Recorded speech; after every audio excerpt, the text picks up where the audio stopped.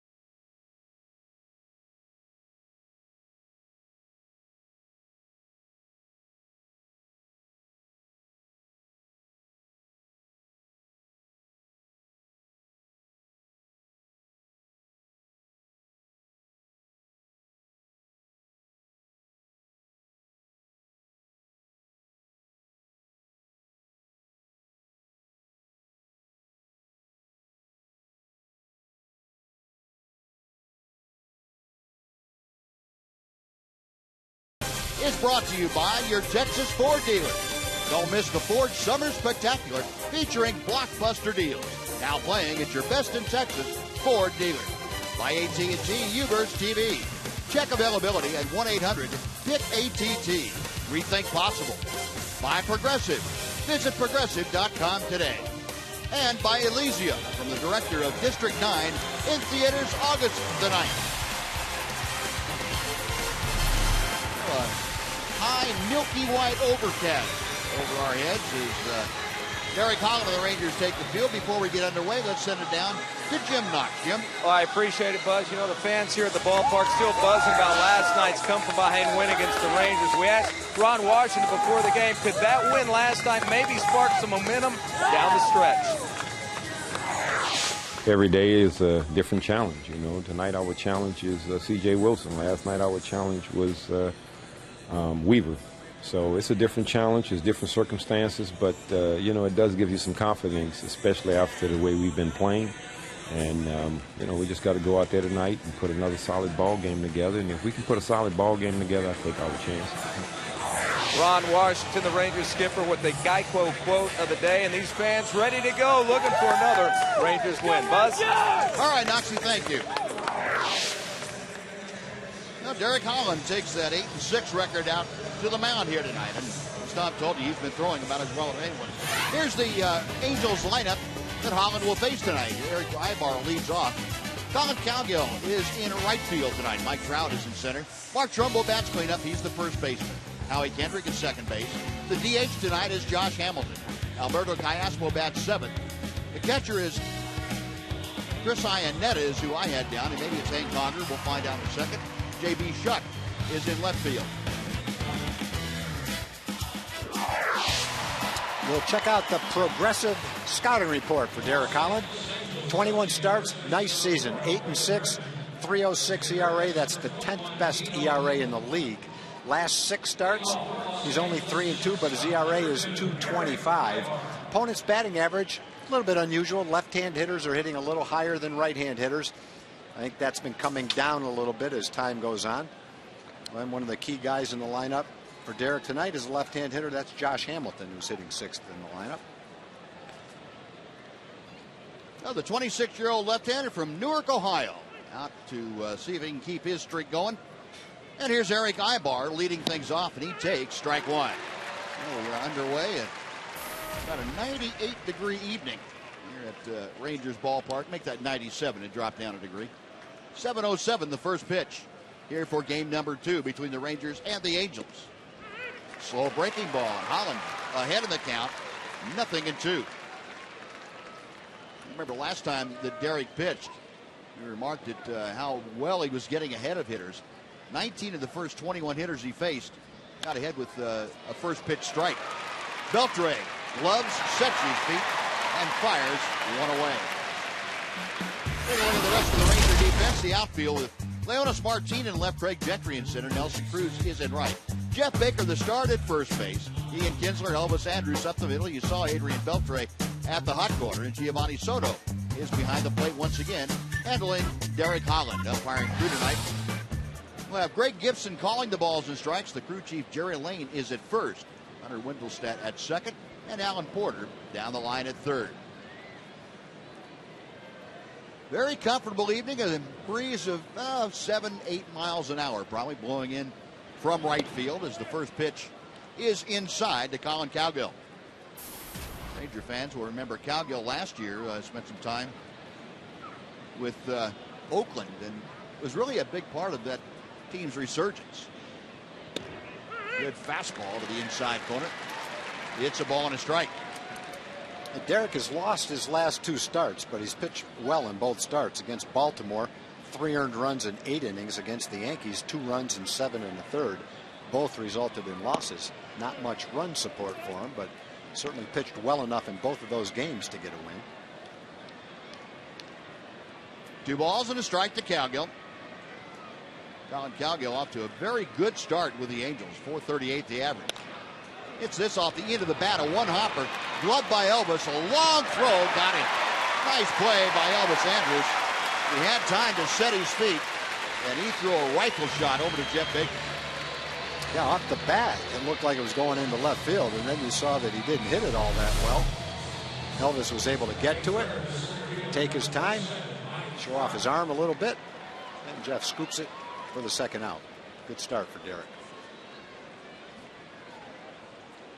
So 2 ground balls, 2 outs, and Mike Trout comes up with the bases empty.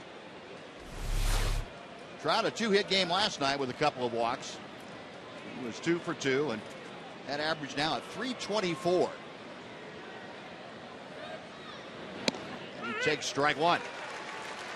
Trout has had very good success against Derek Holland, 316, but a couple of home runs. And we mentioned last night about Trout. He's hit 7 home runs against the Rangers in his short career, and 6 of them have been in this ballpark. Spins out of the way of that inside fastball. It's 1-1.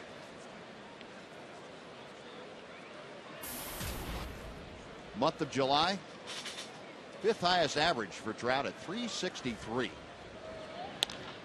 Pulled on the ground into left field, a base hit. Well, Trout out in front of it, but strong enough to rip that by Adrian Beltre. And there's the first base runner of the game tonight. 2-out single puts Trout aboard and brings up Mark Trumbo. Rangers had some pretty good luck with Trumbo last night, getting him to chase balls out of the zone. That was a curveball right down the middle of the plate. Definitely not where Derek was trying to throw it. Fortunately, Trout was out in front of it. Didn't hit it all that well. That's one that could have ended up a lot worse. Trumbo, first ball swinging, shoots it out of play down the right side, back into the crowd. It is 0-1. Trumbo at 249 for the year. Another hot first half for him. 22 home runs and 61 RBI.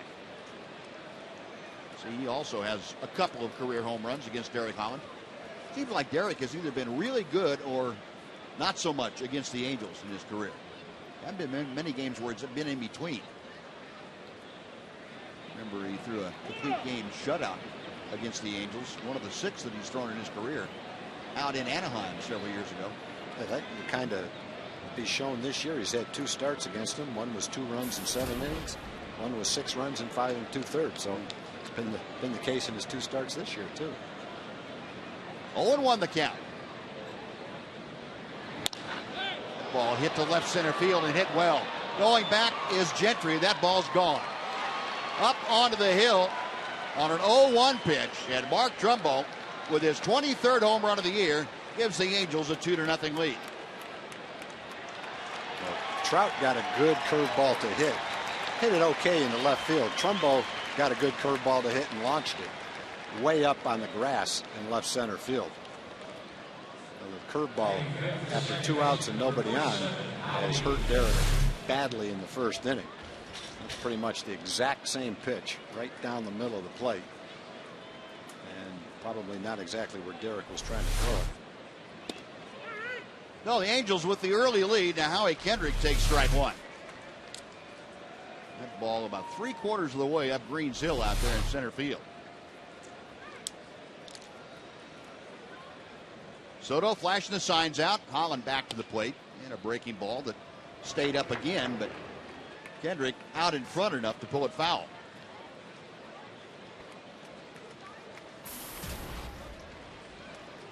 Tail of the tape on Trumbo's home run, 432 feet.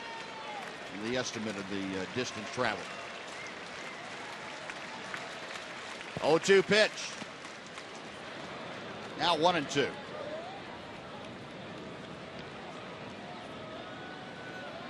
Derek had the 2nd best home run per 9 inning ratio in the league. About a half a home run per 9 innings. Last year the home run hurt him. This year he's really corrected that. Got him swinging. Well, the strikeout ends the inning for the Angels. They get 2 runs on Mark Trumbo's 2-run home run, a couple of hits. Bottom of the first coming up. Angels 2, Rangers will be next.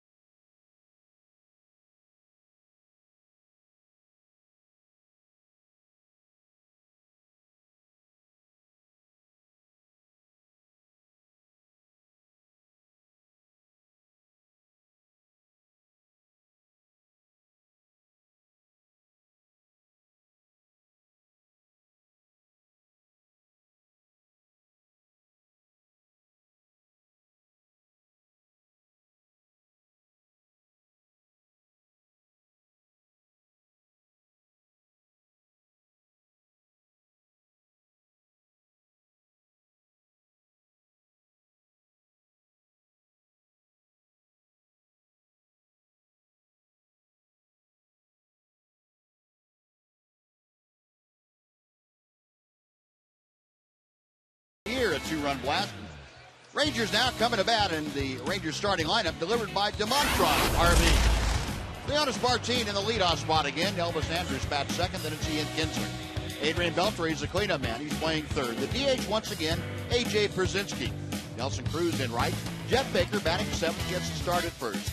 Giovanni Soto catching. And Craig Gentry, the center fielder, hits ninth.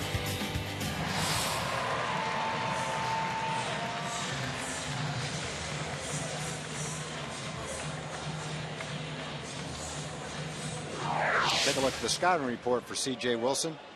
Like Derek Holland, having an excellent season. Last 5 starts have been really good. Won 4 out of those 5 with a 1.25 ERA. 10th in the American League with 124 strikeouts. And a few too many walks, 52 walks. CJ's always been among the top 10 in walks. But you can't quibble with the season he's having. Nope. Having a nice, solid season. 0-1 pitch is fouled back, and Leonis Martin now in an 0-2 hole to C.J. Wilson. Martin last night 1 for 3. Or make that 1 for 4, excuse me, with a bunt single. First time that he had led off for the Rangers. Now time called momentarily. Martin not quite ready, and C.J. Wilson working quickly. Breaking ball, and just able to check his swing in time. That runs the count to a ball and 2 strikes. See, Leonis Martin much better in this ballpark than he has been on the road this year. Better than 100 points higher. Chops one out to short Ibar. Nice convenient high hop. A little bit of a wide throw, but Trumbull with a big wingspan able to keep his toe on the bag for out number 1. Take a look at the rest of the Angel defense tonight behind C.J. Wilson. Chuck in left tonight. Trout in center. Cowgill is right field. Trumbo at first. Kendrick and Ibar up the middle. Cayaspo at third. Chris Iannetta is catching. And C.J. Wilson, the former Ranger, on the mound.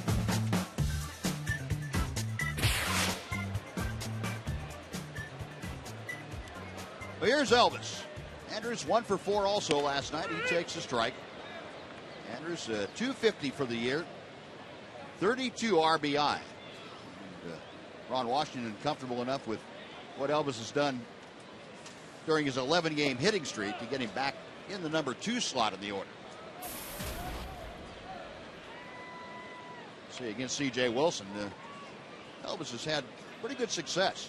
And a strike there makes it 1 ball and 2 strikes. Last year, C.J. pitched against the Rangers. It felt like almost every time we played him. This year, this is his first start. 0-2, a 7.65 ERA against the Rangers.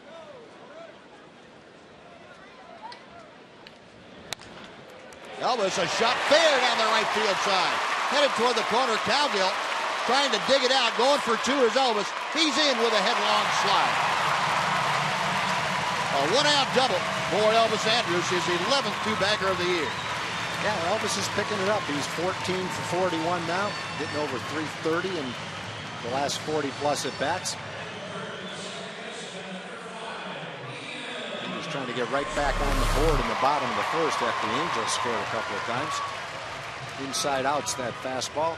Hit it hard, too, right down the right field line. Cowgill was shading him that way, so he had a chance to hold Elvis to a single. Doesn't quite get down in the corner. No, Elvis in scoring position here in the initial frame, and Ian Kinsler now will come up. Ian, as we talked about in our pregame remarks, last night a big component of the Ranger offense. He had 2 RBI with a single and a sac fly. And you can see Ian has enjoyed his time against C.J. Wilson to the tune of a 400 average.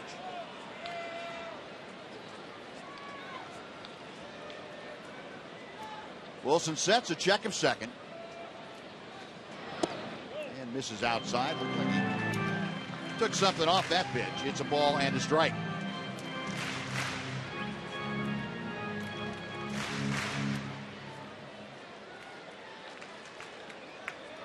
Kinsler now with the RBI total up to 44. 9 home runs. He's got another one out there at second in the person of Elvis Andrus. The 1-1 pitch. 2-1.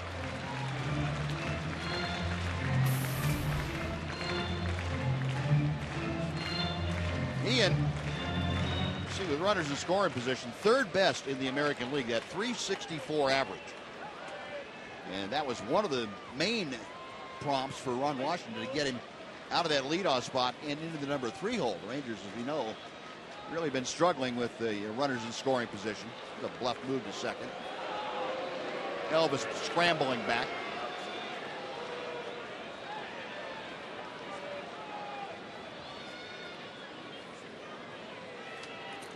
Two balls, 1 strike, the count as Wilson sets.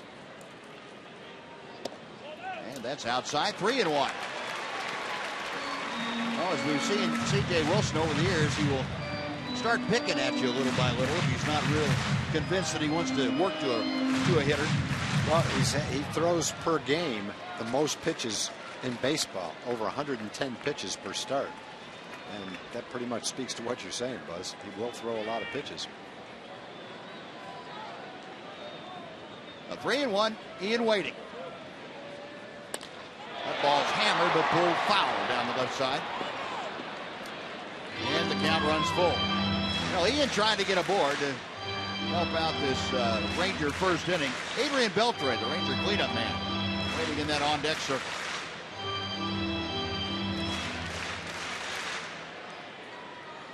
One thing people can never question about CJ, and that's his dedication to the profession and the condition that he keeps himself in. Yeah, he's pretty much as finely tuned an athlete as a pitcher as anybody in the game. Payoff pitch. Looper to left field. Coming on in a hurry is Shuck. He can't get there. Here comes Elvis. The throw is not cut off. Sliding in with the RBI. Elvis Andrus driven home by Ian Kinsler. And it's a 2-1 Angel lead as the Rangers answer immediately. Ian Kinsler might have found a home in the third spot. We mentioned in the pregame show he was third in the league batting with men in scoring position. He had a base hit with a man on second last night, and now right off the bat, man in scoring position. Phantom Cam hit a little bit off the end of the bat. It's probably a good thing. Didn't go far enough for the left fielder to catch it. Right off the bat, Rangers get on the board. Boy, and Elvis getting off that secondary lead off second base really read that ball quickly. That allowed him to score on what otherwise would have been a little problematic. So 2-1 now, and Adrian Beltre takes high and away for ball 1. Yeah, so many times, Buzz, you'll see the runner at second get a good jump and then question whether the guy's going to catch it and stop about halfway to third base and only end up at third. And you might as well keep going, because if he catches it, he's going to double you off second base anyway. So you might as well keep going. I don't know that Elvis ever questioned whether he would catch it, but he got a good jump and just kept right on going. Adrian Beltre at home this year, the 5th best home average at .325. 11 of his 22 home runs have been in this ballpark. He has Kinsler at first with 1 out. And the off-speed delivery is low and in. It's 2-0. By secondary lead, that's his lead, and then as the pitcher pitches, he takes several steps off. That's the secondary lead. And he gets a good jump and just keeps on going. You take the secondary lead after you know the pitcher's going to throw the ball to the plate. If you took that secondary lead before he did, you're going to get picked off. You take a comfortable lead where you know you can't get picked off, and then as he starts his pitch to the plate, you get off farther so that you can score just like that on a base hit. And Elvis did that almost perfectly. 3-0 pitch. That is a belt high strike. It's 3-1 to Beltre. Adrian checking with Gary Pettis down at third. See if the go ahead, I'm sure, is there for Adrian if he chooses to drive a ball. Kinsler, a modest lead at first as Wilson sets. And Ranger fans will remember that C.J. Wilson, for a left-hander, doesn't possess a very good move. That's one of the oddities, one of the one of the curious things about CJ's game, he doesn't have a good move. You would think he would. I would too. The way he, studies the game, right. You would think that he would have come up with a very effective pickoff move. And the left-hander's ready again. And the 3-1. Inside ball 4. And there are 2 aboard for A.J. Pierzynski. And Mike Butcher going to make an early visit to the mound to talk to C.J. Wilson and to Chris Iannetta. One thing you hopefully stay out of is a double play. Keep making him make a lot of pitches before you know it. You had 30 pitches in the first inning. That'd be okay. That'd be great. I'm all for it. I don't think Mike Butcher is thinking that'd be so super, but that's okay. Now, A.J., part of the catching duo last night that did the damage in that 9th inning. How about this? Both the catchers on your roster going deep in the 9th inning. Not only are they not in the game together very often, at least Ron Washington shied away from that for a while. He's changed that a little bit lately, but both in the 9th inning, Pierzynski tied it, and that man, Giovanni Soto, won it. Yeah, you have to play Giovanni today. I mean, he earned the right to start this game. Sure did. With that home run. And the way he's played the last 4 or 5 times he's played, he deserves to play. Well, here's Pierzynski now with Kinsler at second, Beltre at first. 1 out, a run across here in the Ranger first. They trail 2-1. And the breaking ball is a bit wide to A.J. Pierzynski with his 11th home run of the year last night off of Ernesto Frieri. See A.J. 2 for 6 in his career against C.J. Wilson. Kinsler and trailed by Beltre at first. A late swing and a miss on that fastball from Wilson. 1-1 to Pierzynski. And A.J. lighting up left-handers recently. 6 for his last 17. That's a .353 average. A.J. takes a lot of left-handers the other way. Tries to go to left field with them. Tried that time, too, and fouled it straight back. It's a ball and 2 strikes.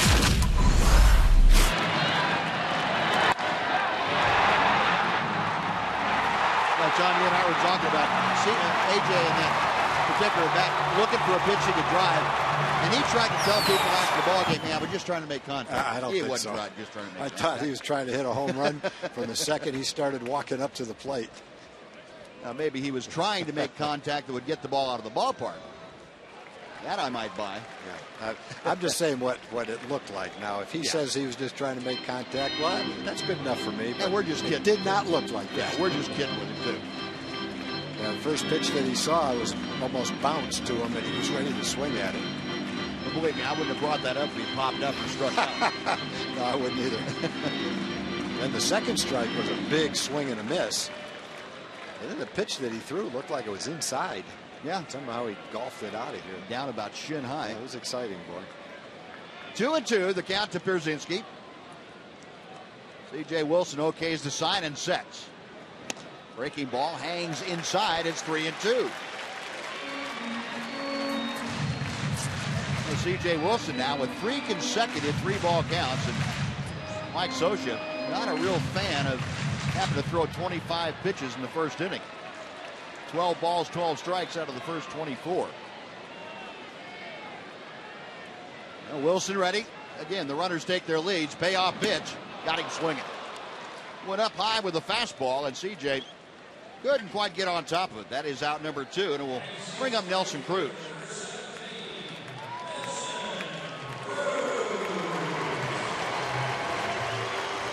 So Nelly, as you look at CJ going after AJ. See, a little bit underneath it by an inch or so. High fastball was a strike. Cruz at 268, 24 home runs, 71 RBI. Wilson's first pitch to him. Inside for ball 1. Check the numbers on Nelly. 2 for 7 is Nelson Cruz against C.J. Wilson. Nelly tied for 5th in the American League with those 24 home runs. Got Kinsler at second, Beltre at first. Line drive, base hit center field. Kinsler being waved around. He will score without a throw. And Nelson Cruz with the RBI single has tied this ball game at 2 apiece. Like CJ tried to speed his windup on the stretch a little bit to Nelly. Like he's going to try and throw one right by him. Came in at 91 and went right back at him at about 101. Well, he didn't flinch either. He tried to get his glove up to catch it. Pretty good reflexes. Yeah, by the time that glove got up, he was already to second base. That's okay. Yeah, that 60 feet or so that you're away from the batter when he hits the ball can get real short when the ball's hit like that. Yeah, that's No, a brand new ball game. We will start all over, and the Rangers start with runners at first and second for Jeff Baker. And Baker takes a strike. Baker at 326 overall this year. Against left-handers, a cool 400. 9 home runs for Jeff Baker, 16 RBI. Trying to pick up Beltre from second. Fouled away to the right. It is 0-2. CJ coming into this game in his last 8 starts was 7-1 with an ERA under 2. He was pitching some great baseball. In his last 2 starts, he beat the A's twice. 8 innings, 1, 7 innings, another. 8 1/3 shutout innings, as a matter of fact, in his last start. Oh, he's on a good roll coming into this game. And he's using up a lot here in the first inning. This will be pitch number 30 for the Angel left-hander. In the dirt, and Iannetta a nice block to keep that around home plate. 1-0-2. That's what it looked like. Yeah. And that covers that 57, 58 feet, whatever it is, after you get through throwing the ball pretty quickly. What's that, like about 3/10, 4/10 of a second? Less than 4/10, yeah. Because a don't hitter have a whole usually lot. has, Don't have a whole lot of time to react to that. No. You just want to get your forehead out of the way. 1-2 the count. Got him swinging.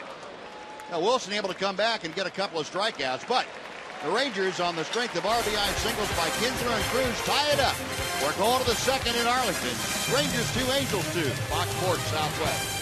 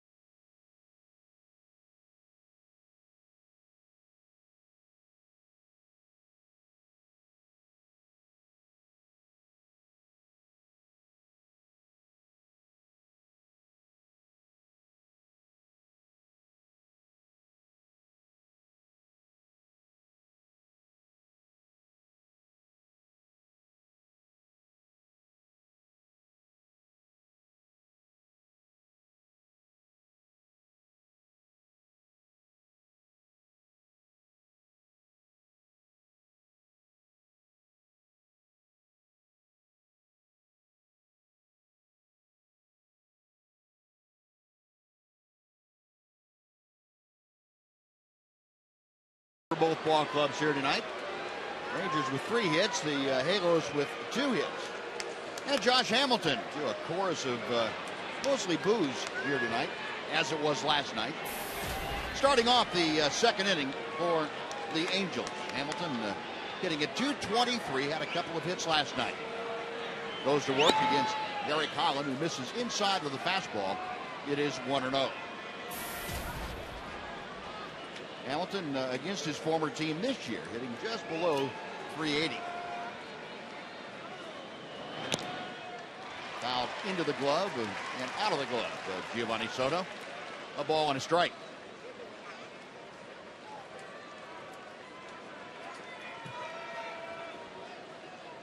Well, Derek Holland, a new lease on life after his ball club came back and tied the game. So he's basically pitching as he started the game even. Well, he's ahead of Hamilton at 1 and 2. Well, Derek's got a good combination if he makes his pitches to get Hamilton out. This is one of them. The sinker down and in, and the other one is a slider down and away. If he throws him where he wants to, then Josh is going to have a hard time. Yep, sure is. 1-2 pitch. Now 2 and 2. Reaching back for a little extra right there. Popped it up there at 96.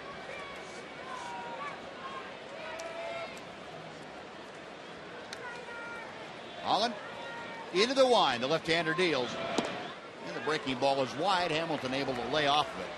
The count has run full. So Hamilton trying to start things off for the Angels by getting aboard. Alberto Callaspo, the third baseman, will follow. Holland's payoff pitch. Got him swinging.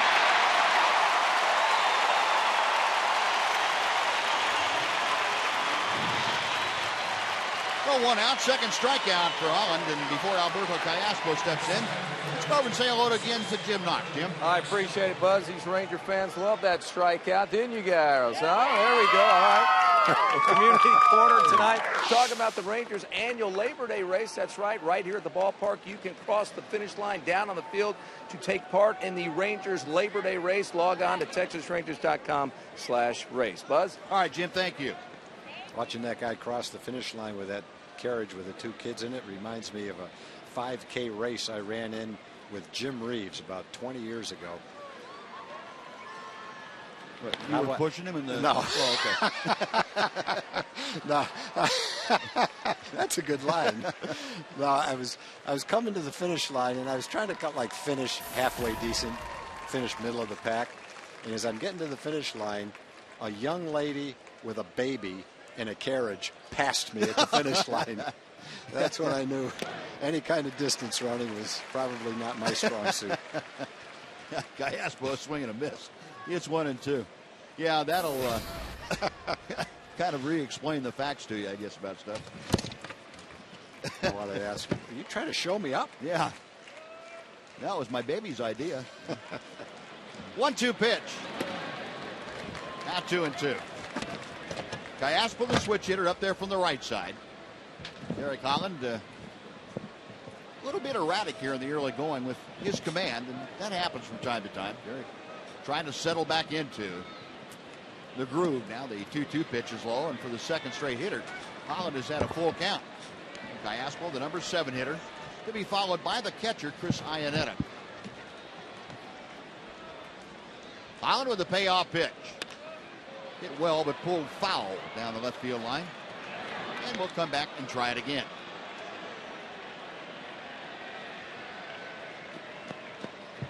For some reason, in the first part of the ballgame tonight, Derek Holland looks like he's quick with his mechanics. It looks like his tempo is a little bit faster than when I'd seen him. It's inside, and the walk puts Callaspo aboard. First pass issued by Derek Holland. 1 on, 1 out for Iannetta.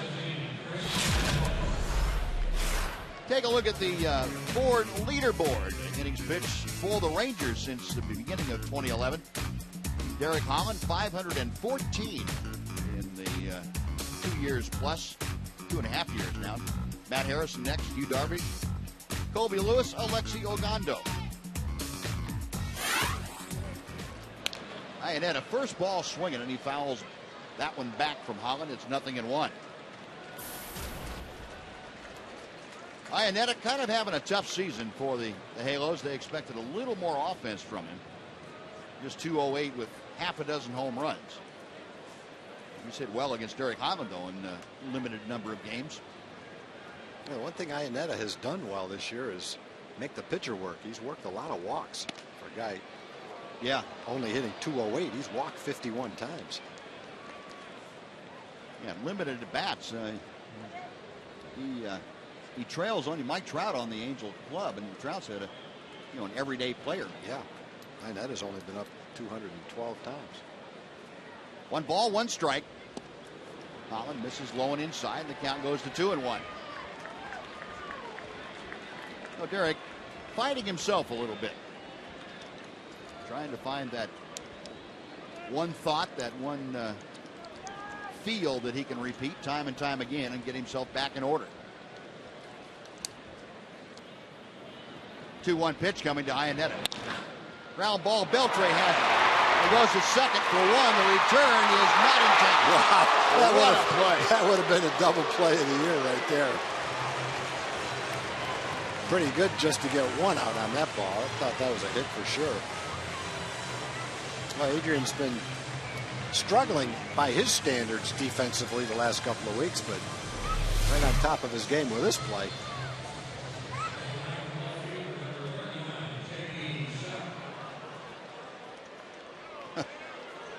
Yeah, if that double play had been turned over, we could have gotten a highlight film already with that particular play. Oh, pretty close. So Iannetta now is at first base as Adrian Beltre has a little smile for his teammates. J.B. Shuck, who had his first major league home run last night, is up there, left-hander against left-hander, and he takes a strike. Shuck, who handled the DH chores last night, hitting that number 9 slot. 283 for the year, a home run, 21 driven in. He's played in now 79 ball games for the Halos. 1-1 the count.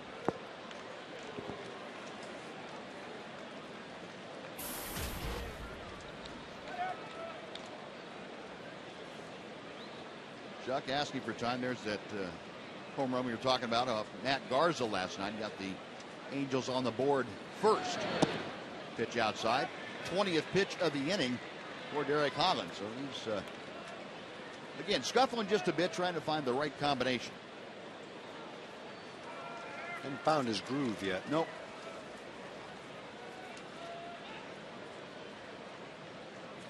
Iannetta a short lead from first as Holland comes set. Good fastball to the outside corner. 1-2 to Shuck.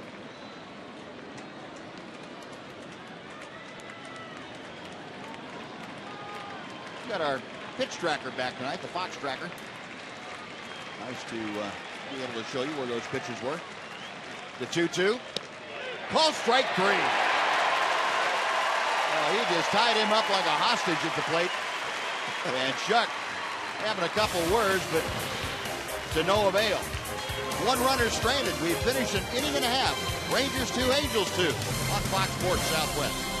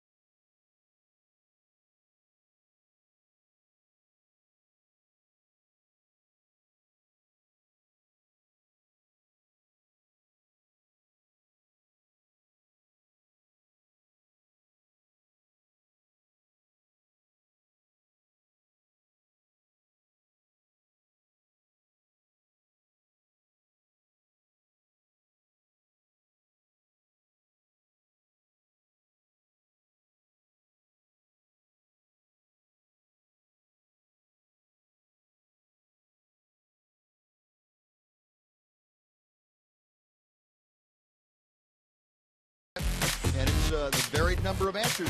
Who's your favorite Rangers player? Go to Twitter and pick out your favorite player. Then it's hashtag FS and the player's last name. For example, if Derek Holland, it'd be hashtag FS Holland. You have a multitude of choices, at least 25 of them on the active roster right now. We'll tabulate the results, send those back to you later on in the ball game. Well, here's a lot of folks' favorite player from last night, certainly, Giovanni Soto. And he takes strike one from C.J. Wilson. Soto, that towering home run right down the left field line last night to win it off Ernesto Frieri. Breaking ball is hit by the bag at third. Knocked down by Callaspo. Long throw, not in time. Nice recovery by Callaspo. That was pretty close at first base. Mike Scioscia going to have a word about it. Yeah, I thought the naked eye that he might have gotten him, but Scioscia apparently felt the same way. Oh, that was quick. That was saying the magic words your first sentence. Jerry Lane apparently was not in the mood to hear any kind of argument from Mike Scioscia. Scioscia went out there and said hello, and Jerry Lane said that's enough. Look at the look on Lane's face. Yeah. He's not going to give any expression. He's also not going to say anything to him. That's frustrating. The manager's trying to get into an argument, and Jerry Lane is just going to give him the poker face.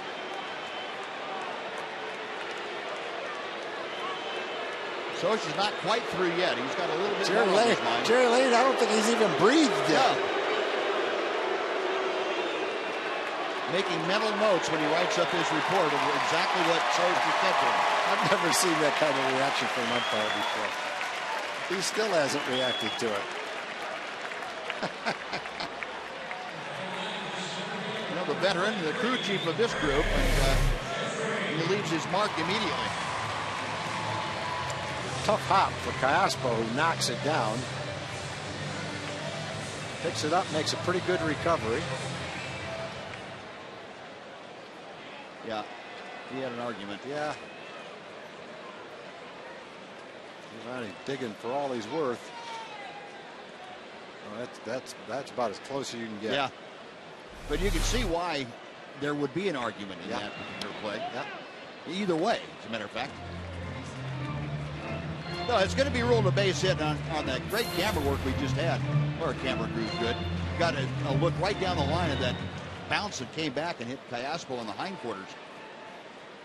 Came back to his left and made it almost impossible. So it's an infield single for Soto.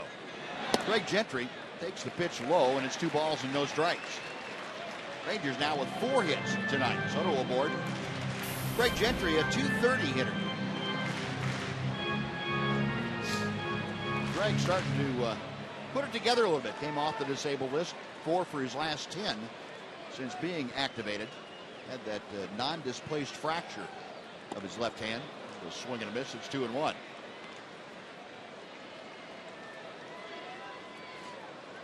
They threw him something other than a fastball on the 2-0 pitch. I think Craig was dead set on hitting a fastball. To the point where he swung at that pitch. Wilson okays the sign. A check of Soto at first. And Gentry shoots it foul off to the right. The count evens at 2-2.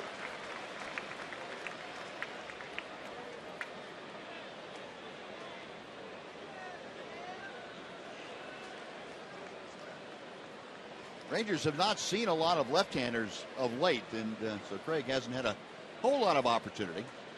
Leonis Martin has been the center fielder, and when Craig went on the disabled list, Leonis Martin pretty much took over center field and hasn't relinquished it very often. Pitch inside, the count is full to Craig Gentry. So with nobody out and Soto at first, Gentry trying to join him on the base paths. Top of the order, Leonis Martin will be next.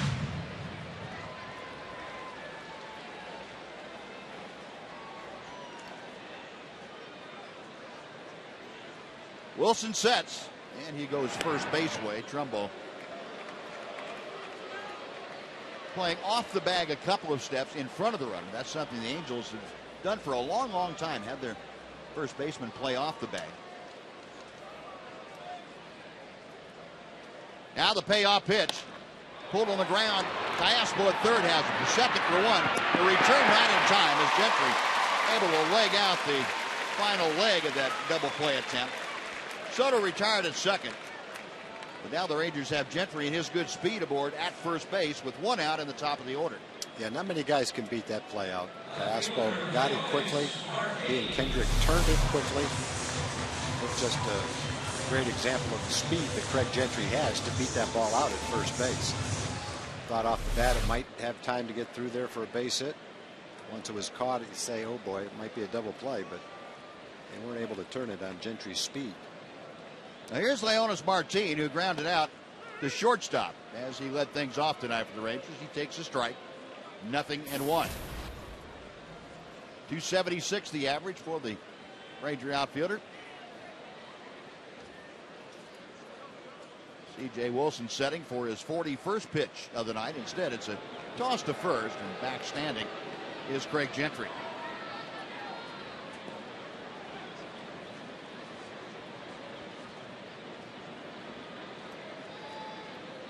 Gentry 9 stolen bases this year and 11 attempts. He's on the move here. The pitch is outside. The throw is not made because Iannetta couldn't get a handle on the ball. So Craig Gentry, with his 10th stolen base of the year, he's now in scoring position with one out. Ibar tried to pretend like the ball was coming to him. Looked like something Adrian Beltre might do. Gentry didn't even look at him. I think Ibar's trying to make him laugh. Going back like he's going to catch the ball. See if you can see him do it here. Like the catcher threw him a high fly to second base. 0-2 the count to Martin. Swing and a miss. The ball gets away, so down to third goes Gentry. The out is recorded at first, but Gentry picks up 90 feet on the wild pitch. Strikeout, 2-3 on the putout. But Gentry now just 90 feet away with two gone for Elvis Andrus. Well, against a pitcher like C.J. Wilson, there's a big difference between being on second with 2 outs or third. He throws a lot of pitches in the dirt. The catcher really has to be on the top of his game because he gets a chance to block a lot of balls when he does pitch. So 3 strikeouts now for C.J. Wilson.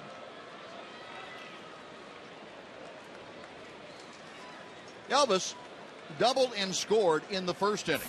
Shot went right down the first baseline. That rattled around in the padding of the wall down there. Takes a big breaking ball that settles low and inside for ball 1. So Elvis now at 252 with the average. Trying to pick up Craig Gentry. Wilson set for the 1-0 pitch. Way inside, and Iannetta did a nice job of sliding to his left. Make a stop there. It's 2-0.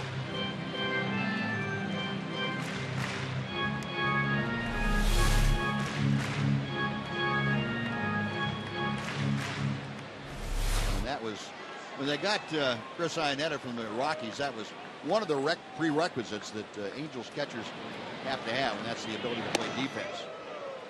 Fastball inside, 3-0 the count to Elvis Andrus. Mike Scioscia would not tolerate a guy that wasn't at least above average defensively, and a guy that took charge also. So 3-0.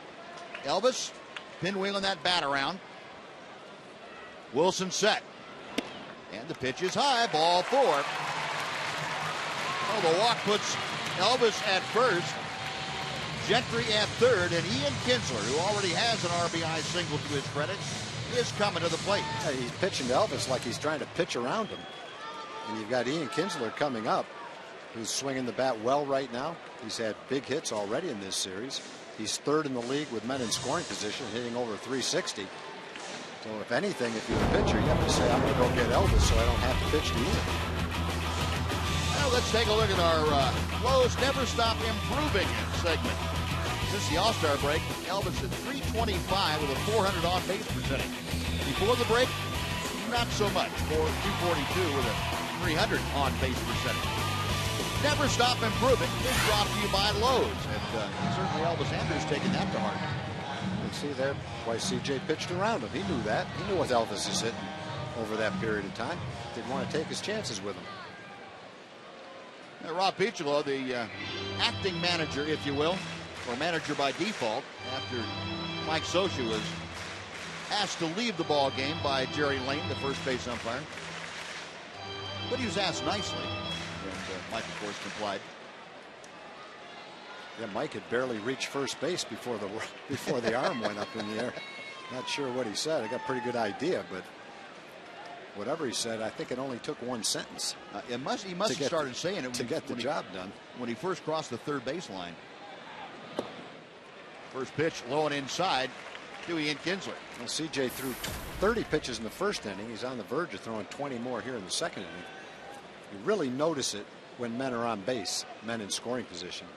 Works a little slower, nibbles a little bit more. 1-0 pitch. Check swing. It's a strike. Yeah, Ian had a pretty good idea what he thought he was going to see and didn't see it, but he was going to hack at it anyway. Since CJ became a starting pitcher, he's 55-31. Thrown over 200 innings the last 3 years. Made the All-Star team in 2011 and 12. Up the middle, behind second. Off balance throw by Kendrick, and he gets Kinsler. No, that'll do it. The Rangers threaten again, but can't score. No runs on a hit and a walk. Base ran 2. We're going to the third. Angels 2, Rangers 2. Fox Sports Southwest.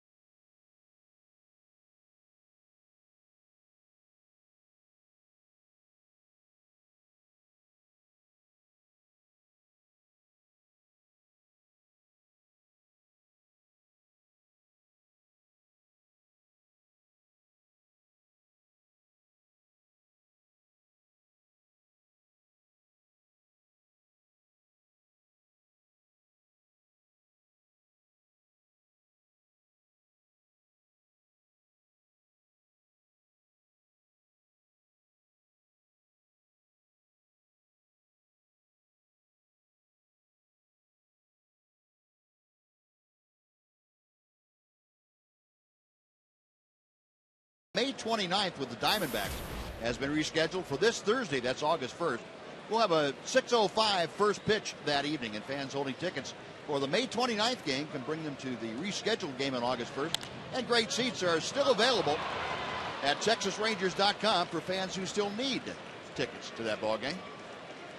Well, underway here in the top of the third inning, Eric Ibar bangs one off the glove of Adrian Beltre, and that'll go for a leadoff single for Ibar. He is aboard for Colin Cowgill.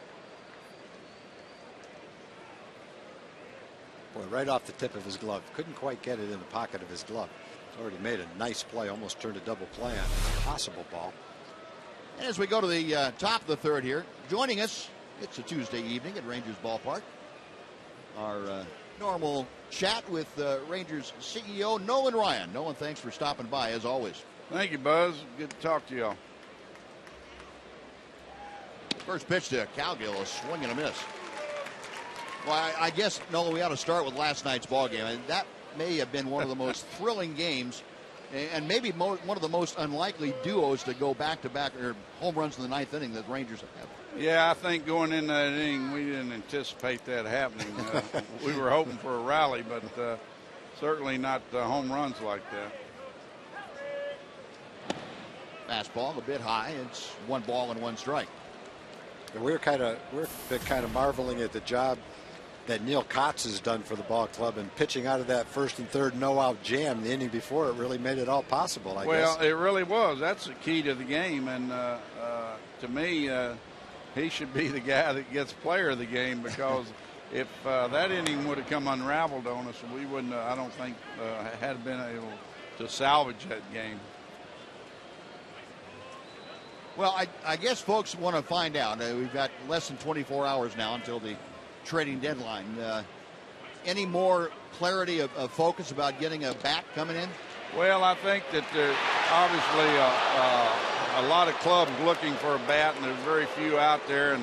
And I think the reason for that maybe this year versus other years is the fact that with that added wild card slot in there, there's more clubs that feel like they're probably still in contention, and they probably don't want to have that appearance that they're throwing in the towel on their season and start letting some players go, and their fans probably wouldn't approve of it. So I think it's a little different scenario this year than it's been in the past, and so that may be why that once the waiver we start dealing with the waiver wire, you might see more guys claimed and some deals made there.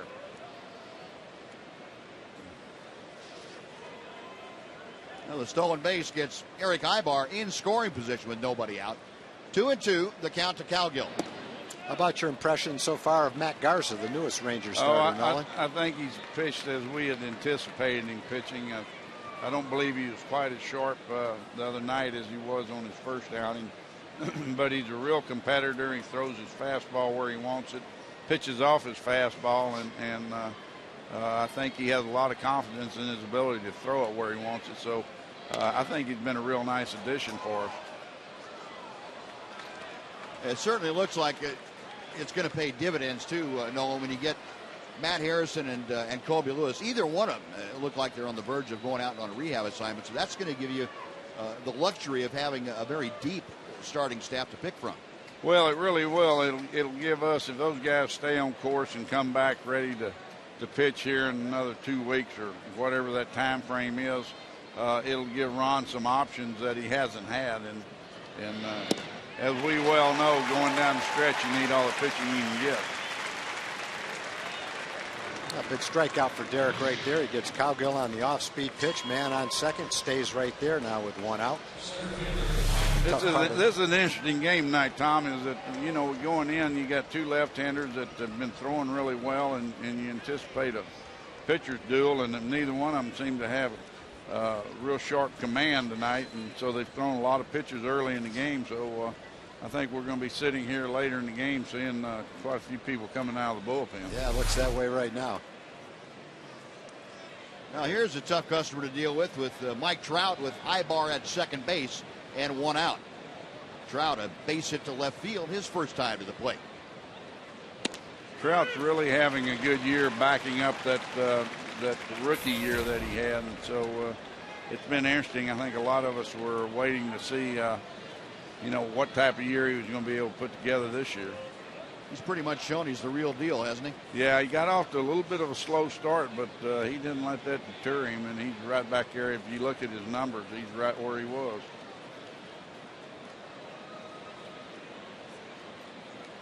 Boy, to have 2 guys like Trout and Bryce Harper come through at the same time, the same kind of, well, if you want to say 5 tools, that might be used a little bit too freely, but both those guys, very, very good young players.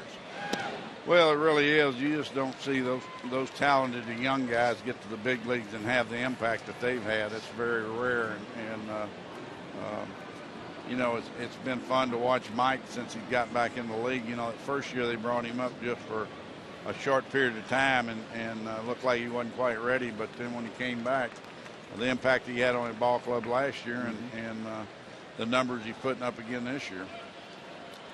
Collins 1-1 pitch. That's tight, and it's 2-1. Nolan, not to change the subject, but kind of in line with Mike Scioscia's day so far. Have you ever been kicked out of a ball game? One time. One time. Well, I was betting there was none. That's not quite honest. It was twice. Once in the big league and once as a volunteer coach at TCU. Oh, yeah. I remember that one. It wasn't me yelling at the umpire, but the umpire turned and yelled at me and told me if I said one more word that he was going to throw me out. And I said, well, that's your problem to start with. You got rabbit ears and you ought to be concentrating on the pitches. And that was it. I was gone. Now, Mike Trout with a solid single to left field drives home Eric Ibar. And Leonis Martin looked like he was on eggshells out there. He didn't play that very well. That ball was a hard hit ball. He's got a great arm. You're thinking off the bat that he's got a great chance to throw him out, but he just went after it tentatively. Yeah, he sure waited did. back on it. By the time he caught it, there was no way to get any momentum going. He was flat-footed when he caught it. Generally, he charges the ball and comes up firing. I think if he did and made a good throw, he might have had a shot at him. Well, the Angels back on top, 3-2 now as Trumbo comes up and takes a strike from Derek Holland.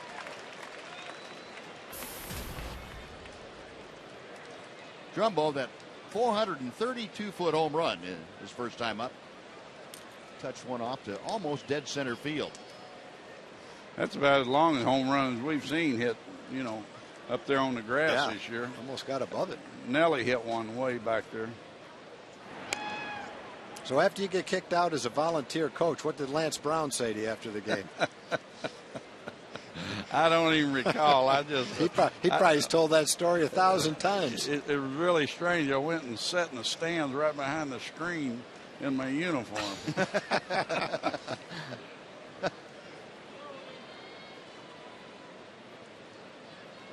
Holland, a long set. He goes first base way again, and Trout back with a dive. So what was professionally, what was your ejection all about? Willie Wilson and I got in a confrontation at third base, and then the next time he came up, I hit him, and they threw me out of the game. No. A rip and a miss by Trumbo. Yeah, I seem to recall that, as a matter of fact. Yeah, I think you were probably doing those games in those days. Yeah. Is that where Willie Wilson was yelling at you out of the dugout? Well, he when he slid into third base, I was backing up third base, and I can remember saying to someone next to me, Willie Wilson's not real smart, because he's got at least one more at bat coming in this game. Trumbo, and that's what I told him. Willie, you got another at bat coming. Or some words to those effects. Yeah. By that stage of your career, he probably shouldn't have thought you were kidding either. Yeah. He probably knew by then I was a grumpy old man.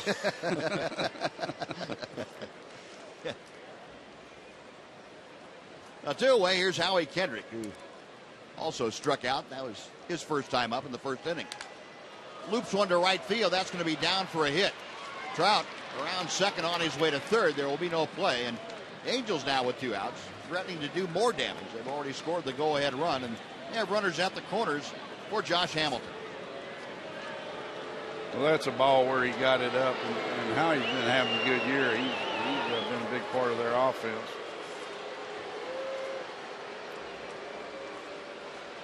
Mike Maddox is going to go out and see if he can calm down Derek Holland just a bit. Derek, we were talking earlier, Nolan, looked like Derek Holland all night tonight has been searching for some kind of consistency and just hasn't found it yet. No, he hadn't, and he just has been real inconsistent with all his pitches.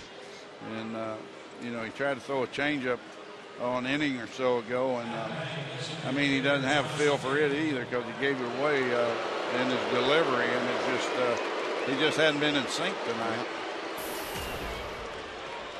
Well, here's Hamilton.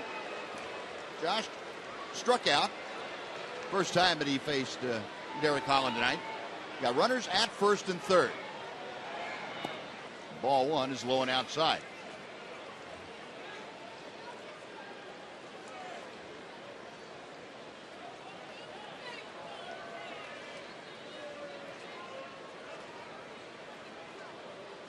Holland ready. A check of the runners. And the pitch is low. It's 2-0.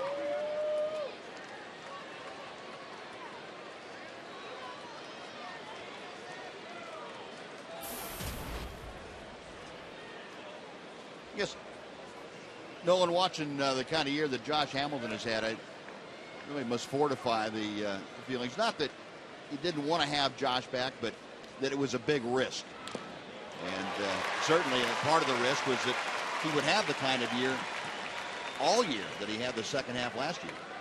Well, he just hasn't, he hasn't swung the bat like he did the first half of last year. In the second half, he struggled, and it's kind of continued this year. But, when I watch him, his bat speed's still good, and he still has power. He just I was talking to somebody the other day, and they said, what you don't see out of Josh this year that we were accustomed to, he doesn't have those 2 for 4 nights or 3 for 4 nights where he might have a couple of doubles. He still hits some home runs and driven in some runs, but he doesn't have those big hit nights. At least he doesn't appear to have many of those.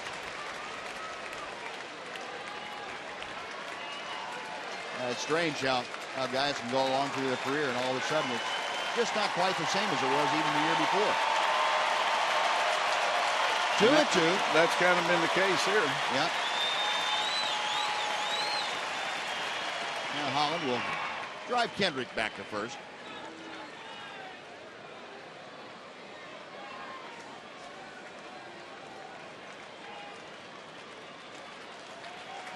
Outfield plays Josh Hamilton a few steps around to the left. The infield, just the opposite. 2-2. Right center field, and that's going to plug the alley. In a hurry is Gentry. He dives and comes up with it. Fred Gentry, from great closing speed, a full-out dive in the gap to take away extra bases from Hamilton. That was a heck of a catch. Nolan, we appreciate you joining us. Okay, guys. We'll see another comeback tonight. All right, thanks. We go to the bottom of the third after that great defensive play. The Angels 3, the Rangers 2 on Fox Sports Southwest.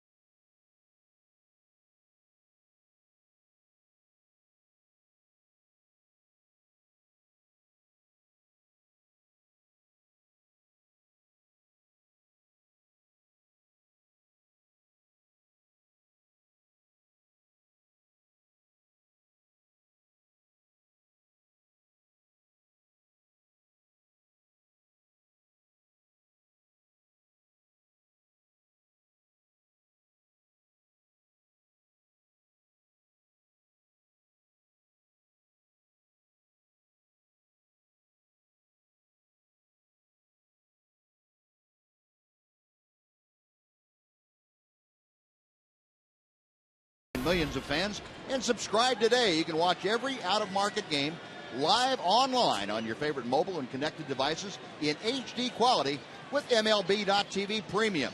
Visit MLB.TV today. MLB.TV. It's baseball everywhere.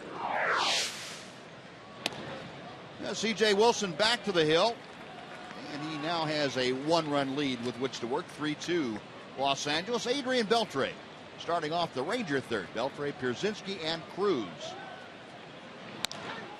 Out of play, well hit, but down the right side, out about halfway back in the lower seating bowl. Nolan was talking about the pitch that he threw inside to Willie Wilson. My favorite story like that was Gary Sheffield was a rookie, and he was making his first appearance to Arlington and facing Nolan, obviously, for the first time. And first time up in the game, I think it was, he takes this huge swing at a fastball and fouls it straight back and slams his bat on the ground like he was upset he didn't hit it. The next pitch is up and in, and down he goes. Gets back in, second pitch, up and in, and down he goes. And someone asked Nolan later on why he brushed him back twice, or if he brushed him back twice. And Nolan said, I wanted to make sure that he didn't think the first one was by mistake. Yeah, that was. I guess that's when he was beginning to get to be a grumpy old man. Yeah. Well, now, I don't know what he was earlier in his career when he threw up and in.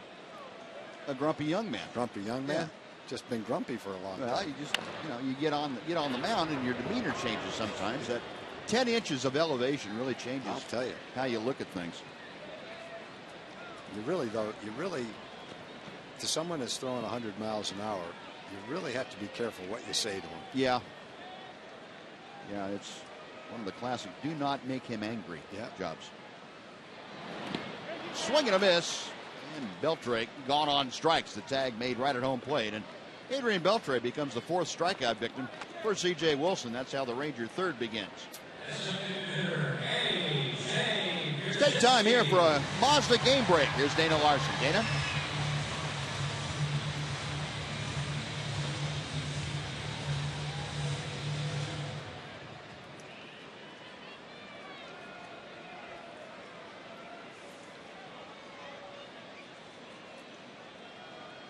All right, Dana. Well, how about Clint Hurdle's Buccos? Playing good baseball. Clint's a very impressive baseball guy. Very impressive guy. He was perfect hire for Pittsburgh. Perfect guy to hire. Well, they're trying to get the ball back to CJ. I want to mention a few birthdays. Betty Mahaffey from Hearst is 82. Joe Baldridge from Denton is 82. Cleo Pettit from Sweetwater is 86. Francis Marcy McMicken from Amarillo is 87. Belated wishes to Betty Groover from Richardson, who was 83 on July 26th. Gene and Janet Detlinger from Mathis, Texas, are having their 65th wedding anniversary today. Congratulations.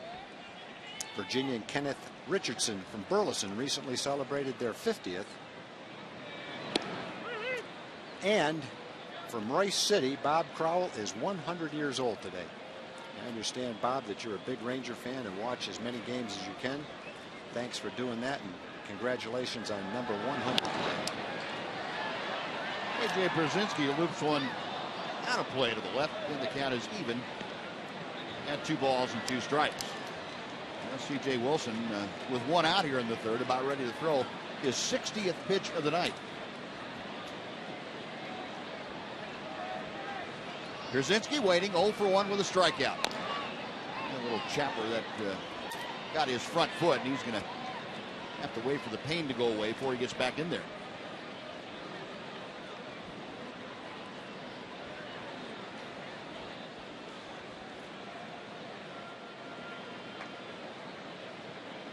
He might be asking himself, why don't you have the catcher's gear on if you're going to do that, for Pete's sake? Yep, he's used to that as a catcher, that's for sure. 2-2, back in there, and CJ, as you can see, really been tearing up the Angels recently. Down ball into right field, off the glove of Trumbo, and CJ Wilson over there to cover, and Pierzynski on with a 1-out single. That wasn't hit very hard, but it must have been placed perfectly. Trumbo couldn't get it, and Kendrick couldn't get it. He was holes in right field slowly for a base hit. But Trumbo should have gotten it. No, just couldn't quite get his glove there. Never got to it. Like he might have deflected it a little bit, made it harder to play for for Kendrick. AJ's living right. Get that seeing eye ground ball for the base hit. Well, the Rangers now with 5 base hits. Hits are even in this ball game. Here is Nelly Cruz, and the first pitch, a check swing. It's low and inside for ball 1. Cruz drove in his 72nd run of the year with a bullet right back through the box. His first time up.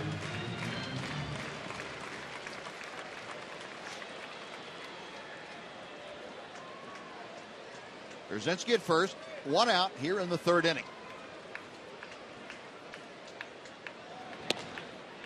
High and away, it's 2-0.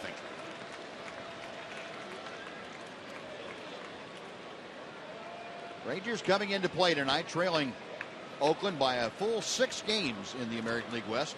Been 6 back for the last couple of days. Angels, meanwhile, 14 games back. They are in 4th place in the AL West. That ball 3 sails high. Wilson falling behind. And Nelly Cruz hitting in the 6th slot. He's trying to get aboard to join Brzezinski. Jeff Baker, Ranger first baseman, waiting in the on-deck circle. Wilson has walked a couple in this game. He's getting ready for the 3-0 pitch to Cruz. Right down the middle, it is 3-1. See Nelly with runners on base and pretty proficient. 294. 11 of his 24 home runs in this situation. The 3-1. Out of play to the right. And the count is filled.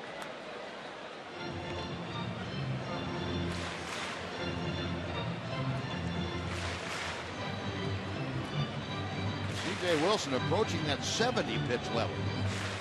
A lot of pitches for 2 1/3 innings. But nothing unusual. Ranger fans will have some memories of games when we saw exactly the same thing happen. But he's leading 3-2, and the payoff pitch. Double play ground ball, knocked down. Hendrick, eyeball, back to first. It's wide, and it hits Cruz and rolls down the line. Over to get it is Kendrick, and Nelly Cruz will stay at first base. He might have gotten shaken up by that ball hitting him.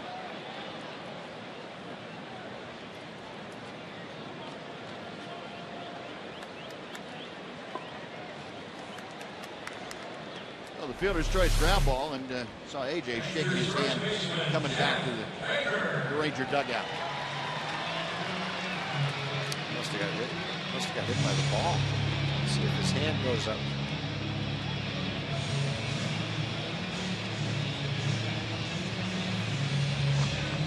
Tough to see it, but maybe his hand hit the ball, and that's why the ball was so far offline.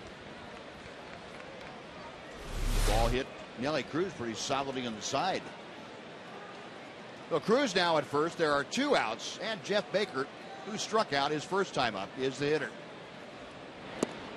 Breaking ball, and the appeal to first base. Jerry Lynn says nope, no swing. 1 ball and no strikes.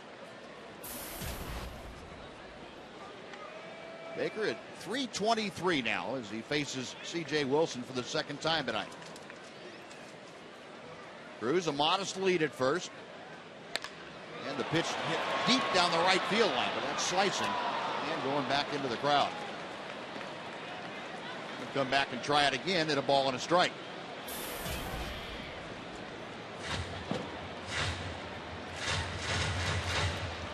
Jeff Baker entering play tonight against left-handed pitching. That's overall this season. But Jeff was 9 for his last 18, so he's now 9 for his last 19 against left-handers.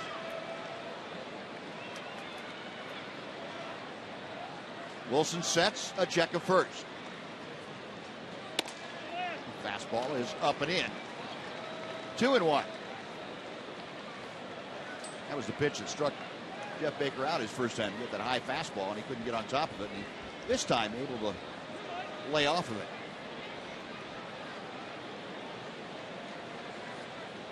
Wilson studying Ionetta's signs. The left-hander's ready. And a pitch down and in for a strike 2. CJ taking a little bit off that.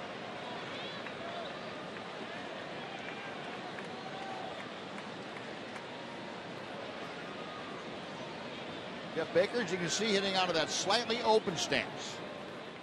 He awaits as Wilson sets. Inside, I don't know how in the world Iannetta went over to glove that thing. That was some kind of play by Iannetta. It looked like it went right through Baker's legs. I don't know how it missed hitting Jeff. Pitcher's about 2 feet off the plate. How did he catch that? I have no idea. If he can block that, he can block just about anything. He didn't block it, he caught it. Yeah. Well, the count is full now with 2 outs. Nelly Cruz will be off and moving with the next C.J. Wilson pitch. The set and the payoff. Line drive, base hit to left field, headed toward the corner. Cruz at third, they put the stop sign up. Going into second and sliding in safely is Jeff Baker with a double. Well, Shuck had a chance to keep Baker on first base. It looked like he threw to third. Adrian wasn't even close to thinking about scoring on that play. There's no way he could throw him out at third. Sometimes if it's a guy like Trout running, you don't want to throw to second because he might just keep right on going. It's a fastball right down the middle of the plate. Takes a good swing at it, rips it to left field, and kind of sneaks into second base behind the throw. Good look from our phantom cam, slowed down to ultra slow motion. That's pretty well squaring it up right there. So second and third with 2 outs for Giovanni Soto. Wilson misses with a breaking ball. It is 1-0.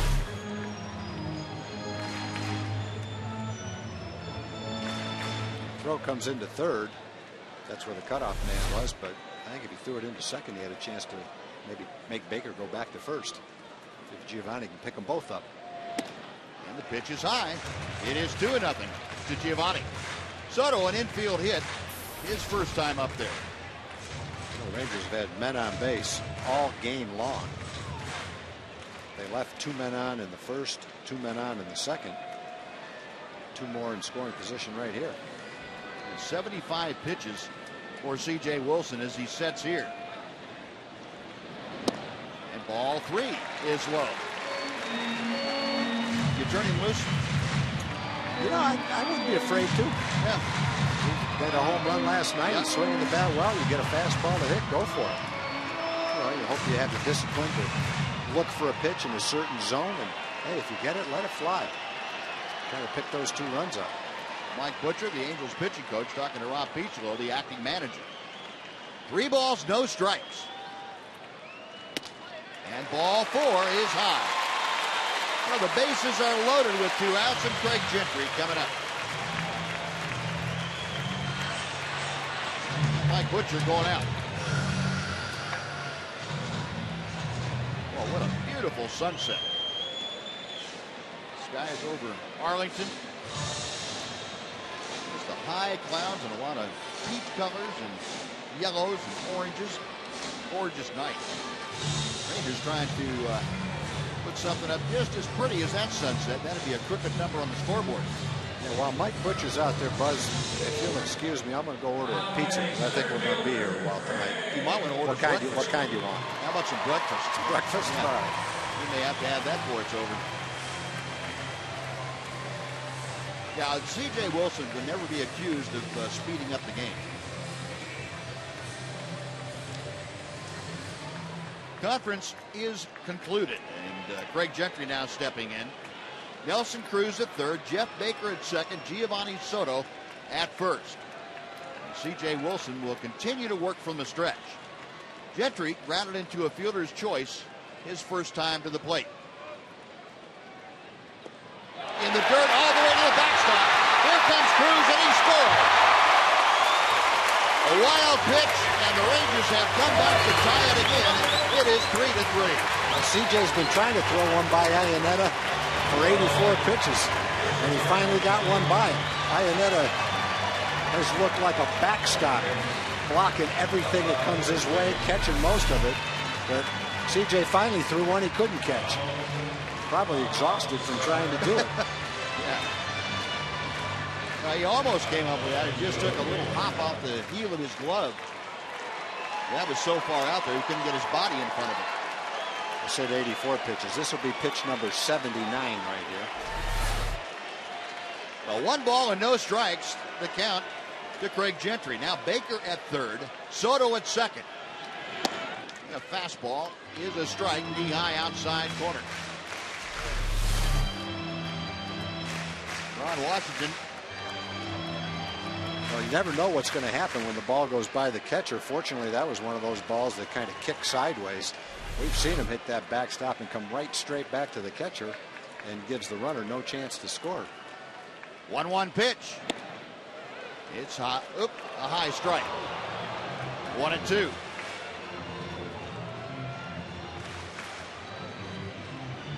Boy, Gentry was backing out of there. I thought it might have been even higher than that. It wasn't. Rangers could really use that big 2-out hit right here. They got one back in the first inning from Nelly Cruz. Inside, right at the belt buckle. It's 2-2. C.J. Wilson, erratic tonight, to say the least. 31 pitches in the first, 32 here in the third. He had a measly 18 in the second. Well, 81 pitches through the first 2 2/3 innings. Well, he's all over the place, and when he throws a good pitch to hit, the Rangers are hitting it. High, ball 3. The count has gone full. It's his 9th 3-ball count of the night, and Gentry is the 18th hitter that Wilson's faced. So half of the hitters have seen 3-ball counts tonight. Mike Butcher probably beside himself right about now. Well, they've got 8 guys in the bullpen, so you've got an extra man in the bullpen, only 3 extra men. So they're equipped to handle this. Gentry waiting as Wilson sets. And the payoff pitch. Up the middle, off the glove of Kendrick, a base hit. 1 run is home. Coming around third, the slide, he is safe as Soto scores. And Gentry with the huge 2-out, 2-run single. The Rangers lead 5-3. Kicked off Kendrick's glove just enough for Soto to have a chance to score. Came around third, Gary Pettis waved him all the way. It was very difficult for Kendrick to get much on that throw because he was flat-footed when he picked it up. And Gentry hit that ball hard. Nice try by Kendrick, but it kicks off his glove. He knows he's going to have to make a throw. He couldn't get enough on the throw to get Giovanni, who scores on a big 2-out hit by Gentry. Those are the kind of hits that win a game for you. And the base hit to left field with Gentry going. He went in head first, and he is hurt out there at second base. He went in head first. I don't know if he spiked himself or what. He's holding his left ankle as he got up. Yeah, he went in head first. I think he might have gotten deked by Ibar, who put his glove up like the ball was coming to him. Craig obviously never saw that ball go into left field.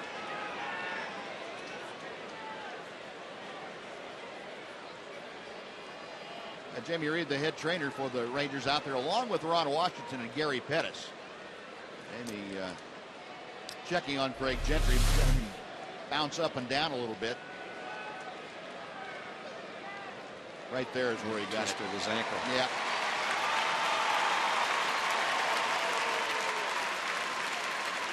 I think right there. I think he picked up where the ball was when he was sliding in head first. In his haste to get up and try to advance, he twisted that left ankle. It looks like he's okay, which is great news. Well, Leonis Martinez single. And runners at first and second, still 2 outs. All this damage has been done with 2 outs. Rangers continue to pile it on here. And Elvis Andrus trying to keep it going. Elvis 1 for 1 tonight. He doubled and scored in the first, walked in the second. The first pitch is low for ball 1. Rangers with great speed on the base pass. Gentry out at second base and Leonis Martin at first.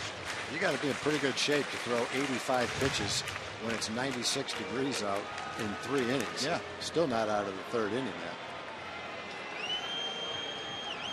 Wilson a check of the runners. And the pitch inside corner. And had Elvis jackknifing out of the way. Thought that was going to be inside.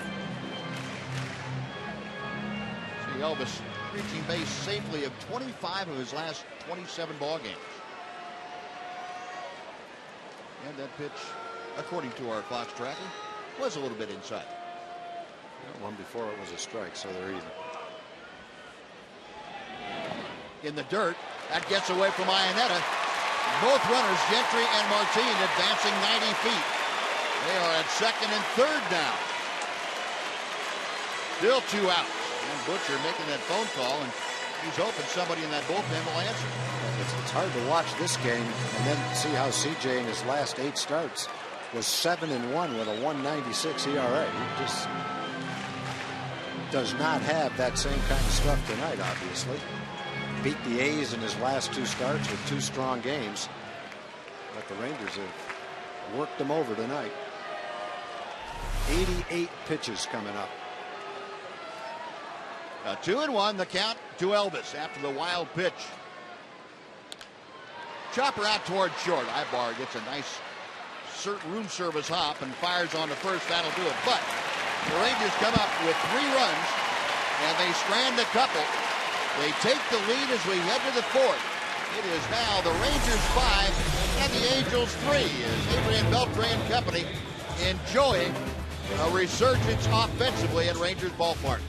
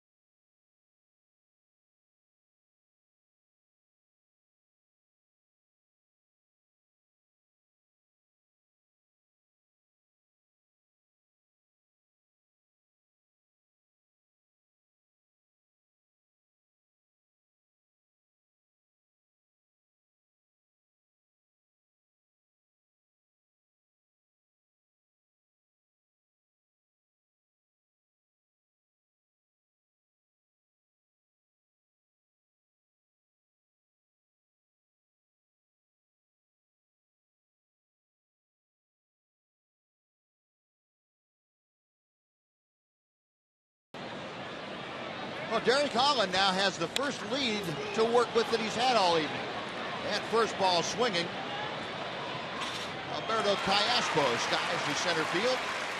Just like that, that is out number 1.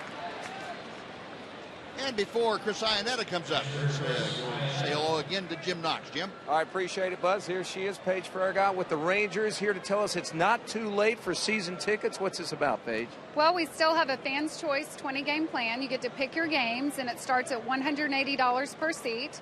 And you can buy this up until August 18th by calling 972-RANGERS or going to our website, texasrangers.com. And this is for great games still to come. Absolutely. You can pick your 20 games, or you can have the last 20 games of the season and get possible postseason options. There we go. All right, Paige. Appreciate it. Good seeing you, Buzz. All right, Jim. Thank you. All right. Chris Iannetta, the Angels catcher, rounded into a fielder's choice his first time. 0-1 pitch from Holland. And the curveball drifts inside. It's 1 ball and 1 strike. Iannetta hitting at .207 as he faces Holland here in the 4th inning. Changeup slipped out of his hand. It's 2-1. Well, if Derek was going to find himself, now would be the ideal time to do it. You want to come out and throw 14 pitches, 13 pitches, 1, 2, 3, get right back in the dugout. Let the hitters keep going. And he gets another pop-up. Shallow center.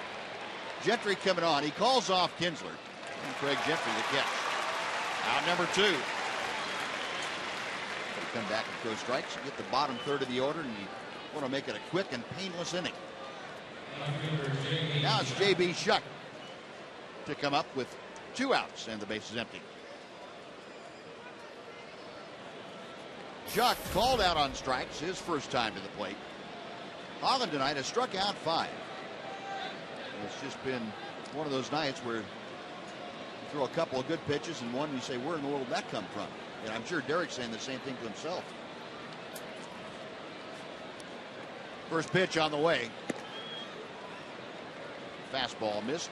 It is 1-0.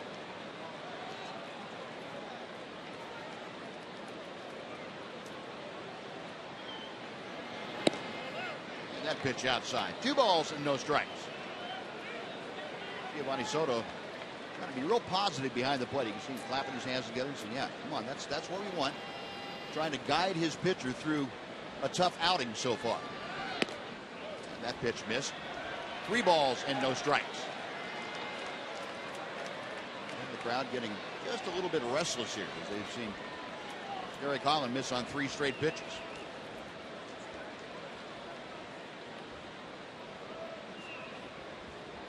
Next offering, right down the middle.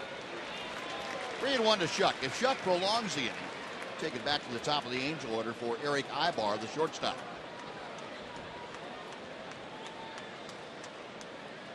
Holland's pitch. Up the middle. Kinsler dives. It's off his glove into center. Around first with a big turn is Shuck, but he will hang on. And we mentioned last night, J.B. Shuck and really motored. He was thinking about second base, but Gentry got to the ball quickly to put that thought out of his mind. So a 2-out single. Shuck aboard for Eric Ibar. Yep. Nice at bat for Shuck. Get base hit off a left-hander.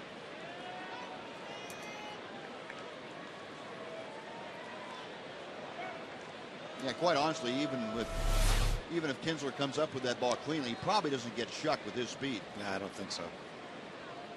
Got him. Picked him off. And a balk is called. Jerry Lane, first base umpire, telling Holland that he went behind the rubber with that front foot. But Jerry Lane making that call right away. Holland was going to go over and argue, and then he remembered Mike Scioscia experience with Jerry Lane tonight. So now I better be quiet. From Jerry Lane's perspective now, if that front foot goes behind the rubber, and it did. You saw that very distinctly right there, the angle that Jerry Lane had, and he said to Derek Holland, you crossed the rubber with that front foot. And Ron Washington out to talk to Holland.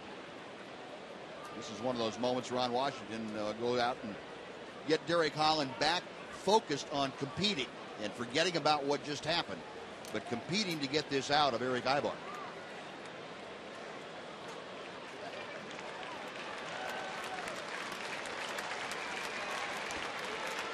So the balk puts Shuck at second base. 2 outs. Ibar 1 for 2 tonight. And a ground ball to third in the first, and then an infield single in the third inning.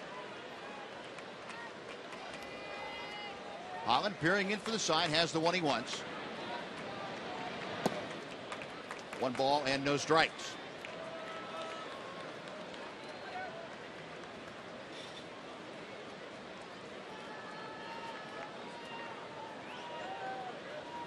Unless things change pretty drastically, this might be a ball game where neither starter is capable of getting much past the 5th or 6th inning. No, I know CJ's not going to, and Derek just can't find his rhythm either. He's thrown a lot of pitches, 42 strikes, 29 balls. Just really can't find his rhythm and command the ball the way he normally does. So came into the game looking like a really good pitchers matchup. CJ Wilson had been throwing the ball great over 8 starts. Derek's been throwing the ball great, but so far tonight they both struggled. 2-0 the count to Ibar.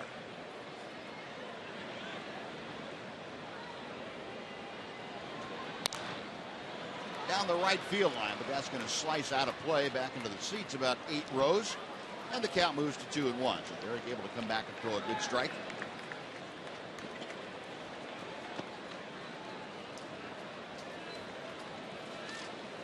Ibar, the switch hitting shortstop. Some speculation that the Angels might have to deal one of their middle infielders, either Ibar or Kendrick, in the offseason to shore up or rebuild their starting rotation. Yeah, they probably really enjoy having Gene Segura back. Yeah, that's a good point. The all-star shortstop from the National League that they traded to Milwaukee in the Greinke trade. Ibar went around. It's 2-2. I got to think Segura is better than they thought he was going to be. Well, you would hope so. But that kid can play, yeah. Boy. Yeah, you would hope it was just a matter of him maturing and really becoming good. It wasn't that much of a miscalculation. Yeah. 2 balls, 2 strikes with 2 outs. All 3. Change-up missed. No, the count has gone full to Ibar. If Eric extends the inning, you have Colin Cowgill, the right fielder, waiting in that on-deck circle.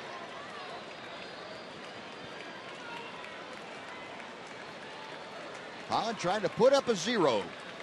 And have a shutdown inning after the Rangers took the lead in the bottom of the 3rd.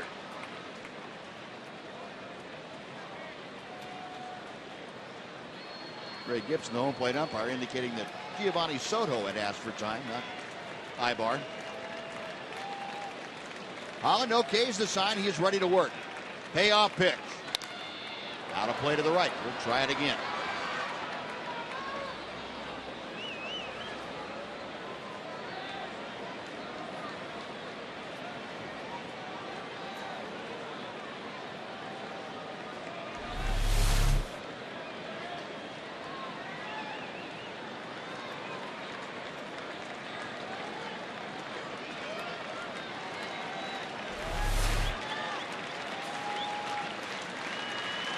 Derek reading the signs. Shuck the lead from second. Again the 3-2. Line drive left field. On comes Martin, and the Elks able to capture that chest high, and that will do it. No runs, a hit, and 1 man left after 3.5. Rangers 5, Angels 3 on Fox Sports Southwest.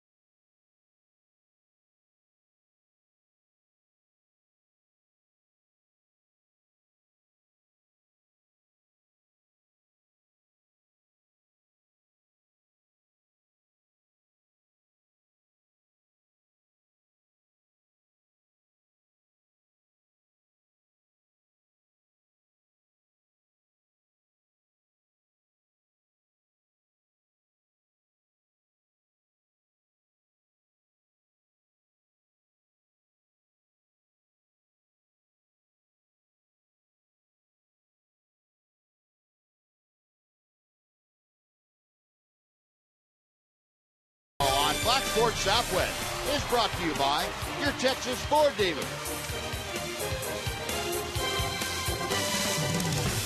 Now we head to the bottom of the 4th inning. C.J. Wilson back to the hill. His first pitch of this inning will be his 89th of the night. And he will face Ian Kinsler, Adrian Beltre, and A.J. Przinsky. Now the Rangers with 2 in the first to answer the Angels' 2 spot in the first. Angels put a run on the board in the 3rd. The Rangers came back with 3. They lead at 5-3. And Ian Kinsler, who drove in the first run tonight, takes outside for ball 1. Ian now with 45 RBI.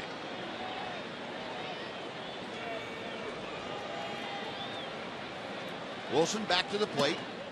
And ball 2 is high. The Angels had some action behind C.J. Wilson last inning.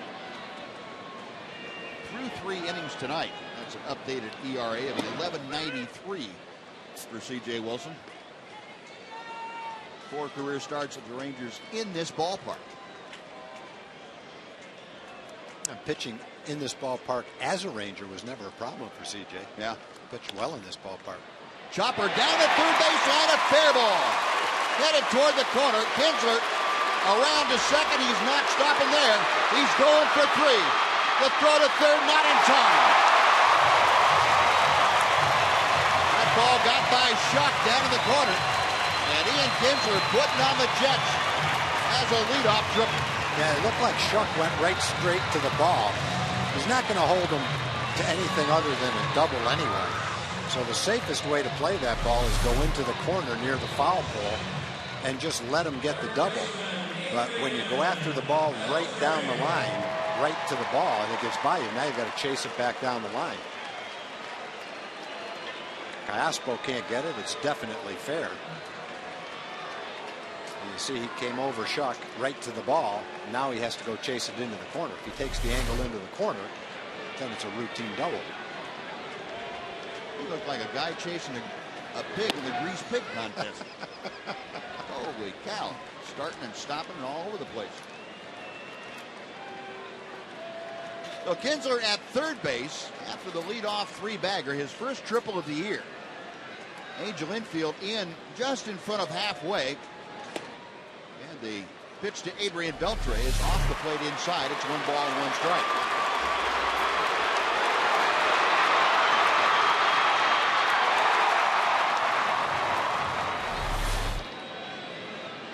Ian running hard out of the box, and that made that triple possible.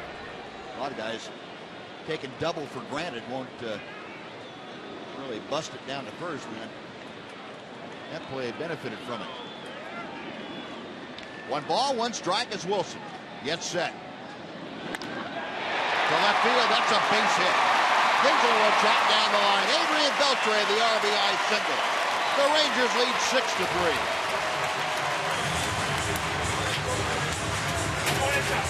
They just officially took CJ up tonight. Nobody out in the 4th inning, giving up 10 hits. He's on his way to throwing 100 pitches in 3 innings, 3+ innings.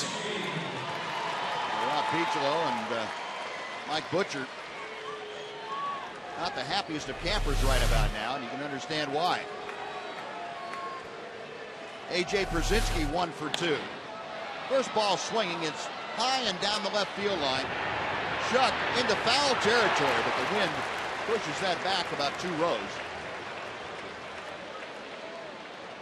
That's out of play. This will be his 97th pitch with nobody out in the 4th inning. I can't remember the last time I saw someone throw 100 pitches in 3 innings. Yeah, I can't either. 3+ innings. And he's given up at least 1 hit to every Ranger. A little bit early in the ballgame to be saying that.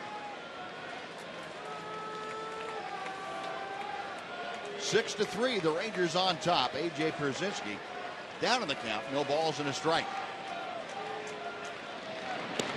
Breaking ball hangs inside. It is 1-1. J.C. Gutierrez out in the Angel bullpen. Looks like he will be the guy to face Nelson Cruz. Foul back. Jay had a pitch to work with and just underneath it a bit. It's 1-2.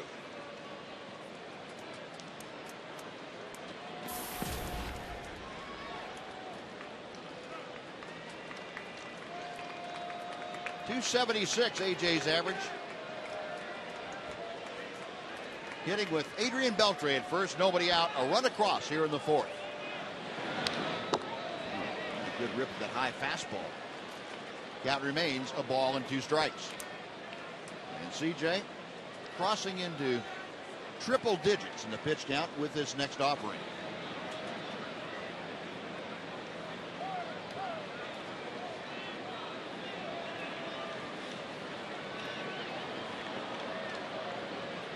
Wilson ready, a check of Beltre. Got him swinging. Breaking ball down and away, and Wilson gets the strikeout. Well, he's officially thrown 10 pitches per out. And that is that's the 5th punch out tonight for C.J. Wilson.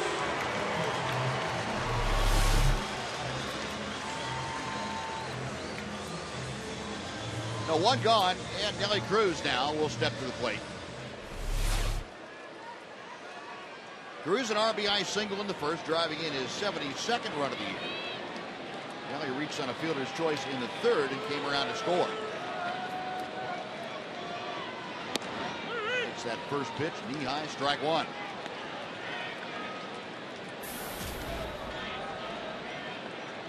Cruz a .269 hitter as he faces Wilson.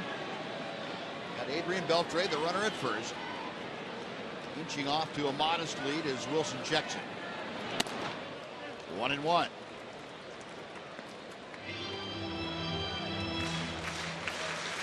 Yeah, Tom, when you mentioned that C.J. Wilson tops in the league with over 110 pitches per outing, I didn't think you were talking about it in the 3rd inning or 4th inning. No, I really wasn't. Up the middle, that's into center, a base hit.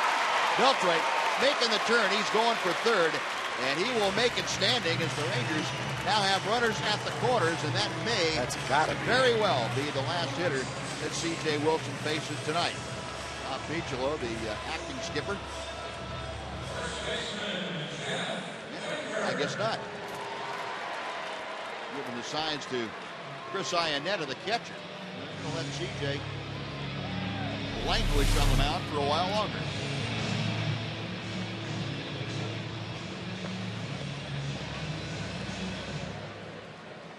So 1st and 3rd after Cruz's hard hit ball to left center field. Jeff Baker doubled his last time up. And takes a strike to the outside corner. Another opportunity to cash in with a man on 3rd base and 1 out. The Rangers have done a good job recently with that. Something that's plagued them the last couple of weeks. Want to pick up as many as you can get. High and tight, 1 ball and 1 strike.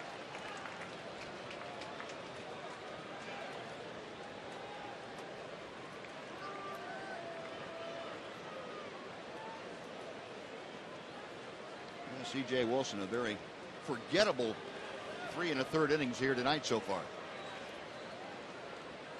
1-1 pitch. Rip and a miss, that slider down and in.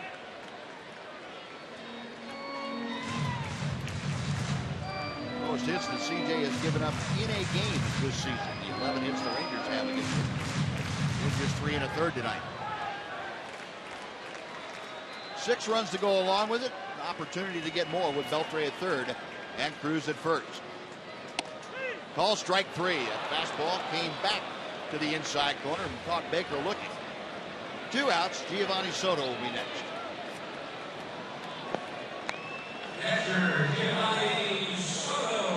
Wilson with half a dozen strikeouts. Good pitch, caught the inside corner. Soto, a single and a walk. He has scored a run. Extended his hitting streak now to 6 consecutive ball games. Giovanni making a pretty good case for greatly increased playing time.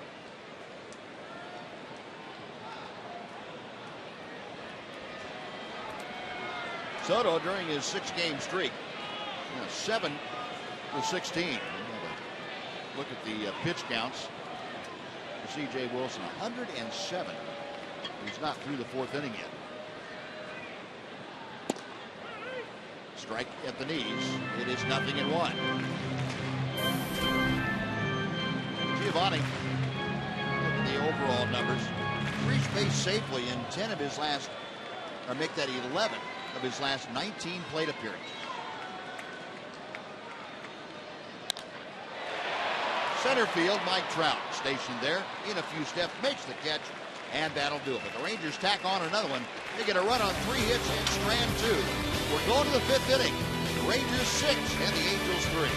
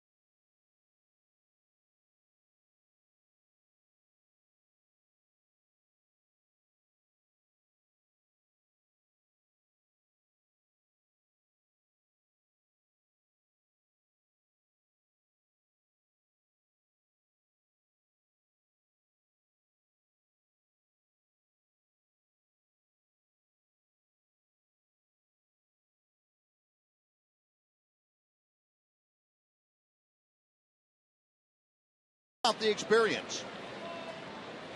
And the folks at the ballpark tonight having a pretty good experience. And we get to experience now Mark McLemore, who joins us, co-host of Rangers Live before and after the ball games. Mac, a little better tonight. It seemed to turn around a little bit. Eighth and ninth inning of last night's game.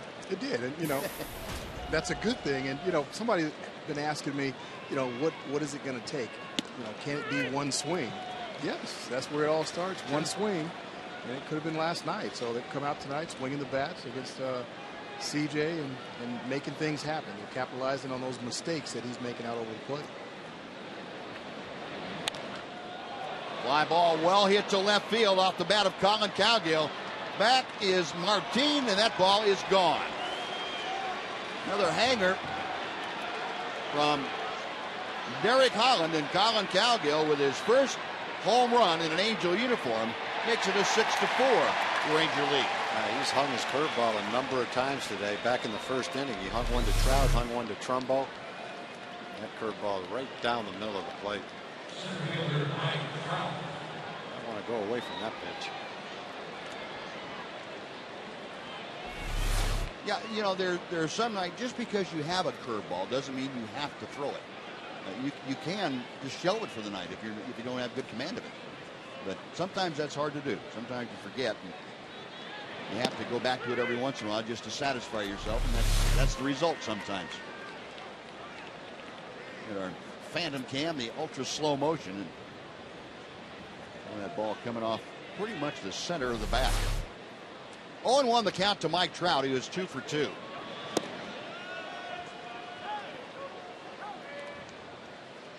Trout singles in both of his bats. Both of them gone to left field.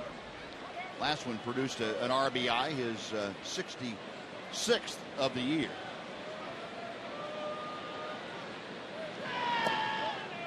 Check swing and the pitch inside. 2-1.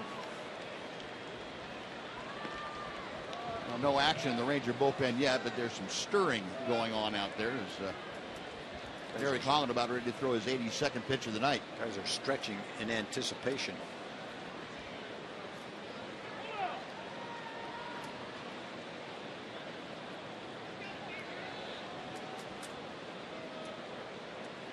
Giovanni Soto trying to get Derek to agree to a particular sign, and Holland didn't want to. Fastball inside, 3-1.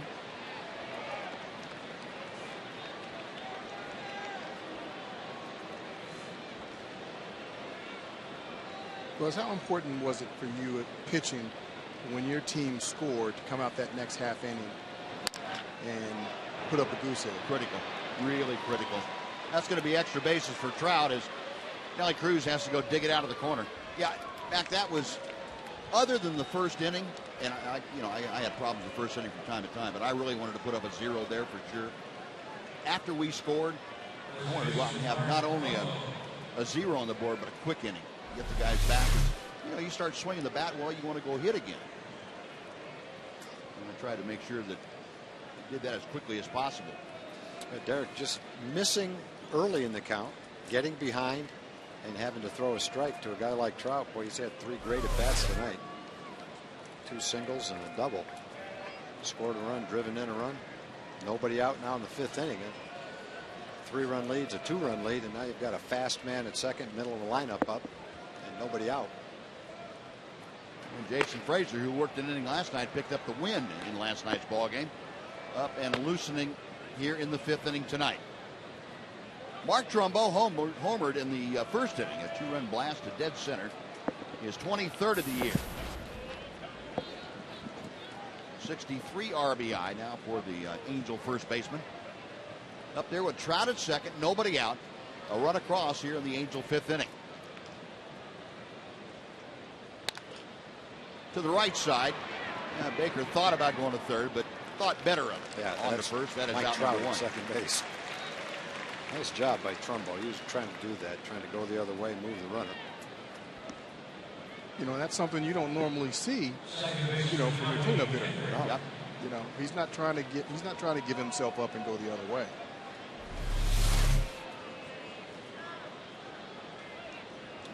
Obviously what he was doing. Fortunately, it was a hard hit ball right at Baker. Rangers getting out. They move the runner along. That's how you play baseball. That's it. You peck away and you don't try to do more than what the situation asks. And Trumbo got the job done. Now Trout at third base and the pitch in the dirt. Nice block by Giovanni Soto. Howie Kendrick, the hitter. Kendrick is 1 out of 2.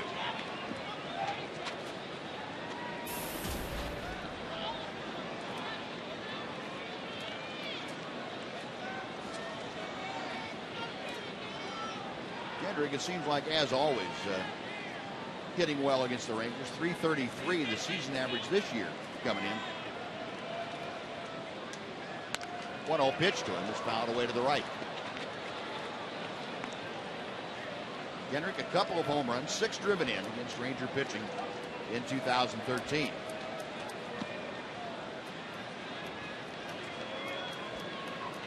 Mac, I would think Kendrick would be a guy that you'd like to watch play. A good, solid baseball player that does a lot of little things very well. He is. Up, and he's gotten better and better every year and more comfortable. He's not very flashy, but he gets the job done.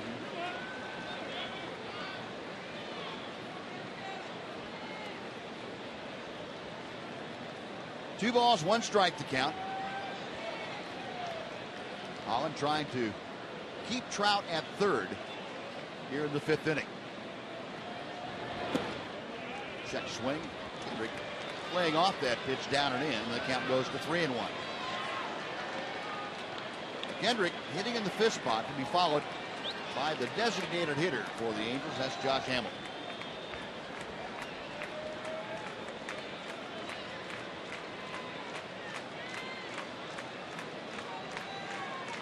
Soto wants that fastball inside. It is inside, but too far. And ball 4 puts runners at first and third. And Hamilton coming up, and Mike Maddox is going out to the mound.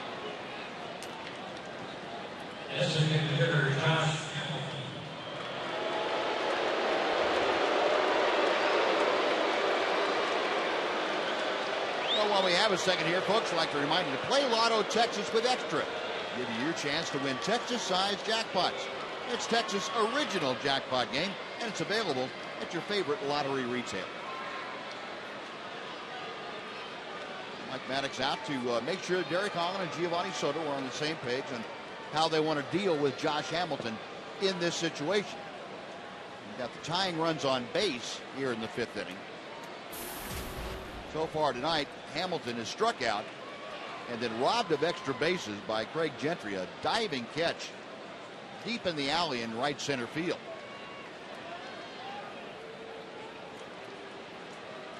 Derek Holland about ready to throw his 90th pitch of the night, so it has not been a walk in the park for Holland. Trout at third, Kendrick at first. Could be a double play to Kinsler. Andrews, the return to Baker. 1 pitch, Josh Hamilton, ground ball double play, and all is forgiven. Holland gets through 5, no run or 1 run on 2 hits and 1 left. Midway through the ballgame, Rangers 6, Angels 4.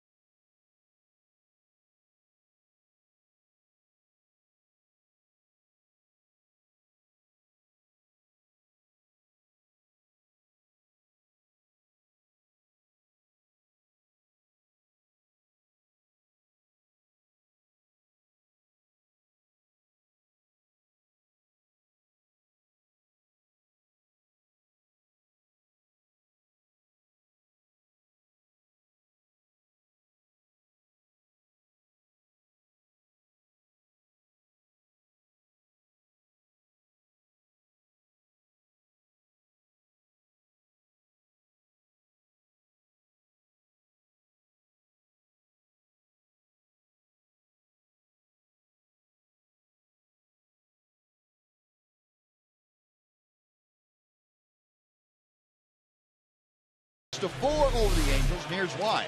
Josh Hamilton with runners at the corners. That's the old double play grounder. Now, you threw him the sinker down and in. He's either swung and missed at it today or that hit into a double play. So Derek made a great pitch when he needed it most. The lead was in jeopardy.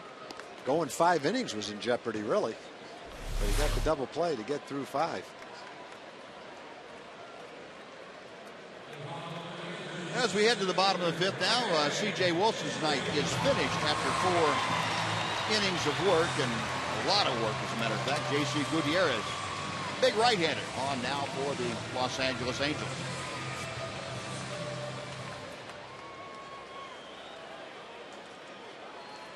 Numbers on Gutierrez. And our new third baseman, Tommy Field, has entered the ballgame, taking over for Alberto Callaspo.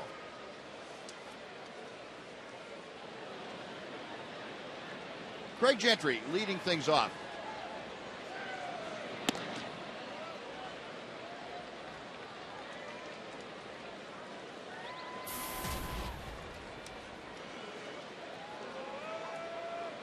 Gentry 1 for 2, and boy, he had a big base hit, knocking in the final 2 runs in the 3-run Ranger third inning. Craig, 12 RBI, and that was a 2-out base hit. Rangers have been, for a while now, looking for that key hit. They've had several of them tonight. Nice to see that worm turning around a bit. 2-0 the count. Now 3-0. We have an unconfirmed report. The reason that Callaspo was taken out of the ballgame is that he had been traded. Now that's, as I say, unconfirmed. Tommy Field in to take his place. But if we get more information about that, we will pass that along to you. But right now that's an unconfirmed report as Gentry takes a strike. It would not be surprising. Angels are in sell mode, if you want to put it that way. They've traded Scott Downs, their top left-handed reliever, yesterday to the Atlanta Braves. I just looked on a website to see if I could find out anything about that. The first headline on that I see, A-Rod still wants to be a role model. That wasn't a comedy site I went to either. Yeah. Yeah, there are all kinds of things to say about that, but we don't have time. Good luck with that one. Greg Gentry is swinging a miss, and he has gone on strikes. So Gutierrez will strike out of the first hitter he faces. 1 out, back to the top of the order, and Leonis Martin. And right here, let's take a Mazda game break. Here is Dana Larson. Dana?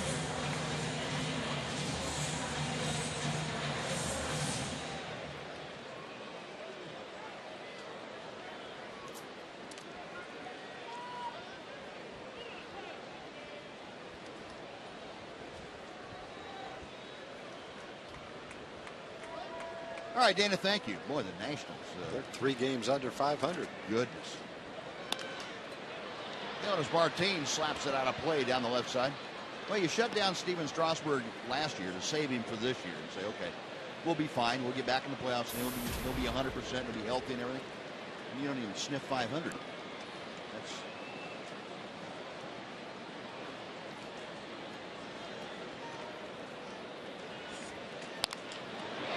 To right field, in a hurry toward the line, Cowgill, and he makes the catch just before he crosses onto the warning track. Hard hit ball by Leonis Martin, but Cowgill takes care of it. That is out number 2, and it brings up Elvis Andrus.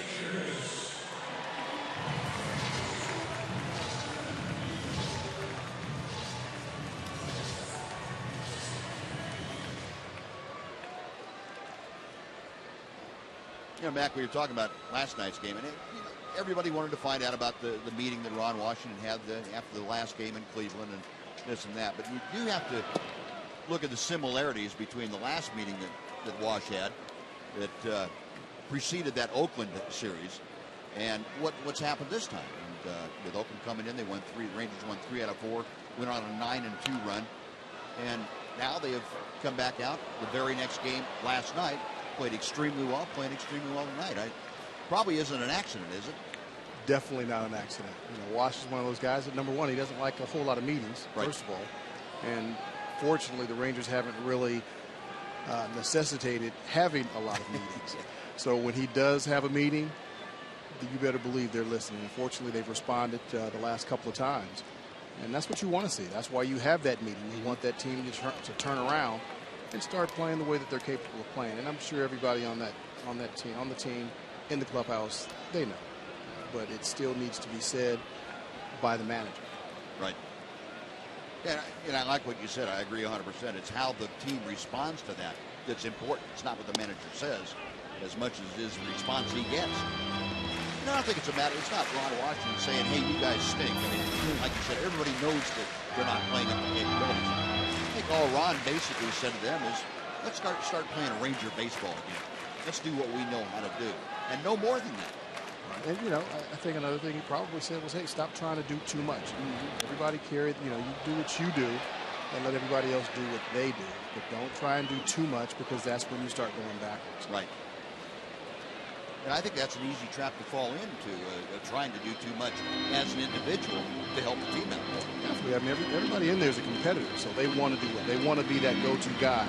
They want to be the one the team depends on. And when you're struggling as a team, everybody's saying, hey, I want to help get this team out of it. And you just accidentally or subconsciously start doing things that you don't normally do and take yourself out of your game. Well, Elvis Andrus works a 2-out walk, a nice jet swing on that breaking ball.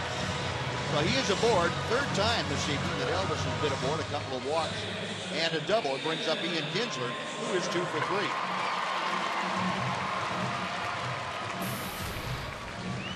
Kinsler has driven in a run with a single. He's also had a triple. He has scored twice tonight. And that move down to the number 3 slot by the skipper has paid immediate dividends. Kinsler 2 RBI last night, and tonight an RBI and 2 runs scored. Elvis getting a pretty good lead at first base. He is very definitely think about trying to get into scoring position. Gutierrez comes set at the belt. He will go first base way again.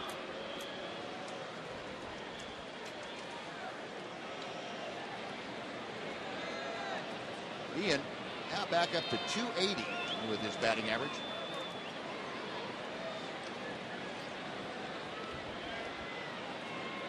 Gutierrez ready one more time. Outside, ball 1. Gutierrez at 6'3", about 255 pounds. He's out of Venezuela. He was claimed off waivers by the Angels. The Royals put him on waivers back on the 24th of July. He had appeared in 25 games this year with Kansas City. Paying a lot of attention to Elvis Andrus.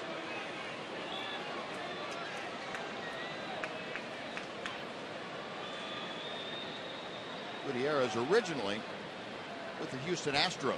Made his major league debut with them in 2007 for 7 ball games. 1-0 pitch. There goes Elvis. The pitch is a strike. The throw to second is not in time. Elvis with a good jump and a stolen base. He is in scoring position for Ian Kinsler, the 24th stolen base of the year for Elvis Andrus. Great jump by Elvis. There's no chance to get it. Gutierrez takes just a little bit too much time getting the home plate. Great slide. The 1-1 the count to Kinsler.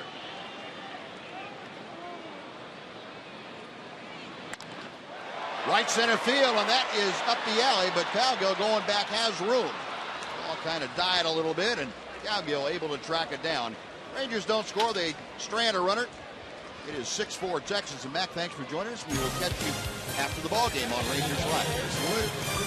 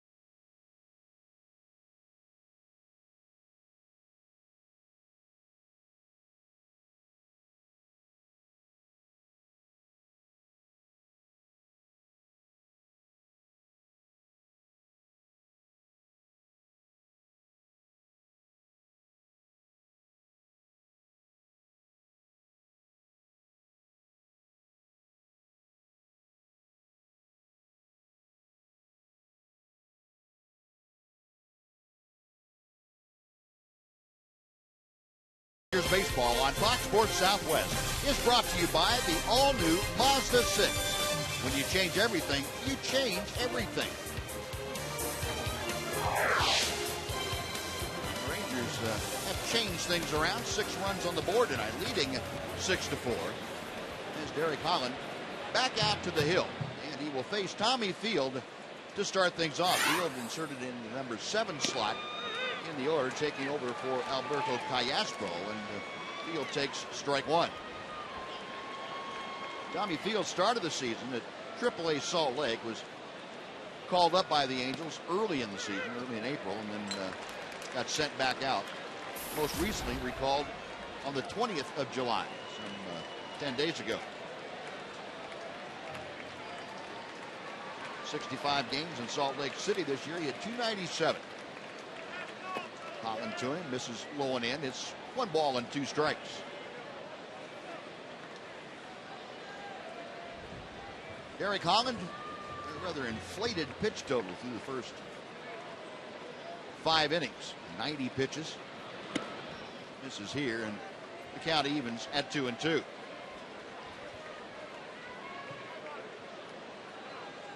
Don't imagine that Ron Washington is going to allow him to get any kind of trouble this inning. We got the bullpen ready. 2-2 pitch. Foul down. I think he's hoping he can pitch through the bottom of the order here in the 6th inning.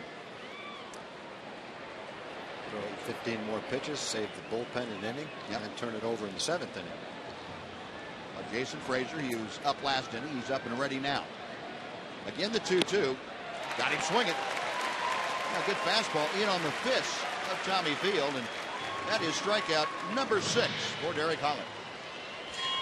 And before Chris Iannetta steps in, let's say hello again to Jim Knox. Jim. I appreciate it, Buzz. This is the scene before the game here at the ballpark. Fox Sports Fan Express rolling in from just Dallas, Texas, courtesy 1310 The Ticket and on board. Plenty of Ticket fans, plenty of Ranger fans. Ticket chicks, and also Big Charlie. Everything go all right, Big Charlie? Yeah, we took a short trip over from Victory Plaza. We got the Ticket chicks. Thanks a lot to Bob and Dan for directions to the P1 parking garage. I really appreciate that. Ryan's, you're my leader. Tag, you're my hero. There we go. Anything missing on the bus? Absolutely nothing. All right, good to have you here. Appreciate it. And enjoy the rest of the game. Way to go, guys. Buzz. All right, Jim. Chris Iannetta 0 for 2 tonight. He's ahead in the count, 1-0 as Holland comes back to him. And that changeup floats off the outside corner, 2-0. Iannetta, fielder's choice ground out in the 2nd inning, fly to center in the 4th. Rip and a miss. Derek still with some good life on his fastball. Yeah, still throwing hard, 94 miles an hour. Pitch number 100 of the evening for Derek Holland on the way. To right field, Nelly Cruz backs up a few steps. Camps under it, puts it away. There are 2 gone. Now J.B. Shuck will come up. Now, Tom, you mentioned see if he can get through this inning and take a little bit of the heat off the bullpen. Every out that Derek Holland gets is one more the bullpen doesn't have to get. Exactly. And when you get to this stage of the game, and Ron Washington's talked about it a lot, he and Mike Maddox talk about the number of outs that the bullpen is expected to get. Not innings, number of outs. And that's what it's all about. You have to get down to where you have 9 outs left. Getting ready to enter the dog days of August, they call them. And Thursday is not an off day as it was scheduled. It's a makeup game against Arizona, so the Rangers will play a lot of games in a row without a rest. Pitch outside to Shuck. I believe that runs it back to 20 straight days without that off day. Yep, it will be before the next one on a Thursday.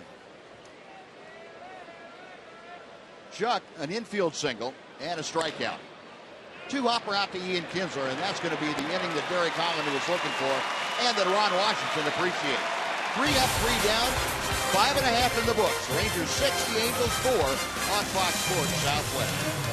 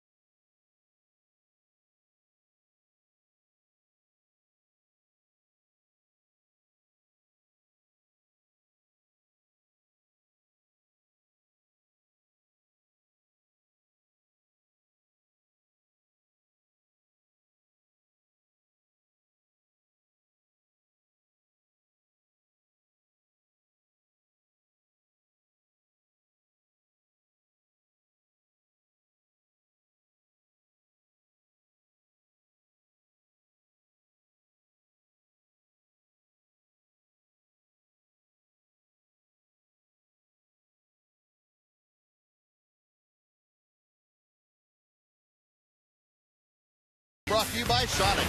Tonight's jackpot is worth $400 and dinner for two at Sonic Drive-In. Tonight, the Rangers are hitting for Jerry Johnson from Arlington. And if a Ranger hits a grand slam this inning, Jerry Johnson from Arlington will win $25,000. You can register at any participating Sonic restaurant. Adrian Beltre will start off the Rangers' sixth inning. Texas on top 6-4. And Michael Kahn becomes the third pitcher used by the Angels tonight. Michael Kahn, hard-throwing right-hander. Good ERA. More than a strikeout per inning. Opponents are only hitting 161 against Michael this year.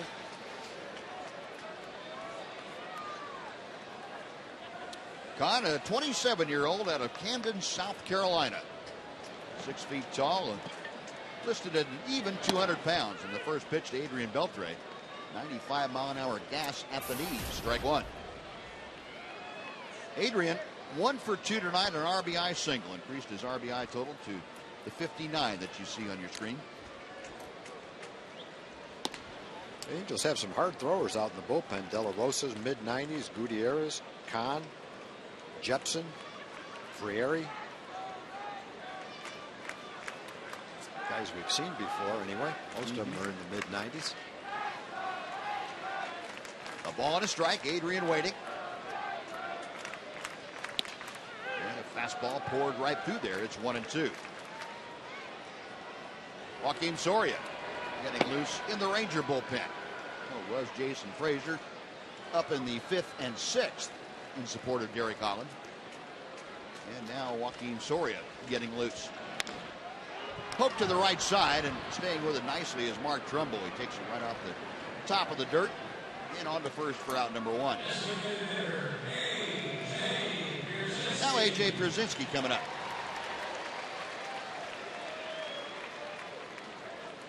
A.J. exchanging some pleasantries with Greg Gibson, the home plate umpire.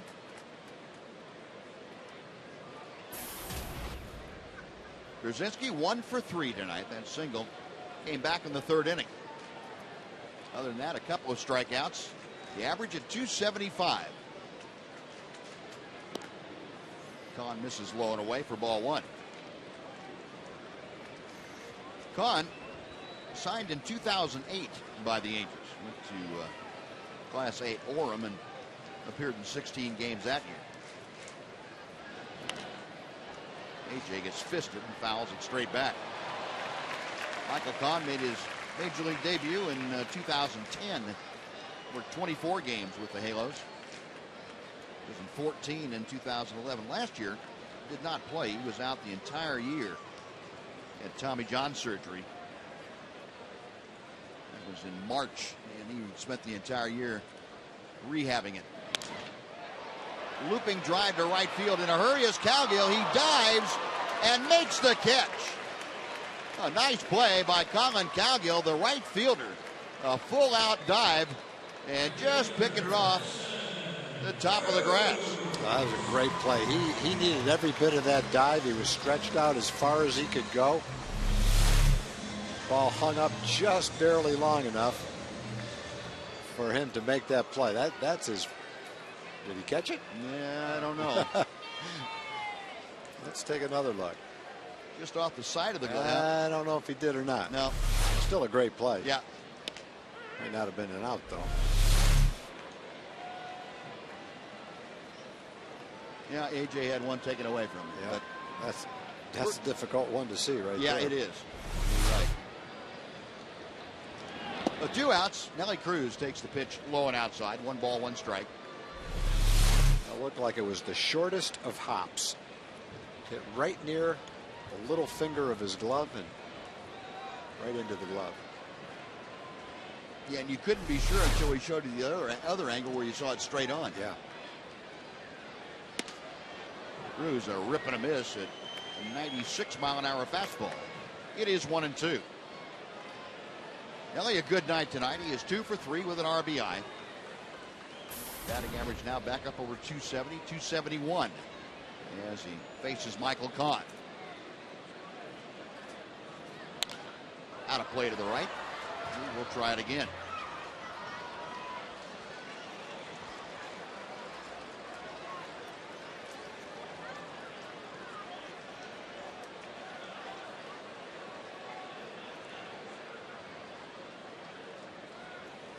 2 out, nobody on in the bottom of the 6th inning. Rangers leading 6-4. Now 2-2 to Cruz. Michael Kahn came out of the College of Charleston, South Carolina. Earned a degree there in communications. A young man with a lot going for him, an electric fastball. And Cruz able to check his swing. The count has gone full. If Nelson is able to get aboard to extend this inning, Jeff Baker, the Ranger first baseman, is waiting in the on-deck circle.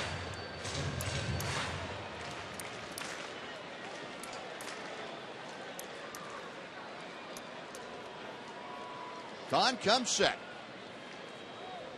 The payoff pitch. Outside, ball 4. And Cruz draws the 2-out walk.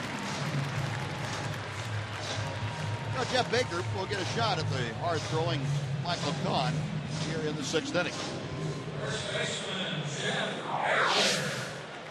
The fans, Fox Sports Southwest and the Texas Rangers Baseball Foundation will host a special benefit coming up on August 20th during the Rangers telecast with the Astros to raise funds to support tornado relief in Oklahoma and North Texas.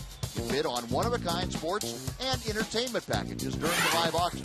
Stay tuned. Fox Sports Southwest will give you more details as we get closer.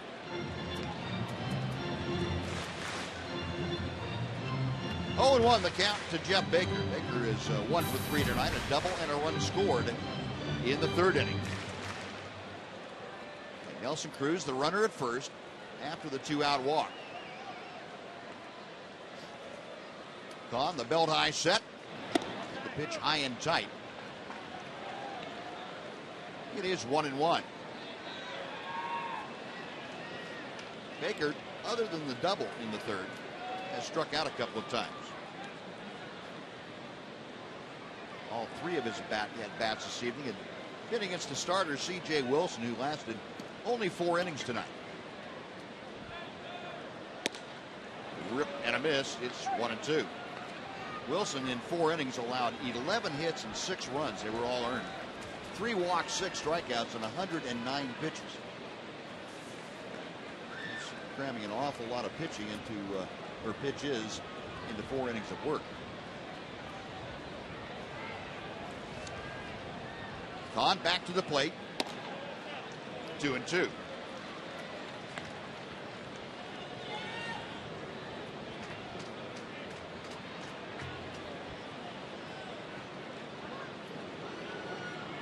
We still haven't gotten any further word on the possibility of that trade we had talked about that the Angels supposedly had made with Alberto Callaspo leaving them. Out of play. Protecting the plate, slapped it to the right. In case you weren't with us before, Tommy Field came into the ballgame in the 5th inning as the Angels went out to the field for the bottom of the 5th, taking the place of Alberto Callaspo. And the unconfirmed report from the truck the Angels used to produce their TV games said that Callaspo had been traded. Didn't know to who or what the particulars were. And again, it's an unconfirmed report. Strikeout sends Baker out, and the Rangers are gone in the 6th. They strand a runner. On to the 7th we go. Rangers 6 and the Angels 4.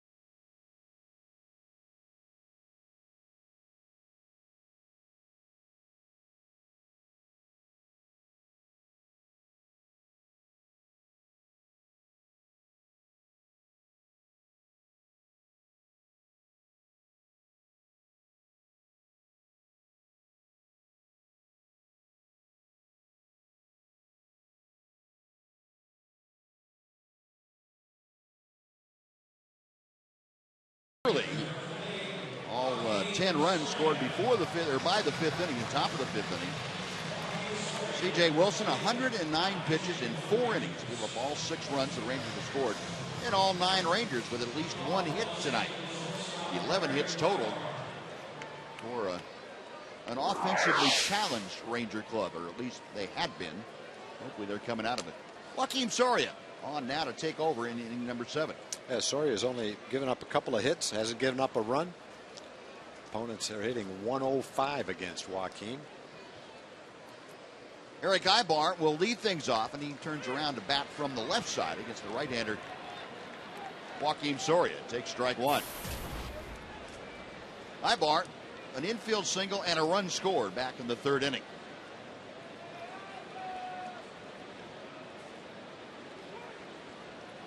Soria back to him. Little looper foul. And the count moves to 0-2. Ibar and Soria, no strangers to each other. Ibar just 1 for 7 in his career against Joakim Soria. A couple of strikeouts. Ranger right-hander ready. Chopper down the first base side. And Baker feels that in foul ground. So we'll try it again at no balls and 2 strikes. Rangers 6 runs on 11 hits. The Angels 4 runs on 8 hits. Derek Holland in his 6 innings of work, all 4 runs allowed. He gave up 2 home runs, 1 to Colin Cowgill and 1 to Mark Trumbo. Walked 2, struck out 6. Got him swinging. Went upstairs, and Ibar couldn't resist. 1 gone. Joakim has had great location. Try to throw his little cut fastball in, and that one looked like a 4-seam fastball up and away. Just got it right by him. Everything was more in, more down. And surprise of the location. Get the strikeout.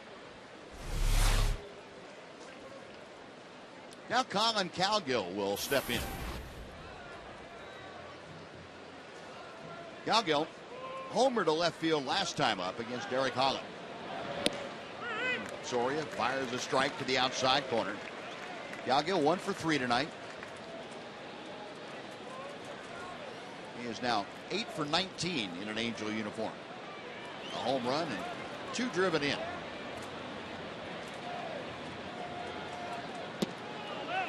And Soria just missed the outside corner with that pitch.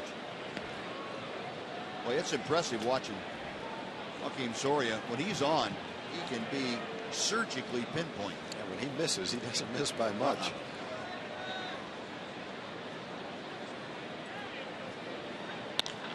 Hard hit. Flagged down by Elvis. On the money with the throw.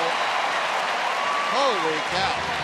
That's highway robbery right there. That was a rope by Cowgill, who hit a home run his last time up.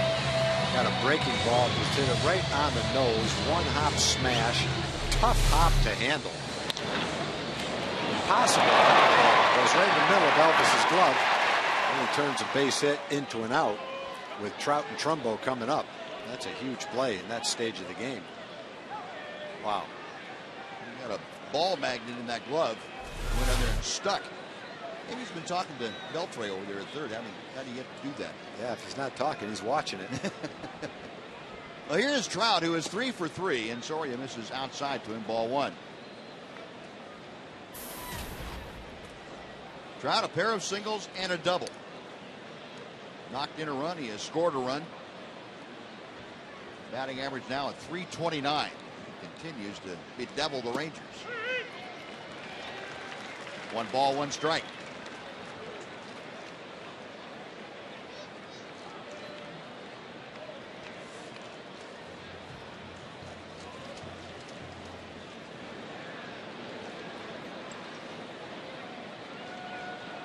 Soria ready. And he's going to be 4 for 4 as that ball is laced to left field for a base hit. He's some kind of hitter, boy. He's hit 4 ropes tonight. Now 3 singles and a double. And he is aboard, and that brings up Mark Trumbo, who represents the tying run in this ballgame.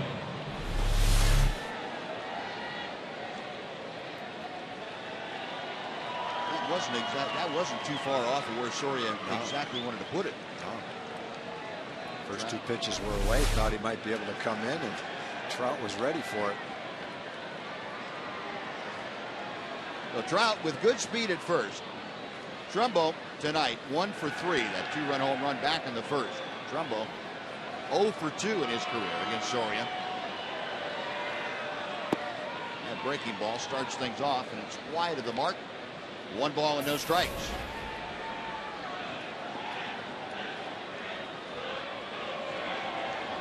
Trumbo hitting at an even 250. And with Albert Pujols on the disabled list, Trumbo thrust into the cleanup spot, and there's Josh Hamilton down in the order tonight. Next pitch is high. It's 2-0.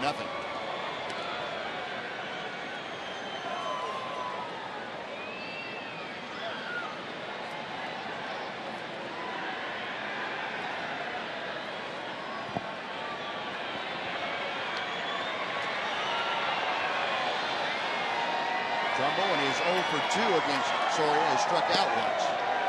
Breaking ball wide of the mark, and the count goes to 3-0. Soria being very careful with Trumbo. Again, he represents the tying run, and if Trumbo is able to get aboard, Howie Kendrick, the Angels' second baseman, waiting in the on-deck circle.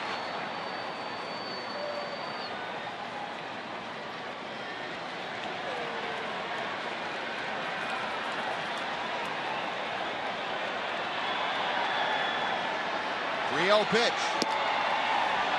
Lost it. First and second with 2 outs. And Kendrick coming to the plate. Mike Maddox going to the mound. Yeah, the one thing you kind of hope that the Rangers get the Angels out quickly enough through 3 innings so that Trout doesn't get a chance to hit again in the game. But he might be on his way to getting that chance. Robbie Ross getting loose, and getting loose in a hurry. You would think that with Josh Hamilton hitting after Kendrick, Ross might be asked to get loose quickly enough to face Hamilton in this inning if he were to come to bat. Mike Maddox, another lengthy discussion out there with Soria and Giovanni Soto. Ray Gibson, the home plate umpire, going out there to try and speed things up. So that conference is concluded, and Kendrick steps in. 1 for 2 tonight. He has walked, singled, and struck out. Got Trout at second, Trumbo at first. The tying runs are aboard. And a fastball just off the outside corner. It's ball 1.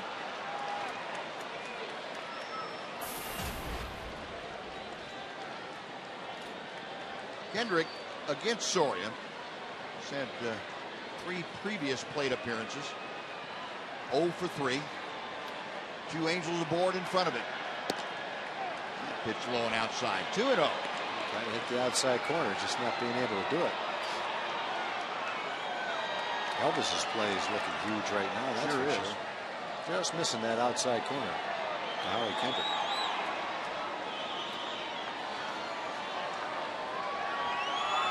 Soria, a long look in to Giovanni Soto, the right-hander. Comes set, a check of second. The 2-0 to Kendrick. 2-1.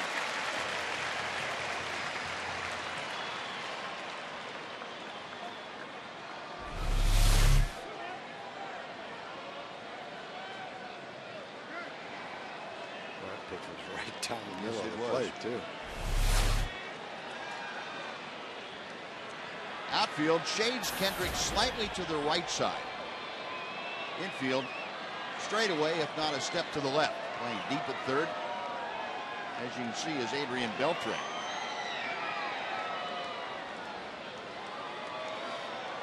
They're not as concerned with Trout as they are with Trumbo, who represents the tying run at first base.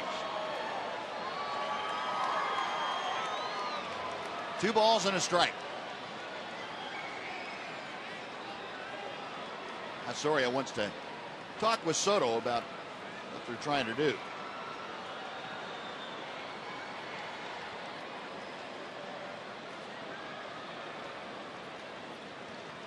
Apparently Giovanni's explanation was satisfactory to Joaquin. He said, yeah, okay, I get it. We'll do that. 2 balls, 1 strike.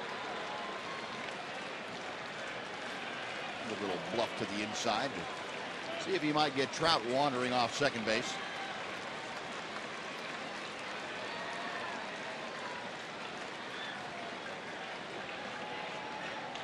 2-1 pitch. Good breaking ball there. That did catch the outside corner. 2-2.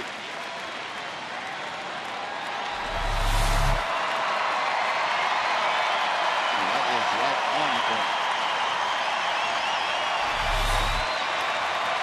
Crowd getting behind Joaquin Soria and the Rangers. The Ranger reliever to close out this inning. The 2-2 pitch. Just missed. That pitch to lay off of, too. Trying to throw him the same pitch, but it's a little bit more outside. Yep. So the count is full. Both Trout and Trumbo will be off and moving with the next pitch. Kendrick, the number 5 hitter, to be followed by Josh Hamilton, the DH. Soria ready. Runners not moving. Soria was kind of hoping they'd take off too early.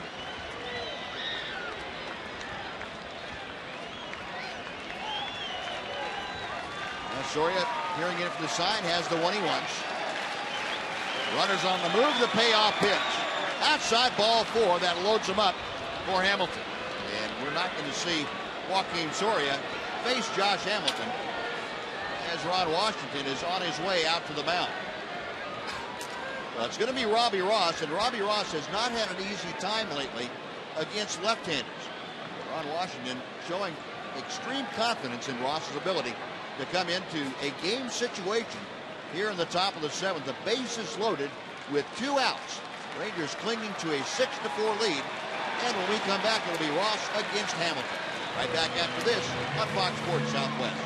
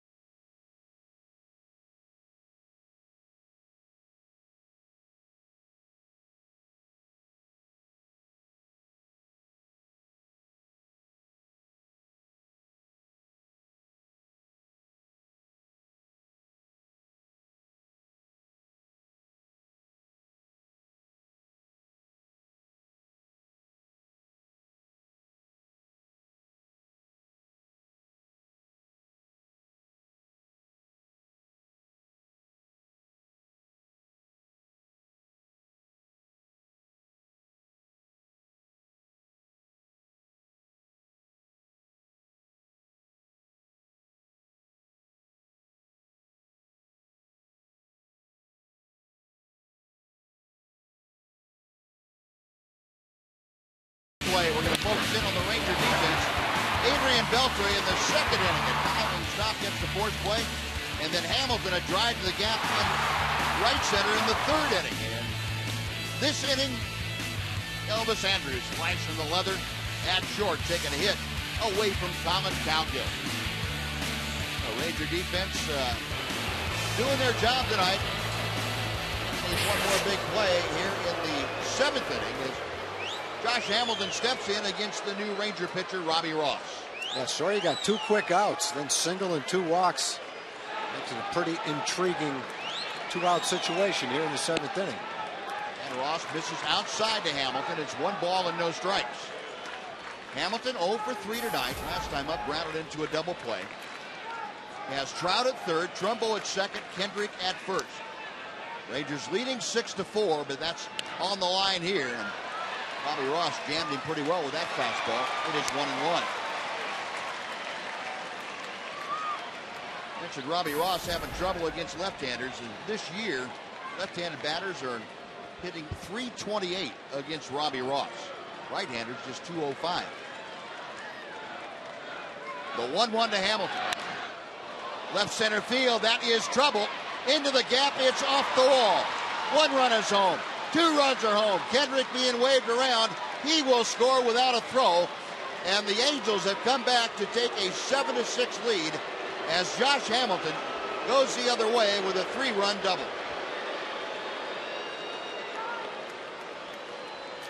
The Rangers had gotten Josh the first 3 times, but he put a good swing on that pitch. Pitch up and out over the plate.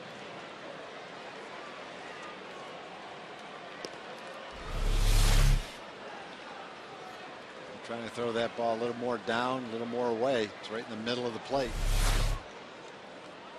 Well, the Angels have regained the lead. And with Hamilton at second and 2 outs, Tommy Field takes a strike. Not the pitch that Robbie Ross was looking for.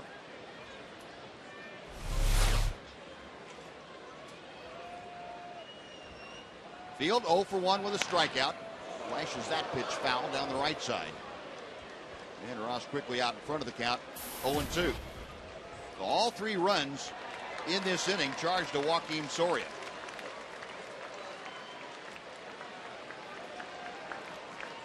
First time he has been scored on in a Ranger uniform this year.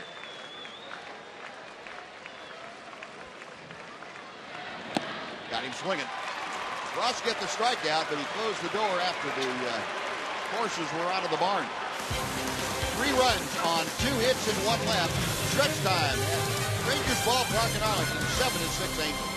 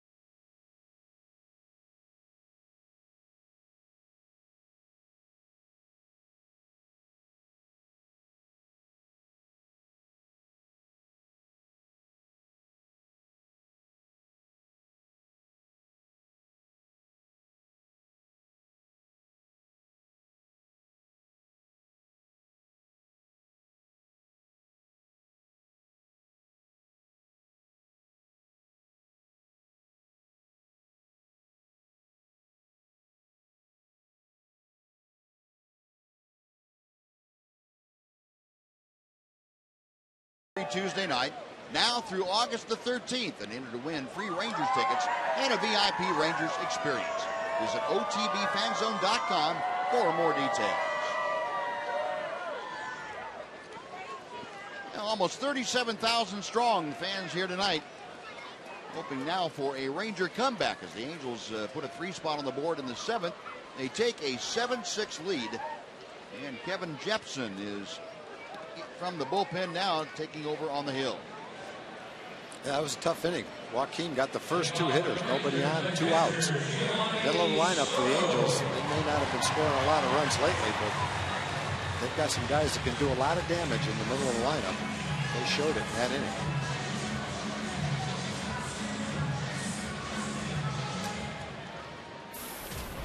Giovanni Soto to lead things off against Jepson. Soto 1 for 2 tonight, a walk and a run scored along with an infield single. Hard throwing Kevin Jepson upstairs at 96. It's ball 1. Looking down into the on-deck circle, Greg Gentry, the scheduled hitter, has been called back, and David Murphy has pulled the bat, and he is loosening up in the on-deck circle. Fastball for a strike. 1-1 to Soto. Here's Murph. Soto last time up, skied to center field.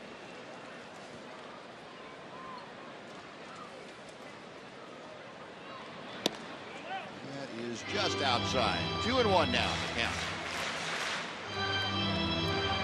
Jepson just turned 29 4 days ago. Big right-hander, goes 6'3", about 235 pounds. Always been property of the Angels in his career. Gets Soto on the fist, fouls it straight back, and Giovanni now with a count of 2-2.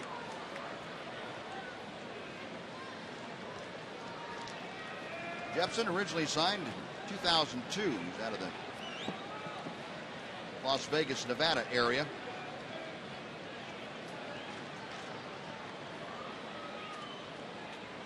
The 2-2 pitch coming to Soto. Right center field, not very deep. Trout gliding to his left. That is out number 1. Time for a Mazda game break right now. Here's Dana Larson. Dana?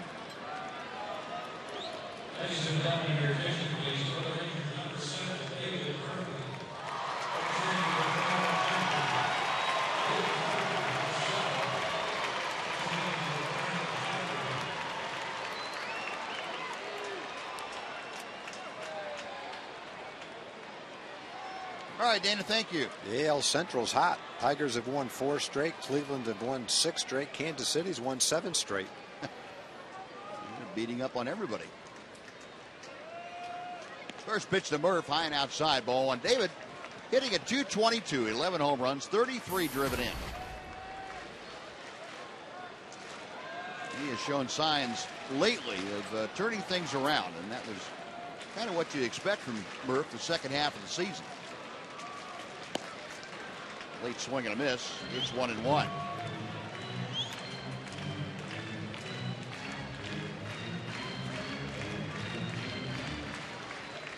Murphy over his last dozen games or so hitting .265. 1-1 pitch. Down the first baseline. It is a foul ball just outside the bag, and Terry Lane, the first base umpire, making the definitive call, and Murphy will come back and try it again.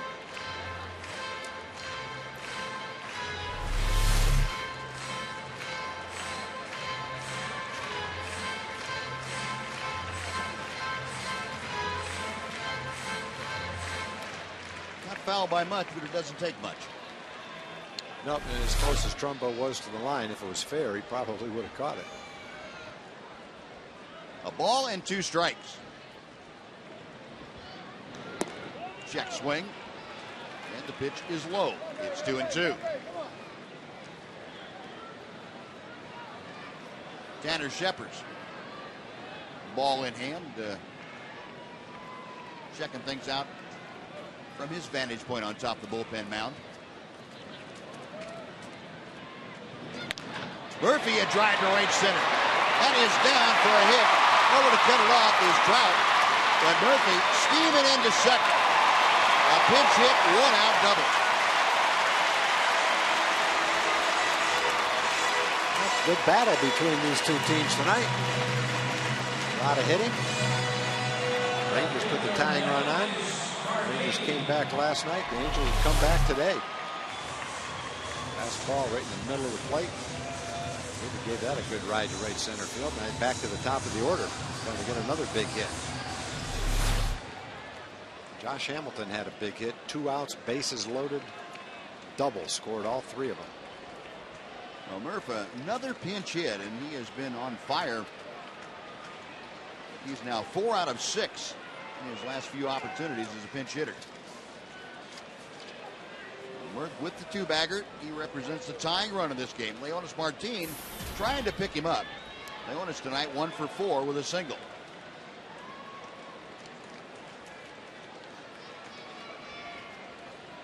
Jepson a check of second. And the pitch foul back. Boy, Leon is all ready for that.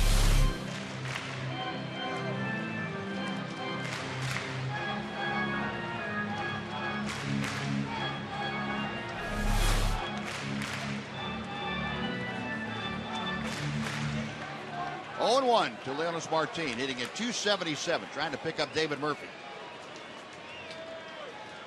Kevin Jepson, the right-hander, sets.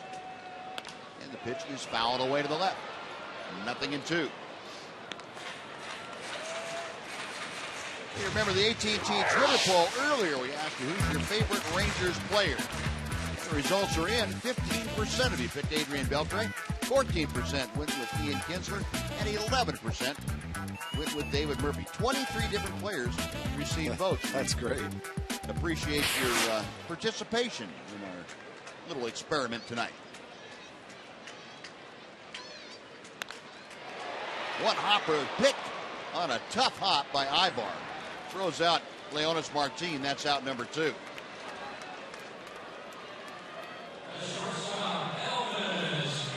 Well, it'll be up to Elvis Andrus if the Rangers are to at least tie this game here in the 7th inning.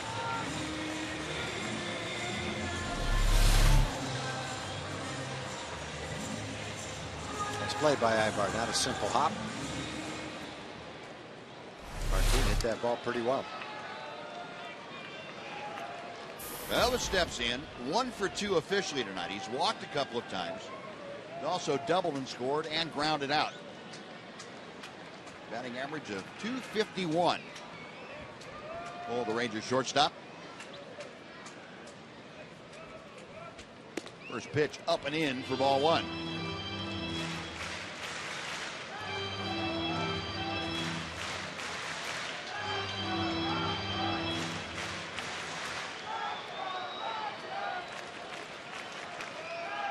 Elvis 0 for 11 in his career against Kevin Jepson.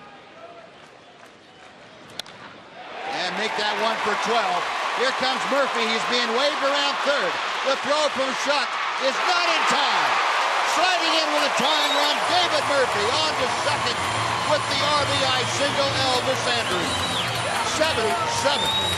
Well, just one of those games. You got to go back and forth. A couple of hard hit balls is sitting by the Rangers. Doubling now out, line drive to left field.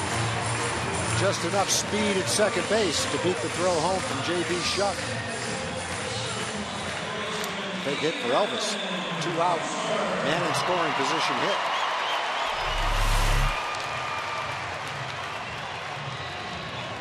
He turned around a pretty good low fastball. And Elvis saying, what 0 for 11? Heck with that. So a 7-7 ball game, and here's Ian with an opportunity to untie it. Takes a strike.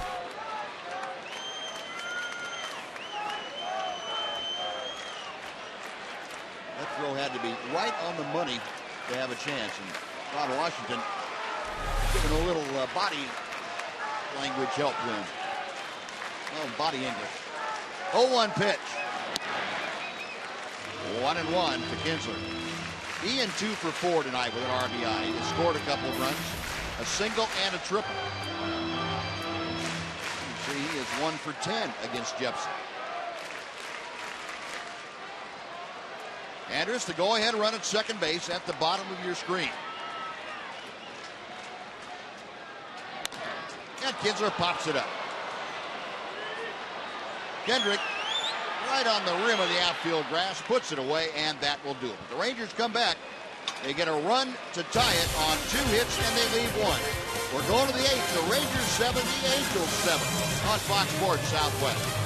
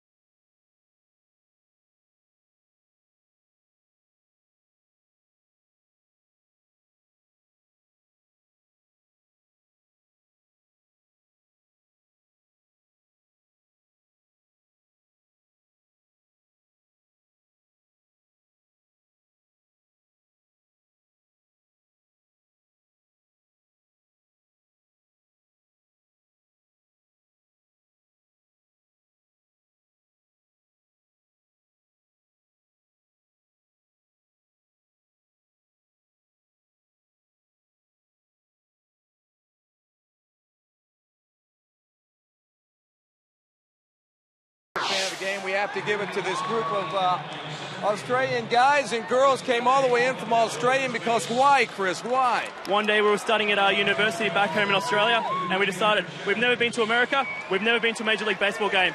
We wanted to go. We decided, forget school, we'll come travel. What do you think about the baseball game so far? We are loving the baseball game. We're loving the beer, the women, the hot dogs, most importantly, the atmosphere, and the Texas Rangers. There we go. All right, well, here's that. Congratulations, Progressive fan. Anything else you'd like to say, Chris? Aussie, Aussie, Aussie! Aussie! Aussie! Aussie, Aussie, Aussie! All right, good day, mates. Attaboy, knocks way to work that in there. That's perfect. Tanner Shepard's working in a little looping drive down the left field line up about a Chris Iannetta is in, and he's going to turn that into a leadoff double. Now, Shepard's really jammed Iannetta, but Iannetta able to get enough wood on it to loop it down the left field line, a leadoff two-bagger, and back come the Angels.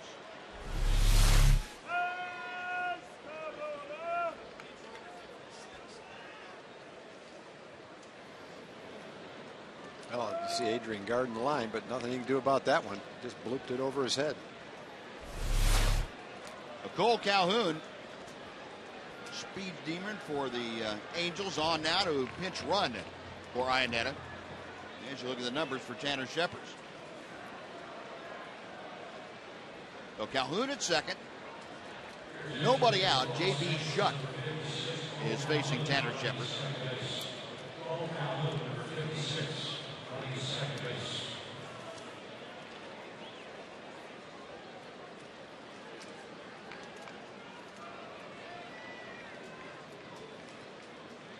Shepard with the first pitch. Shuck around to bunt. Butts it down the third baseline. It is going to roll foul. And a good thing, because Shuck motoring down that line, it would have been a tough play for Giovanni Soto.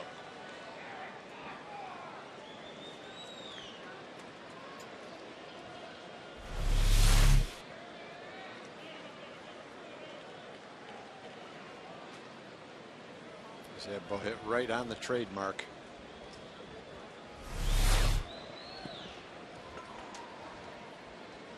One of the best laid plans.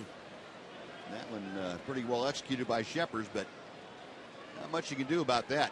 Shuck around to bunt again, takes a strike. He was jumping back as Shepard hit the inside corner. 0-2 now to Shuck. That was definitely a strike. He's leaning out over the plate like he's looking to bunt a pitch that's a foot outside. That pitch is all the way in the plate. Shepard set a check of second. Base hit to right field.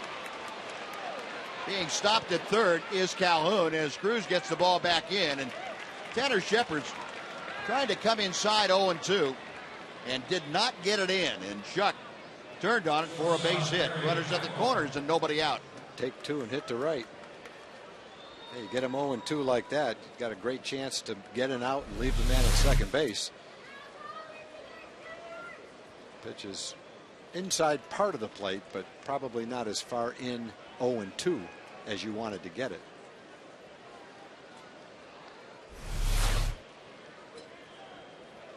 So first and third, the top of the order now, Eric Ibar, who is 1 for 4 tonight, steps to the plate. Rangers playing the infield back with nobody out, and first pitch to Ibar is fouled back to the screen. Ibar a single in the third inning. Other than that, he is lined to left, grounded out, and struck out tonight. Angels with 12 hits, the Rangers with 13 hits. Both ball clubs with 7 runs as we play in the top of the 8th inning, but the Angels threatening to untie it. Runners at first and third with nobody out. Shepard with the 0-1 pitch coming to Ibar. Kinsler to first, they get 1. The return, they're going to get a reverse double play, and that throw was made way too early. Shepard can't hang on to the ball. You got to get that out before the pitcher ever touches the ball. That just fundamentally poor rundown play is all you can say. So the go-ahead run scores. Rangers can't get the double play, and Ron Washington going out along with Jamie Reed. Shepard stepped on the ball after he dropped it. Make sure he's okay.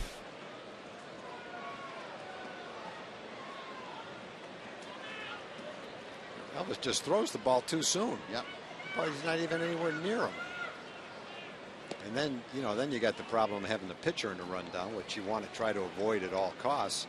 If you run the rundown play right, you make one throw, you get the out, and the pitcher never touches the ball. The poor execution of a rundown play.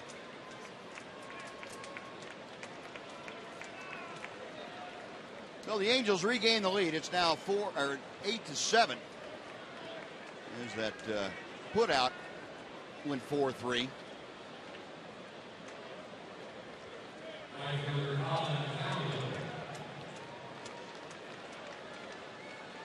An RBI for Eric Ibar.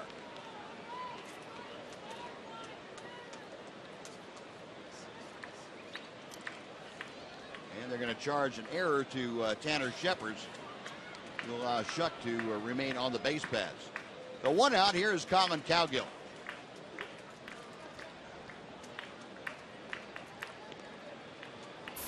First error committed by either team tonight.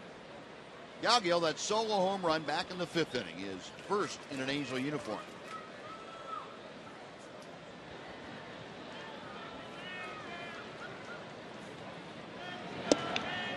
One ball, no strikes.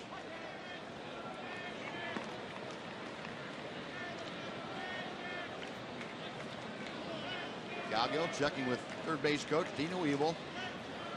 What the Angels might have in mind. Chuck with very good speed at first base.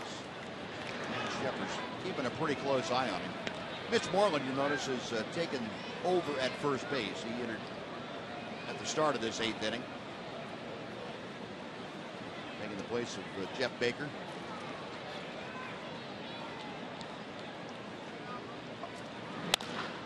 Hammered foul down the left field side. 1-1, the count to Cowgill.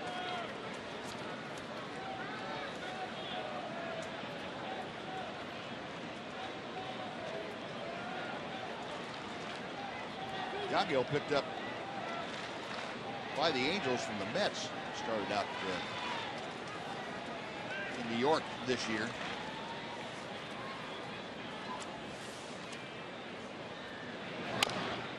Chopper foul at home plate. The count moves to 1-2.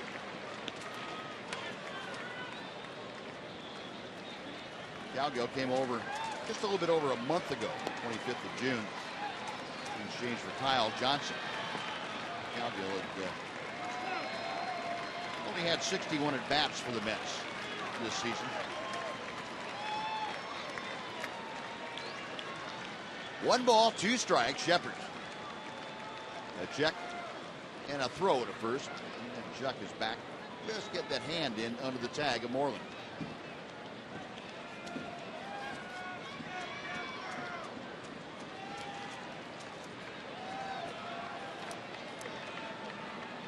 Now Tanner sets again.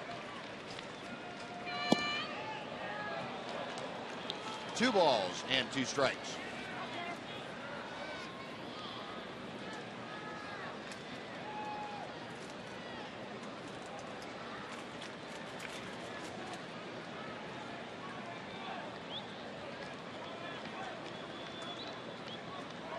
Shepard's a check at first. Back to the plate. Toward left center field. Murphy in a hurry. Can't get it. He has to play it on a hop. The Shuck will stop at second on the base hit by Colin Cowgill. And 2 on, 1 out for Mike Trout.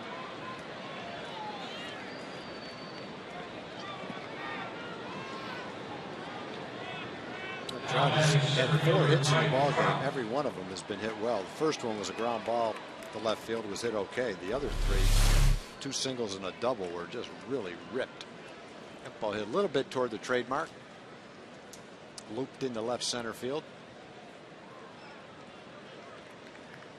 Didn't quite hit the pine tar.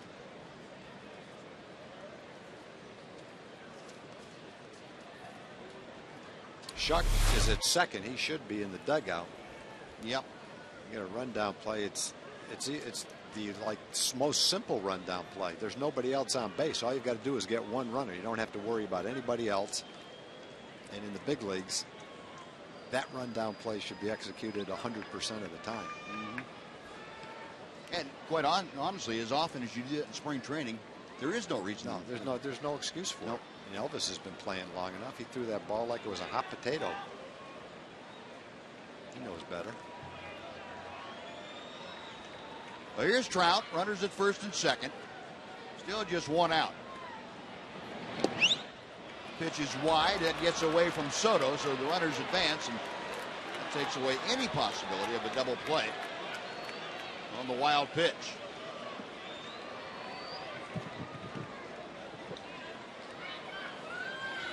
Tanner Shepard's having a rocky inning.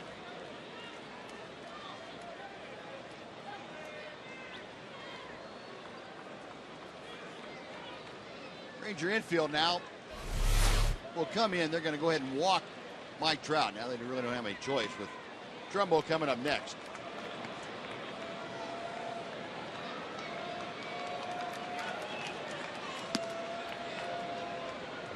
It'll be an intentional pass. That'll load him up for Trumbo, who tonight is 1 for 3 with a 2-run home run and a walk.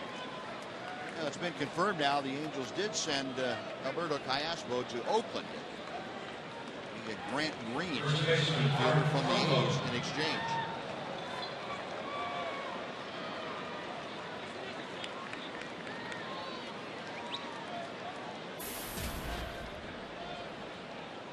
So Trumbo steps in, bases full of Angels, 1 run across. The Angels have regained the lead. It's 8-7. Trumbo with the 2-run home run in the first, a strikeout and a ground out in the third and fifth. And he takes outside for ball 1 here.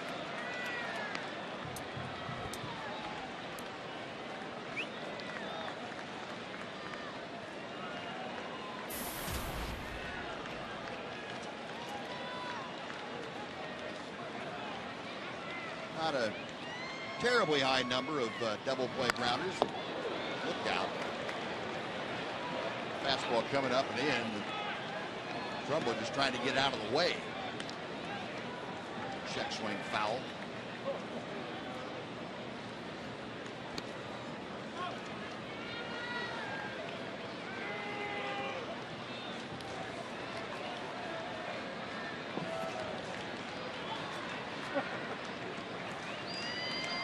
Shepard from the stretch.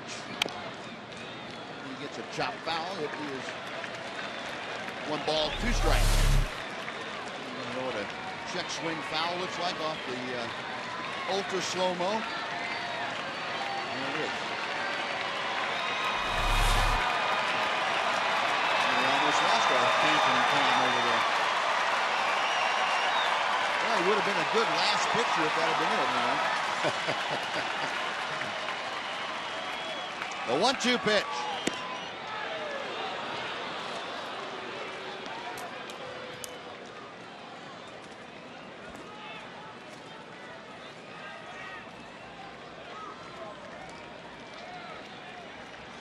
Trumbo 1 for 5 against Tanner Shepard in his career. Has a count of 2 balls and 2 strikes. Got the bases full and 1 out. Popped up. Giovanni Soto with a mask off, going over to the on-deck circle, makes the catch, and a very big out number 2 as the runners stay put. The Rangers got out of an inning yesterday in the 8th inning. Neil Kotz, first and third, nobody out, pitched out of it. They've given up a run, but it still would be very, very big if Tanner could pitch out of the bases loaded 1-out jam. He gets Trumbo, dangerous hitter, to chase that high fastball just like he did last night against Neil Kotz in the 8th inning. Last night he swung and missed at it, first and third, and less than 2 outs. If you get Kendrick, still a 1-run game. And the first pitch to Kendrick is chopped foul. Kendrick tonight 1 for 2 officially. He's walked a couple times, singled back in the 3rd inning, and struck out in the 1st inning. 1 for 9. Howie Kendrick is with the bases loaded this year. Shepers with the 0-1 pitch on the way. Now 1-1.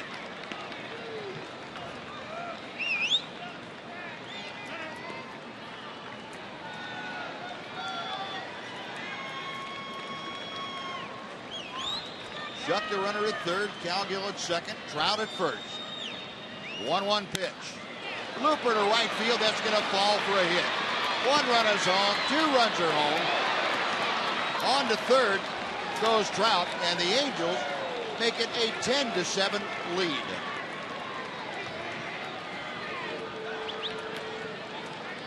Designated hitter Josh Hamilton.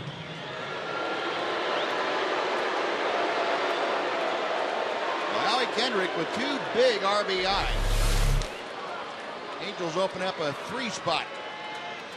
He fought that fastball off and just kind of looped it in front of Nelly. Thought Nelly might have a shot at the second guy. But it turns into a 2-run single. A couple of big bases loaded hits in back-to-back innings for the Angels. And Howie Kendrick coming through with his 1,000th career hit. That drives in 2 big runs. Now here's Hamilton, who had the big 3-run double last inning. Swing and a miss.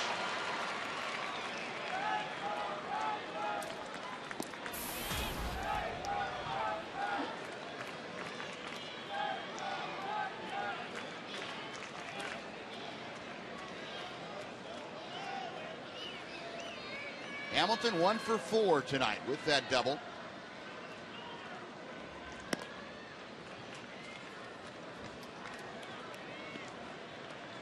Ball and a strike is the count. Well, the Angels 10 runs on 14 hits now. The Rangers 7 runs on 13 hits.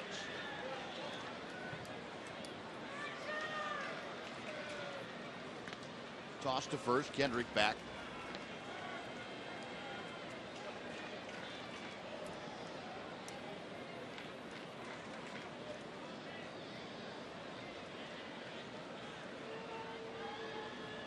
Shepers steps off the back of the pitching rubber. Mike Trout, you had 15 or 20 feet off the bag at third, but he's not going anywhere.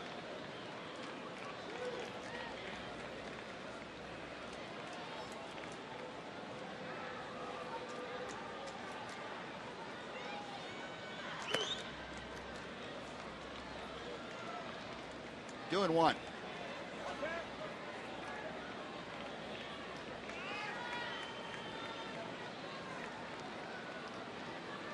For the first time in a long time, you can say the Ranger bullpen has been a little bit of a problem here this evening. That has not been the case for the majority of the season. Pitch inside, 3-1 the count. It's going to be 29 pitches for Tanner. I don't think he's had an inning like this all year long. Ross Wolf getting loose in the Ranger bullpen.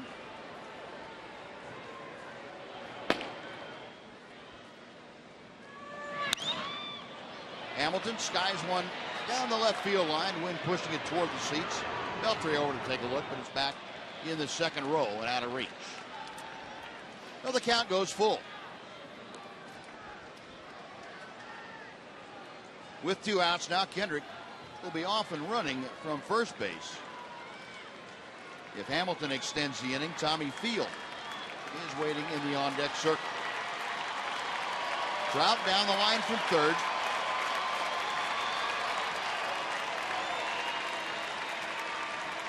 Shepard's ready.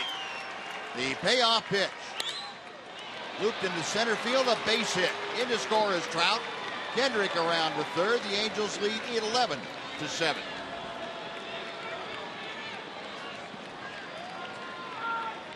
Josh Hamilton, a 4 RBI night. Third baseman Tommy Field.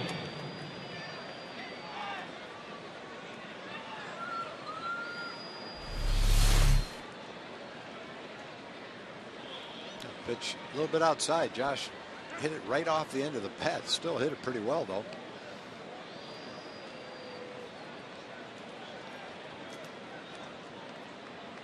Ball was up far enough so that he could do that. Ninth hitter of the inning to face Tanner Shepard. Tommy Field has struck out twice tonight. There's only 2 at bats. Fouls off that first pitch, 0-1.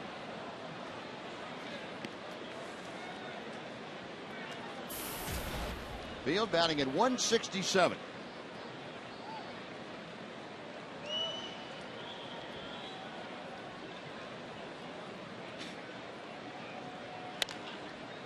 And a ground ball to second. Kinsley. Sidearm on to first. That'll do it. But the Angels come up with 4 runs on 5 hits. They strand 2. Go to the bottom of the 8th. It's now the Angels 11, the Rangers 7 on Fox Sports Southwest.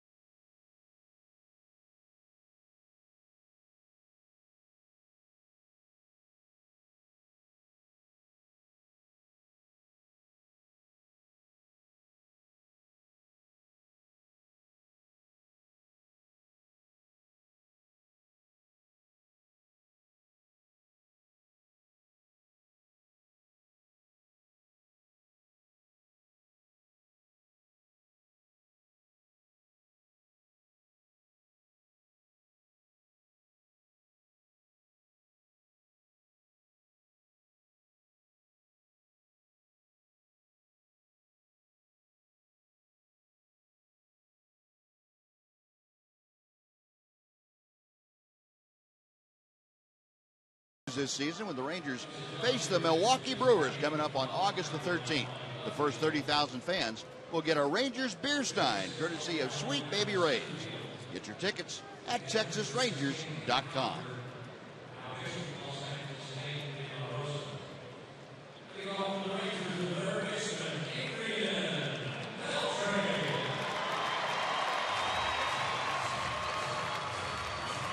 Dane De La Rosa, the right-hander, on for the second straight night. He will pitch here in the 8th inning, with the Angels now leading 11-7.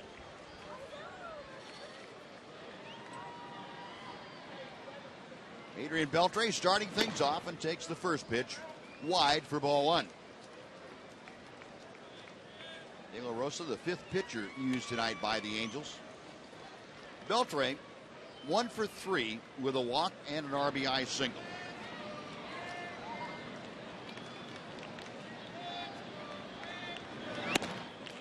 Rip and a miss. That evens the count, and a ball and a strike. La Rosa gave up an unearned run in last night in that 8th inning.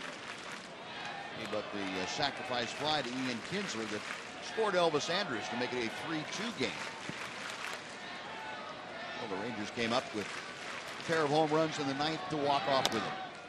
High chopper to third. Right at the bag field. He will have no play as he couldn't find the handle anyway. And that's going to go as an infield single for Adrian Beltre, his 2nd hit of the night. Well, it's been back and forth all night long. No reason why it should stop here. There's a start to the 8th inning. Rangers gave up extra runs that inning. Should have been out of it with 1 run. Botched rundown play. End up costing them 3 runs. Yeah, 3 of those 4 runs were unearned. The last 3 were unearned in that inning. Yeah, that should have been a simple rundown play and an out in a 1-run game. A little bit different. Here's A.J. Przinsky, who is 1 for 4.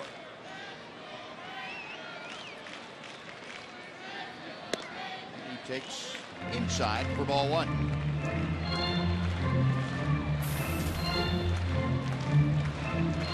Jay, that single in the third inning. Last night he did not face De La Rosa. You got Beltre at first, nobody out in the Ranger half of the 8th inning. And a strike catches the inside corner.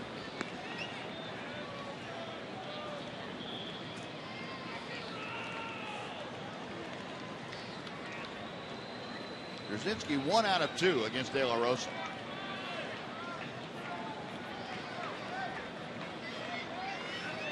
Right-hander nods in agreement and comes set. A check of Beltre. The 1-1 pitch coming. Now 1-2.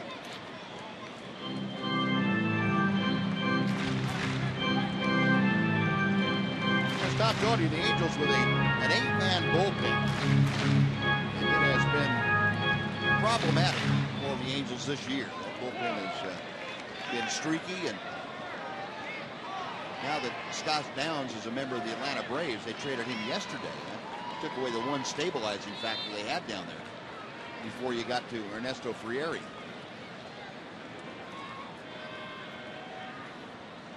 Brzezinski awaiting the 1-2 pitch. Try it again. They're being very defensive about that swing.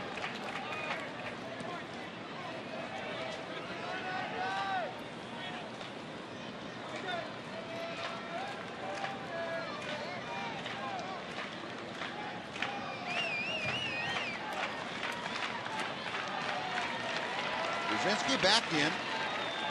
De La Rosa reading the signs. Right-hander has one to his liking. Double play ground ball to Kendrick. Ibar back to Trumbo. 4-6-3, and that erases the leadoff single. 2 outs, and Nelson Cruz will come up. Right fielder Nelson Cruz.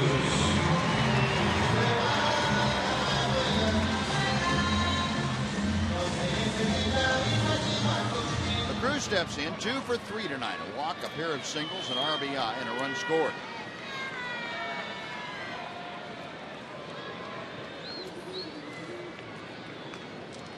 First pitch to him. The fastball inside corner. We've just seen 4 straight guys. J.C. Gutierrez, Michael Kahn, Kevin Jepson, Dane De La Rosa, all of them tuning up 94 to 97 miles an hour. Big, strong right-handers with good arms. 1-1 the count.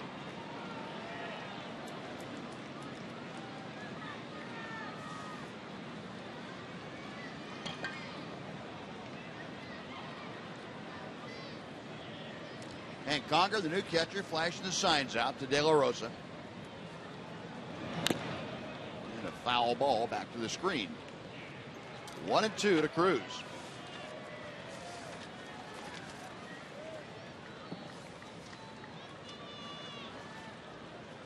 De La Rosa, a big, tall right-hander, 6'7", goes about 245 pounds.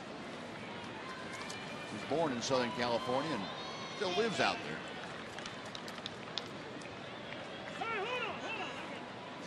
Time call. Cruz asked for a moment to think about things.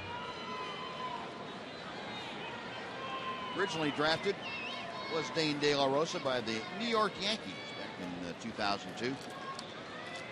24th round pick that year. The right-hander is ready for the 1-2 pitch. Now 2 balls and 2 strikes.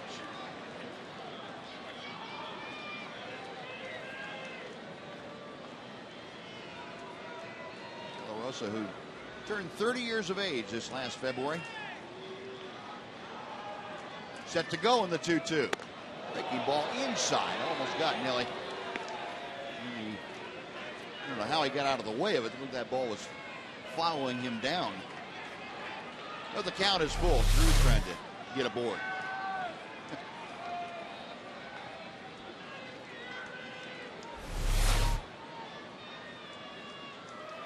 De La Rosa with a payoff pitch. Low ball 4. Cruz on for the 4th time tonight. 2 outs. Mitch Moreland gets his first at-bat of the evening. And we're going to have a pinch runner at first base. The Angel Beltre coming off the Ranger bench. A pitch run for Nelson Cruz to take over in right field.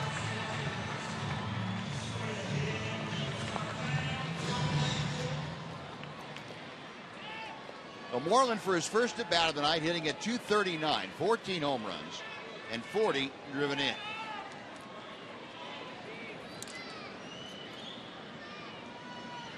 De La Rosa with the first pitch to him. He fires a fastball that's a bit high for ball 1.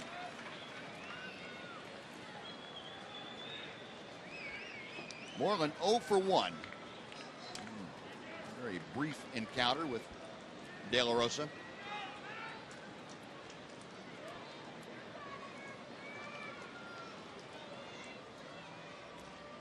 Angel Beltre a lead at first. And the pitch is low to Mitch Moreland. 2 balls and no strikes.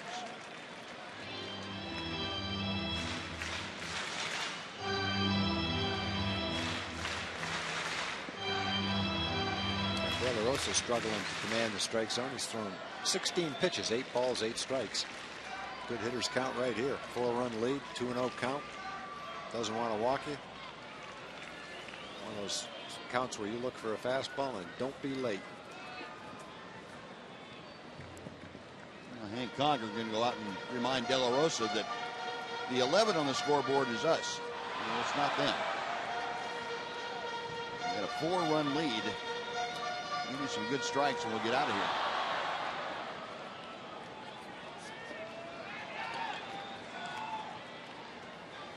Conger down, flashing a sign or 2 out for De La Rosa.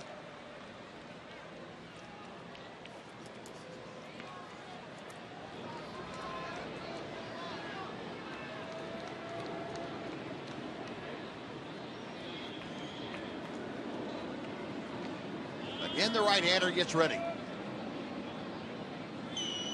The 2-0 pitch. 2-1.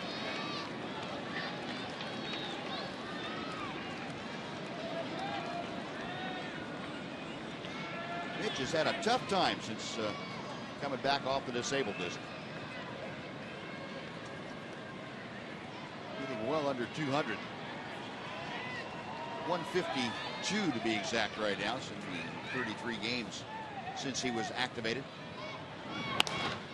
Fouls that out of play to the left, and the count evens at 2 balls and 2 strikes. Mitch 0 for his last 23 times at the plate. Nick Miranda, the left-hander, loosening in the Angel bullpen.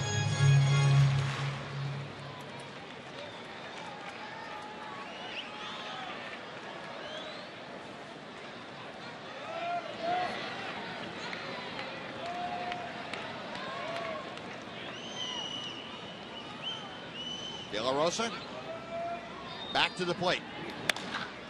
Base hit to left field. Moreland serving that outside fastball the other way. And that snaps the 0 for 23 and gets a couple of runners aboard with 2 outs for Giovanni Soto. Yeah, maybe that get weight of the world off of Mitch's shoulders. Take a deep breath, relax, swing the bat the way he can. That was a nice hit right there. Taking a pitch out over the plate.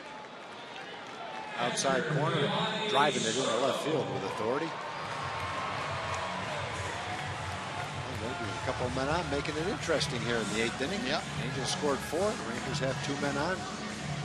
Both teams have come back, gone back and forth in this game. Well, this is where this is the kind of game, if you're a pitching coach, you earn your money tonight. Trying to figure out how to nurse guys through with a minimal amount of damage. Yeah, both catchers and the home plate umpire earning their money too. Yeah, that's true. Now, last night, Giovanni Soto.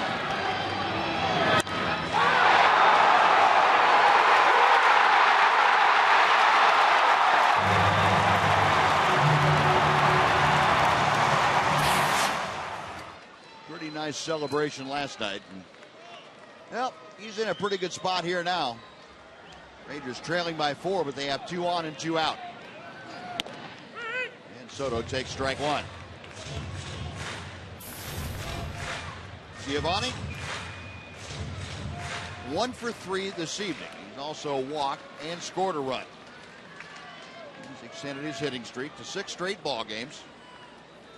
He's got Angel Beltre at second base, Mitch Moreland at first. And now down on the count, Soto finds himself in an 0-2 hole.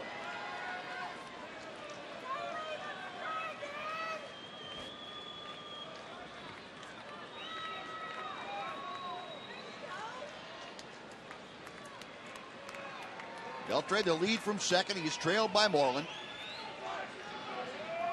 De La Rosa with the 0-2 pitch. Tried the big breaking ball and just missed.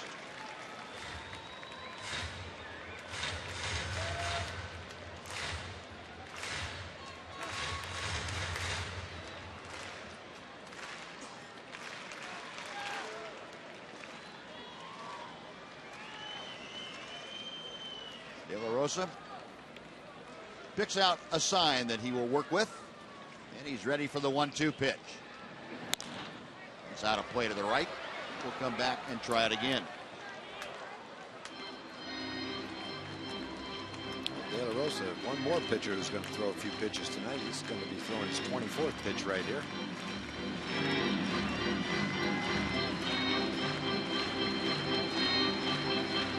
I would suggest we total up the number of pitches for both teams, but I don't want to do that. It's going to be a lot. Yeah, that would not be a fun number.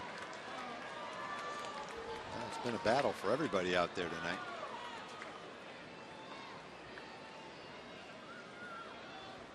Again, the 1-2 pitch coming from De La Rosa. And it's 2-2. Giovanni eyeing a couple of close pitches. Well, the hits are even at 15 in this game.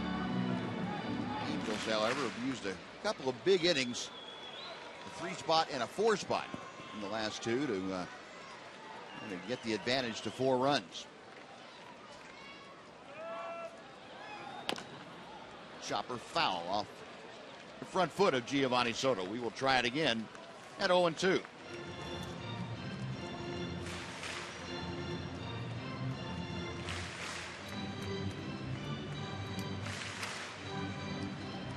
Soto with the average currently at 213.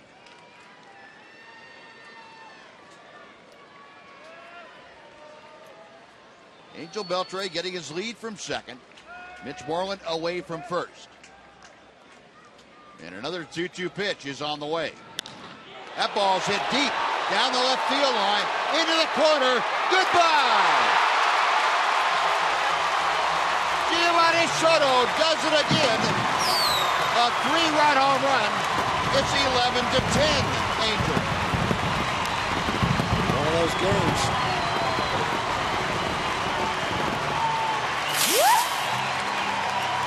Battle, got behind in the count, kept battling. He got an off-speed pitch and hit it almost the same place he hit the ball last night. The run-down plays looking even bigger now.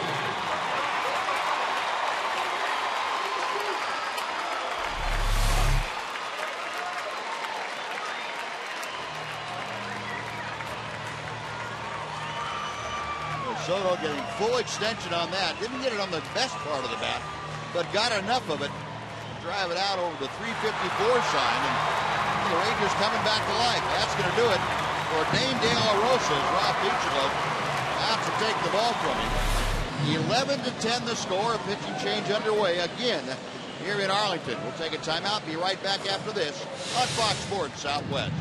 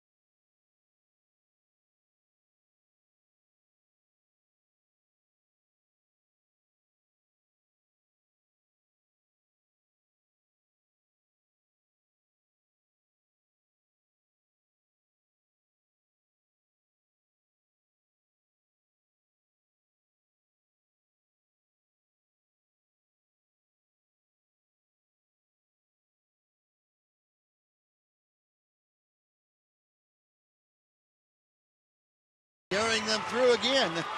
A one-run game now is a 362-foot three-run home run. Puts the Rangers to within one. And here's David Murphy against the left-hander, Nick Morande. There are the numbers for Morande. A fifth reliever used by the Angels tonight. Murphy takes a strike from the side-arming left-hander. Murph had a pinch hit double in the seventh inning. Came around to score what at that time was the tying run. Made it a 7-7 game. Had a hanging breaking ball and fouled it straight back. Murphy now down to the count at a ball and 2 strikes. Morande, a 23-year-old out of Lexington, Kentucky, and the University of Florida.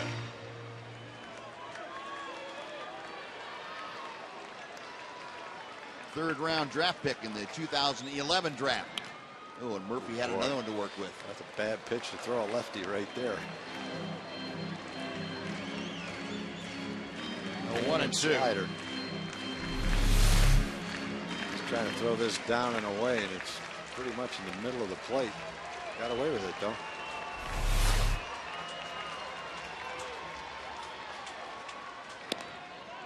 And just outside.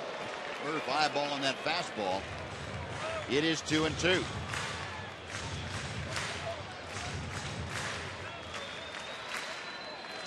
Murphy zone. Didn't get the call. Yeah. Breaking ball got him swinging. Well, Morande comes in and settles down the inning, but the Rangers scored 3 times on 3 hits. We're going to the ninth. The Angels 11, the Rangers 10 on Fox Sports Southwest.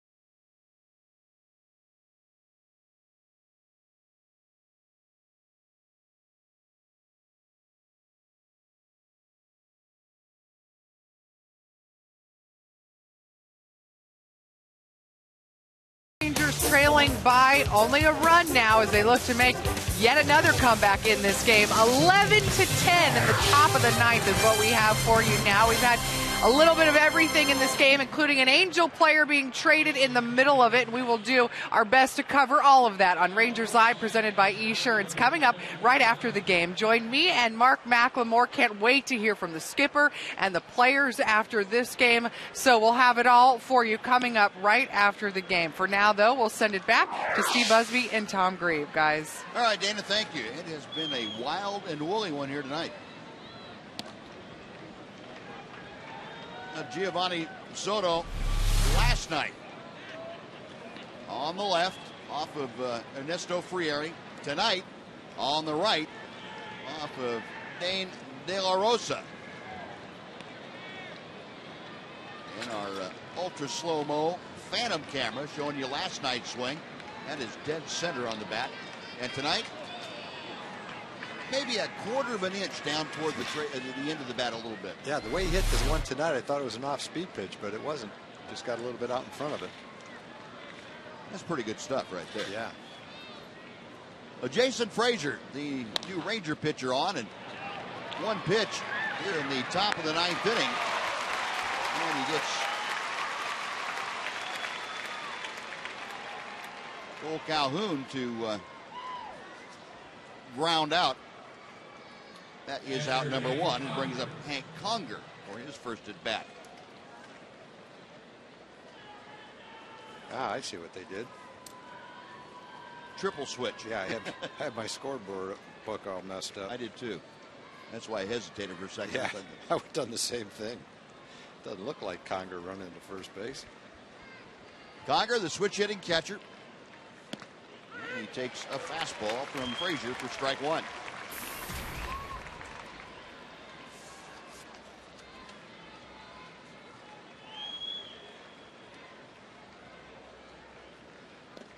And the next pitch in the dirt. 1 ball and 1 strike to Conger.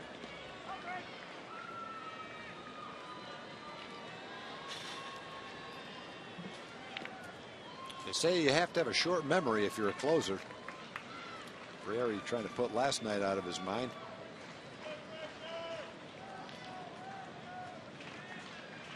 Next pitch from Frazier. The appeal down to third base and no swings as third base umpire Alan Porter.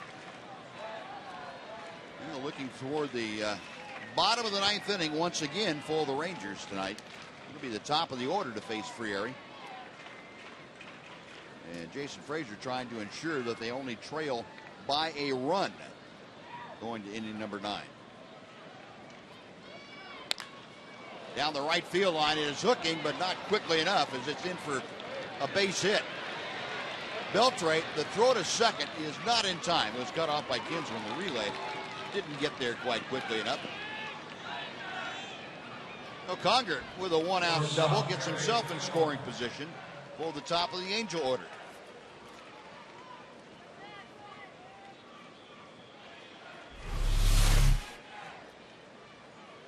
Fastball inside corner. Nice swing by Conger. Good part of the bat on the ball. Kept it fair. Long throw by Beltre. Not much chance to get him. Trying to keep it a 1-run game.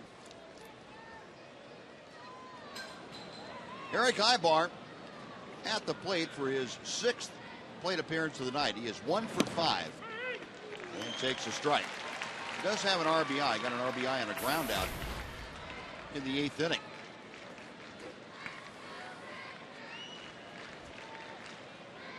Base hit for Ibar, an infield single back in the 3rd. Frazier misses just a little bit low. It's 1-1 now.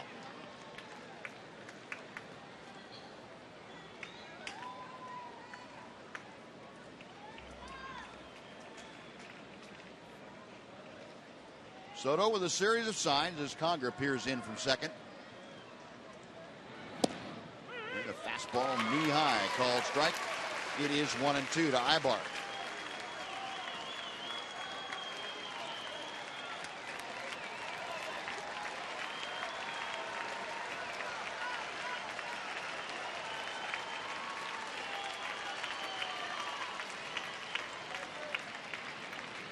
The 1-2 pitch.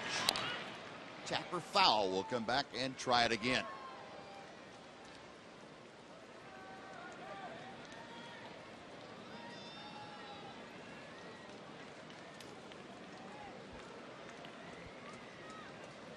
Another trade news from the deadline. Jake Peavy apparently is headed to the Boston Red Sox. So the mystery about where Peavy was going apparently solved. Just outside, 2-2 now. And if you're looking for some good news outside of Rangers Ballpark, how about 5-0 Toronto leading Oakland in the bottom of the 7th inning? Rangers, you remember, have not picked up ground in 32 days on the Oakland A's. If Rangers can come back in this ball game again, they have a chance to tonight, possibly. Ibar flicks that pitch foul and reaches the seats down the third base line. Still 2-2.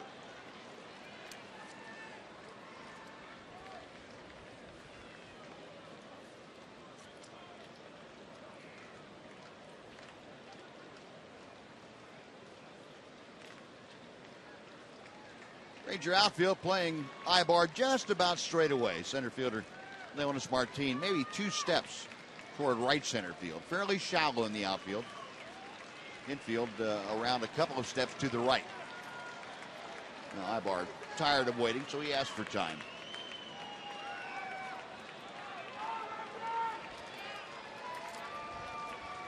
Two balls, 2 strikes with 1 out.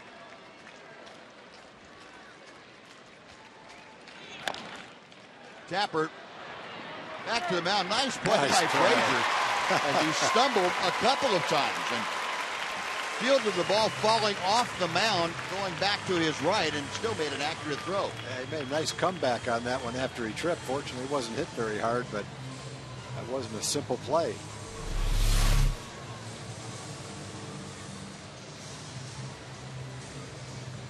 Nice play.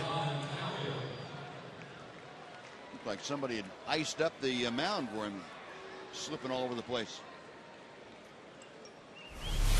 So 2 outs. Now Colin Cowgill will come to the plate. Cowgill 2 for 5 tonight. He is homered. He's also singled and scored. And Conger still the runner at second base. 2 outs here in the top of the 9th inning. An 11-10 Angels lead.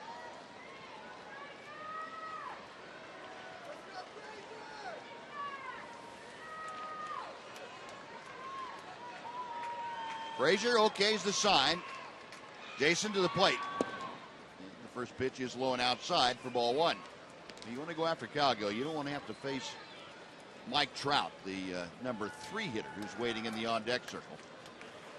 Trout 4 for 4 with a walk. He is just, well, he's been perfect in this series. He had a couple of walks last night, went 2 for 2. Pitch outside. Pretty good series for his on-base percentage. Yeah. Well, here's the Firestone Complete Auto Care Extra Mile Index. Talking about Mike Trout, multiple hit games since 2012. Trout and Adrian Beltre behind Miguel Cabrera. It's no surprise that Cabrera has the most, but how about Trout? Just 2 behind him. Adrian only 4 behind Trout. There's a fastball strike. It's 2-1. Yeah, they're going to have to pay Trout eventually, while they're still paying Hamilton and Pujols. Yeah, they've got to get their payroll up there. Trout will be making more than those guys are eventually.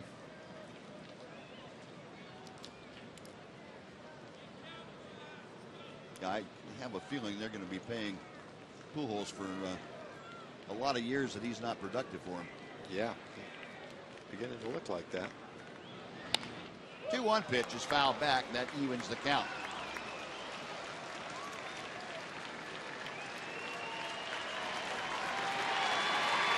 Well, the crowd, the hardy ones that have stuck around tonight, have been treated to a lot of offensive fireworks, and they are standing in support of Jason Frazier here in the top of the 9th inning. Moving he and his Ranger teammates on to get to the bottom of the 9th, get things going, and see if they can make up this 1-run deficit. The right-hander is ready, and the 2-2 pitch. Pop foul. Will come back and try it again.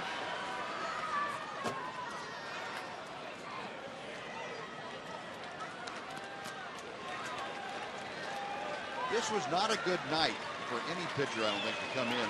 And Gutierrez and Kahn got away unscathed, but other than that, it's been a rough night to enter this game if you're a pitcher.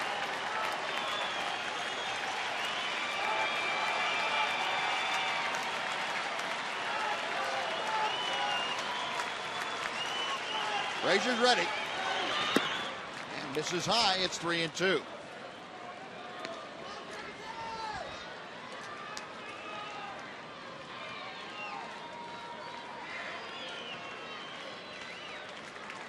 Cowgill stepping back in the batter's box. Frazier focusing on Giovanni Soto's sign. Right-hander agrees. The payoff pitch to center field. Going back, Leonis Martin has a bead drawn on it and makes the catch. And Mike Trout left standing in home play on the on-deck circle. Ernesto Frieri will face Martin, Andrews, and Kinsler. The Rangers trailing by 1.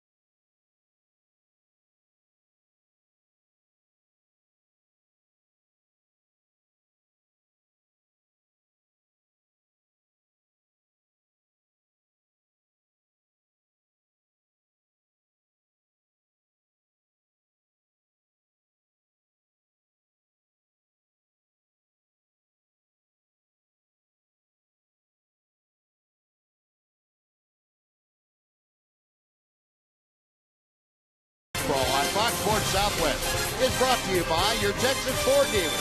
Don't miss the Ford Summer Spectacular featuring blockbuster deals. Now playing at your best in Texas Ford dealer. By AT UBurst TV. Check availability at 1-800-PIC-ATT. Rethink possible. And by Progressive. Visit Progressive.com today. Well, I jumped the gun a little bit on the possible pitching change. Nick Morandi will stay in the ballgame with Leonis Martin, the left-handed hitter, starting off the inning. Ernesto Frieri continuing to loosen in the Angel bullpen. Morandi came on to strike out David Murphy to end the 8th inning.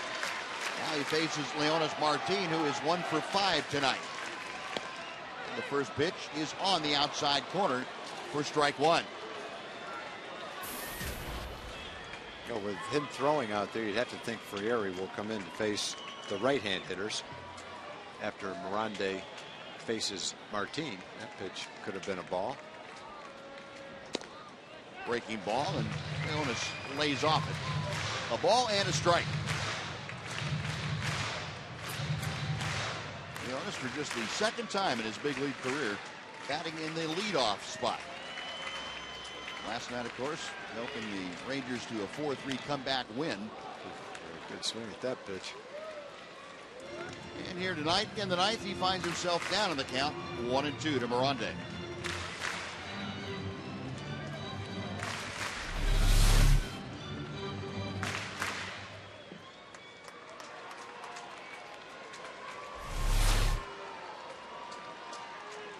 The left-hander is ready.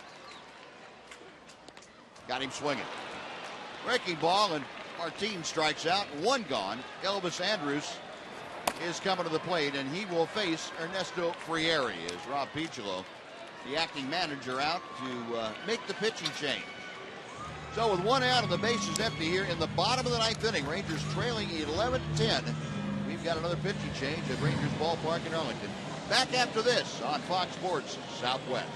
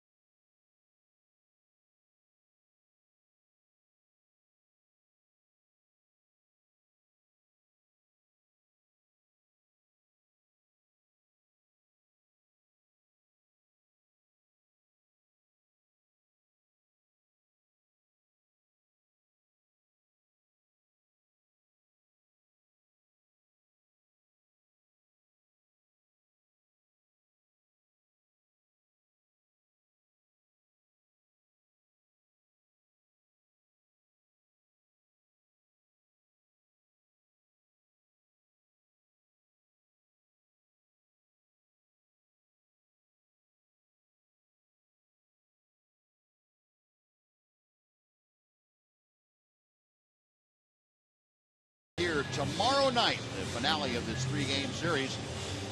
7 o'clock, Fox Sports Southwest, Martin Perez and Jerome Williams. 7 o'clock game, Rangers and Angels wrapping up the series on Fox Sports Southwest. Ernesto Frieri on for the second straight night. Well, he blew the save and took the loss last night. Topped his ERA over 4. And needs to get 2 outs to get the save tonight. But he's got the middle of the order. Elvis has had a good night. He's walked a couple of times. He's had a double and scored, and also a single to drive in a run. Last 8 games against the Rangers have not gone well for Frieri. 2 blown saves, an 0-3 record. ERA just a little bit north of awful.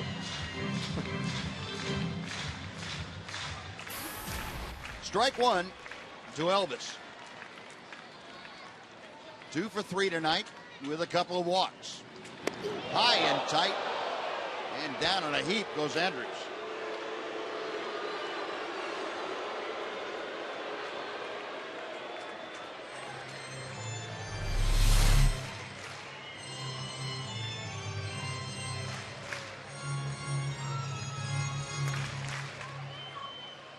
Now 1-1. Elvis picking himself up and right back in the batter's box.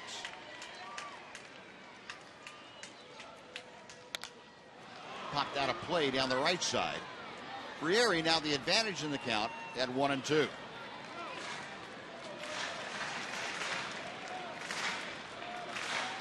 Frieri just his 3rd blown save of the year last night. As the numbers told you, it's not an uncommon sight in this ballpark when he has pitched against the Rangers. Down the right field line, long run over for Calhoun. In the corner, it's a foul ball. Calhoun with good speed made up a lot of ground, but that ball diving toward the line and just missed getting the chalk. We'll come back and try it again at 1-2.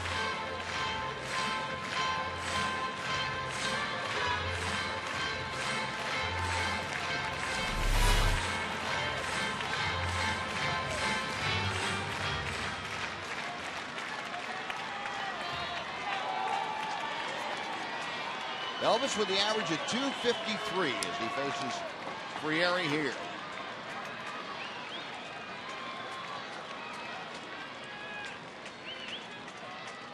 Right-hander is ready.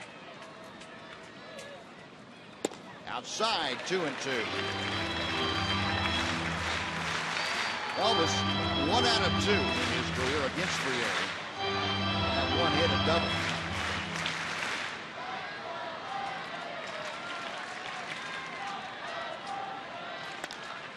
Popped up. Right field. Calhoun coming on. And the Rangers now down to their final out. With the bases empty, it'll be up to Ian Kinsler.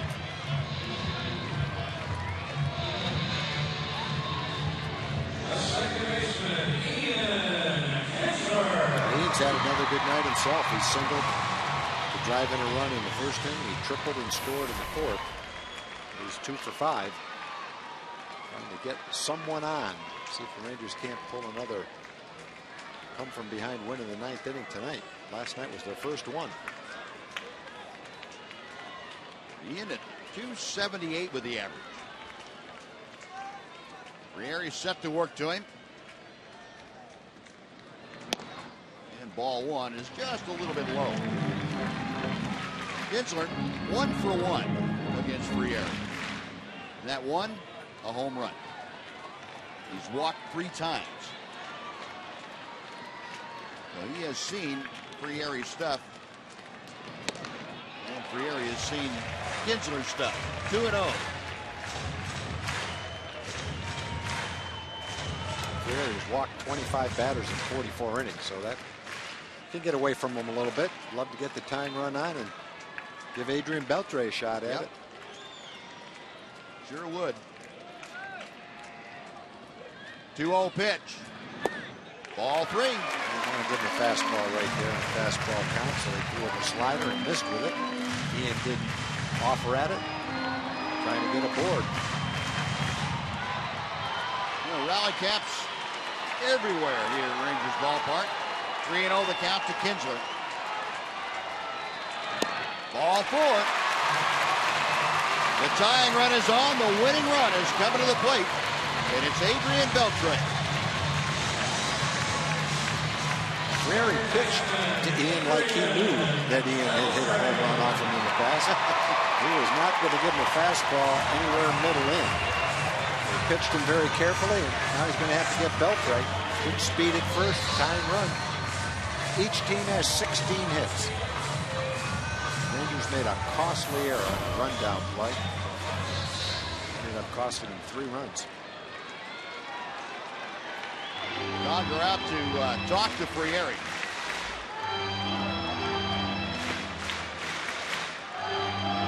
Beltre 2 for 5 with a walk and an RBI. Kinsler a good lead at first.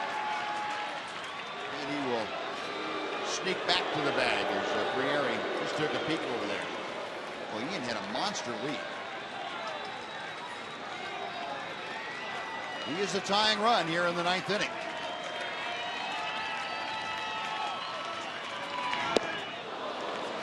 Adrian Beltre was trying to win it with that swing. 0-1.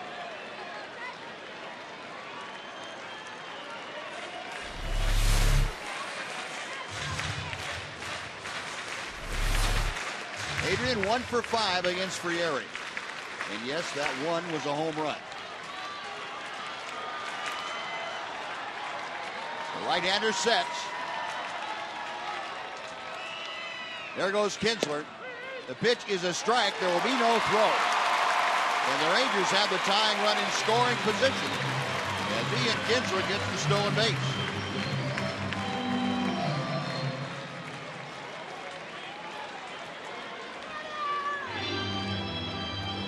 For Kansas, 7 stolen base this year.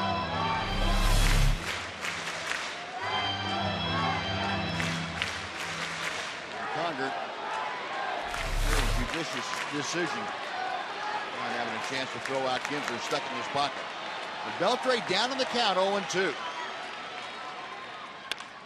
Ground ball by the third baseman. Here comes Kinsler. Here comes the throw. It is not a tie. And Beltre has tied it up. Hit a rocket by Tommy Field at third base.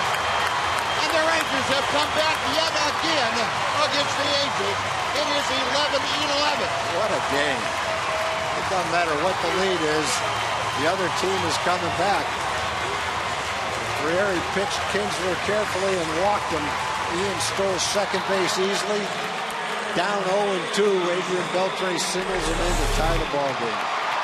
Trying to throw that pitch up and out of the strike zone. He threw it down and in the strike zone. When the ball goes by Tommy Field, the Rangers tie it.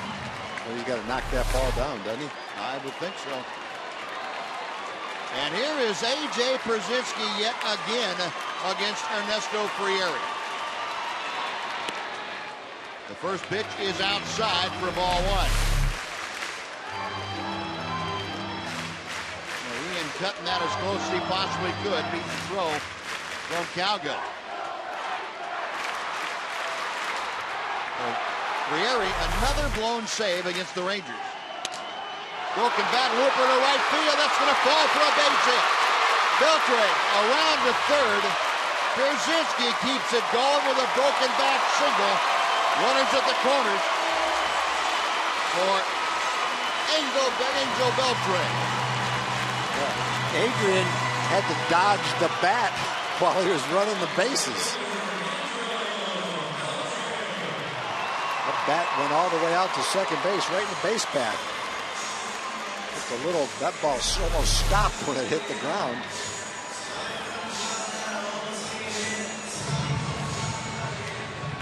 There we go. Look at that. Oh. Now there's the shot we've been looking for. There it is. The shattered bat.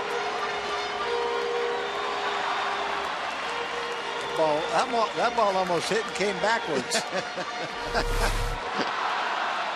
Mike Butcher again wearing a path out tonight between the Angels dugout and the mound. He was back out there again and now finished.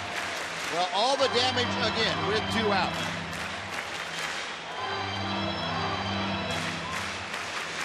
An Adrian Beltre 2-out single tied the game after Ian Kinzer had walked stolen second. Beltre brought him home. Now Pierzynski, a broken bat looping single, puts runners at the corners for Angel Beltre, who's hitting at .310. Beltre came on as a pinch runner. The first pitch to him is whipped on and missed for strike 1. Well, he's loose. He's seen his best fastball, and he got a great rip at it. Now he can bear down and get a base hit. Angel Beltre, a pinch runner in the 8th inning for Nelson Cruz. Got the winning run at third base with 2 outs. Fouled back, and the count moves to 0-2.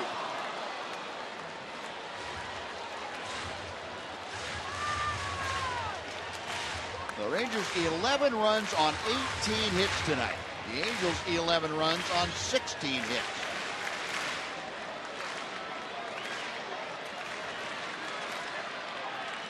Frieri with the 0-2 pitch. Got him swinging. So we are going to go into extra innings tonight. 11-11 as the Rangers make another 9th inning comeback tonight. They tie the game, a run on 2 hits, and they strand 2. 10th inning coming up, tied at 11.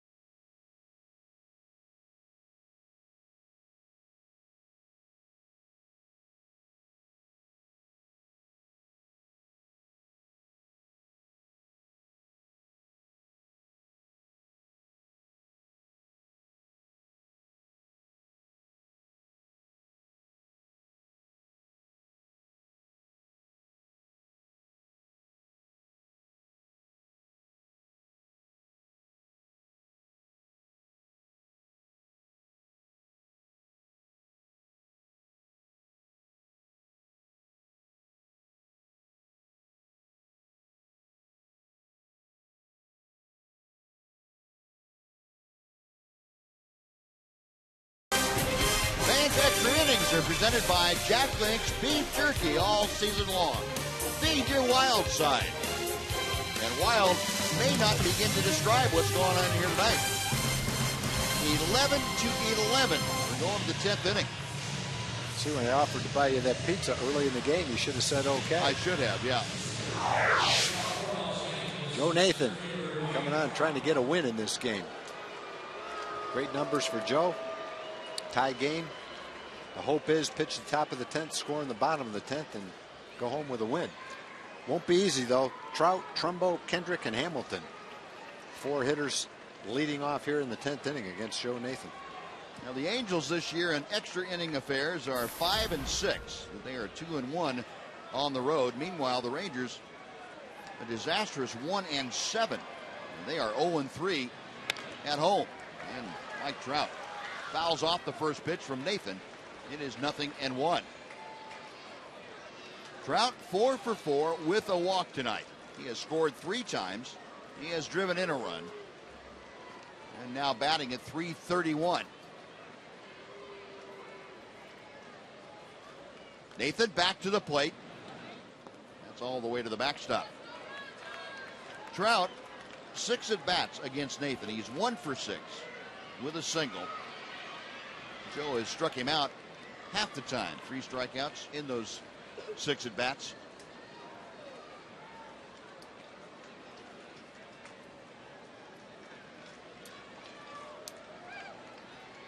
Trout 3 singles and a double tonight. And the pitch is high to him. It's 2-1. That part about a guy like Trout, he'd say, well, I'll pitch around him if he's that hot. You put him on base in a tie ball game, he's got great speed, and it's like turning a walk into a double or triple. The 2-1 from Nathan. And 3 balls and a strike. And Trout trying to get aboard to start this 10th inning. He'll be followed by the cleanup man, Mark Trumbo. Another game or two like this, and Trout's going to have his OPS up to 1,000. On base percentage is over 40%. Slugging percentage is pretty close to 60%. Out of play, that fills the count.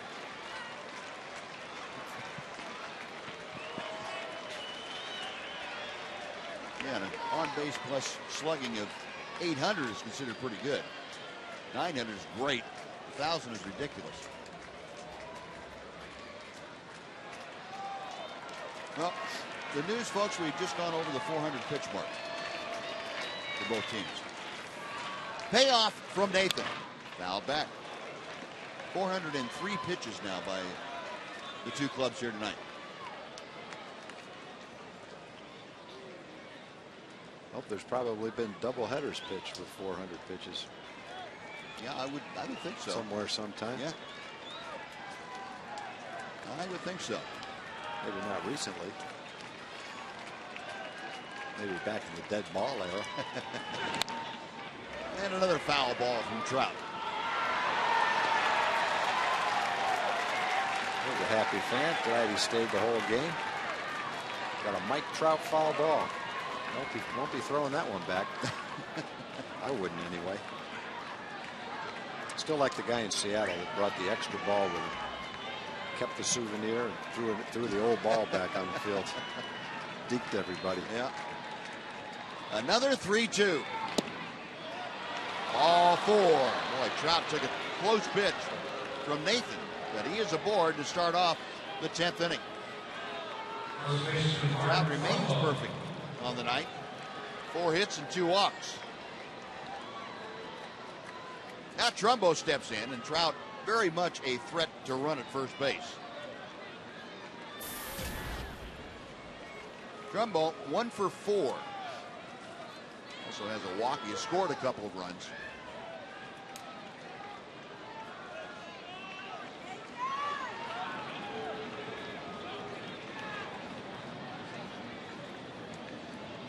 Nathan will go to work on Trout at first base.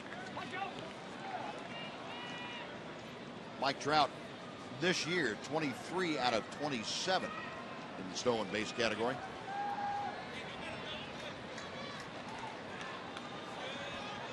He is at first, nobody out. Top of the 10th inning. First pitch is high to Trumbo. It's ball 1.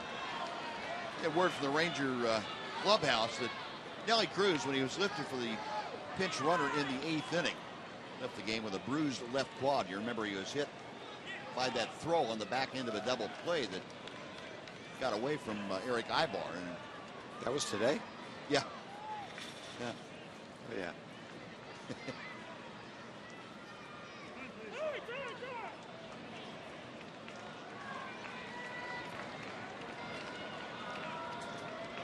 We got to the trade deadline yet? Not there. Well, Joe's working, trying to keep Trout close at first, and at the same time getting Trumbo. Nathan, a belt high set. And he fires a strike. A good job by Joe that time. Spent very little time in the set position. He had Trout trying to figure him out and came to a quick set and made a quality pitch for strike 1.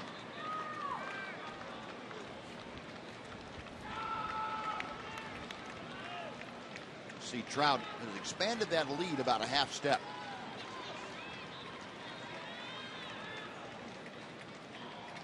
Nathan, a long look, and the pitch.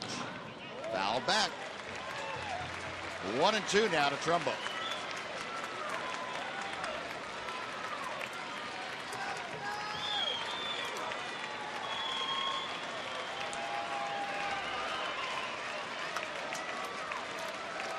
38-year-old veteran Joe Nathan. And trying to keep this ball game tied and give the Rangers a chance in the bottom of the 10th. Trout is leaning a little bit, and Nathan with a quick move over there. Trout back. He was about ready to set sail for second base. See that little lean? Trout's 23 out of 27 stealing bases, so he's stolen a good number and been very successful too. Nathan okays the sign from Soto.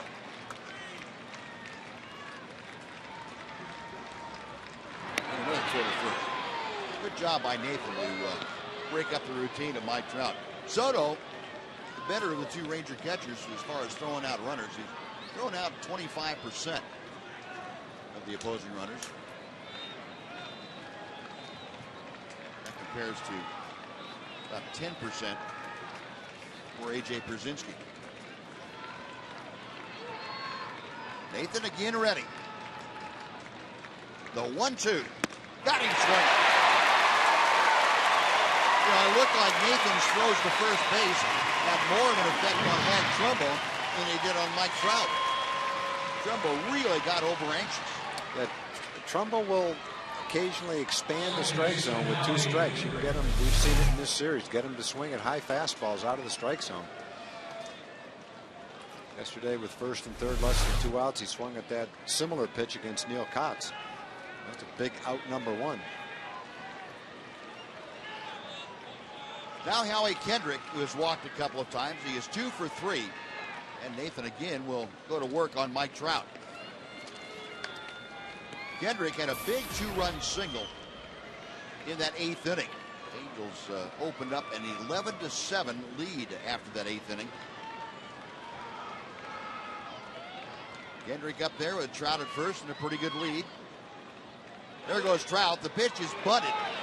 Nathan will throw to first in time to get Kendrick. And safely into second is Mike Trout, but now there are 2 outs. That was a strange looking play. That was a strange play.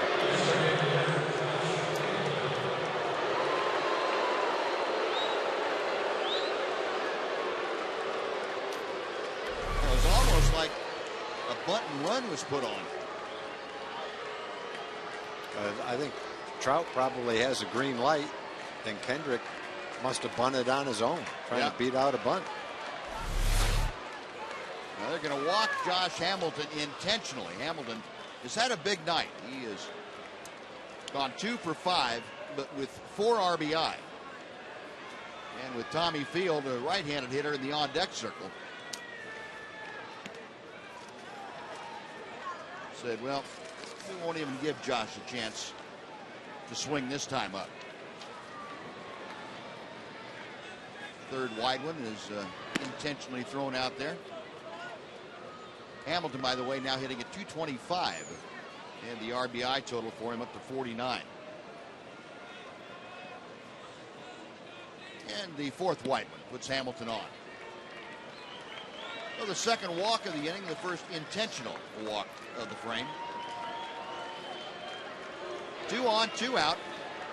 Tommy Field will step to the plate. Field is 0 for 3 tonight with a couple of strikeouts. Giovanni Soto out to have a chat with Joe Nathan just so they kind of touch base on what they talked about with Field as far as the scouting report and preferred method of pitching to him.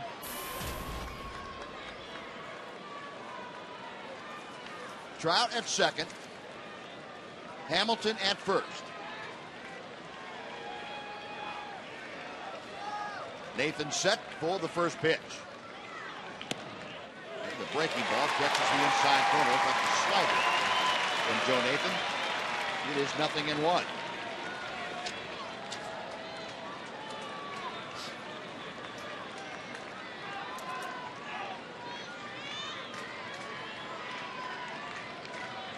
Nathan's next pitch. To second base, Ian Kinsler down underneath, blocks it, picks it up, fired, and that will do it. As Nathan works around the leadoff walk in particular, but a couple of walks in the inning. Bottom of the 10th coming up. Rangers 11, Angels 11. Fox Sports Southwest.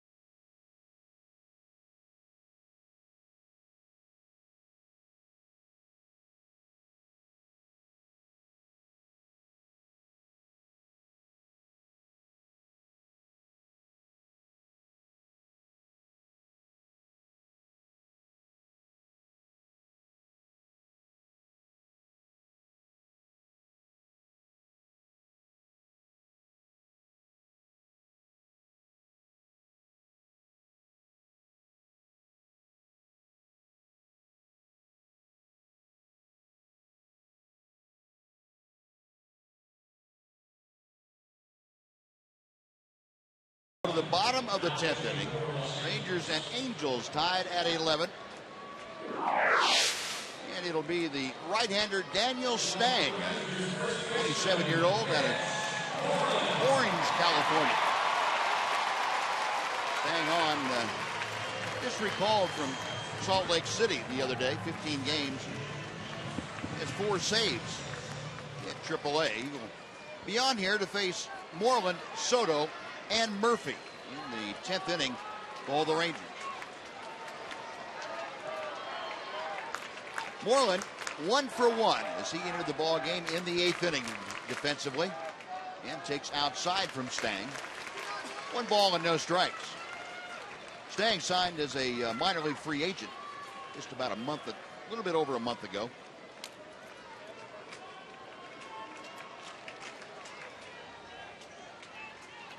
Moreland takes high and outside. 2-0. 7th reliever used by the Angels. They still have Joe Blanton, who pitched himself out of the rotation and into the bullpen. Still have him out there.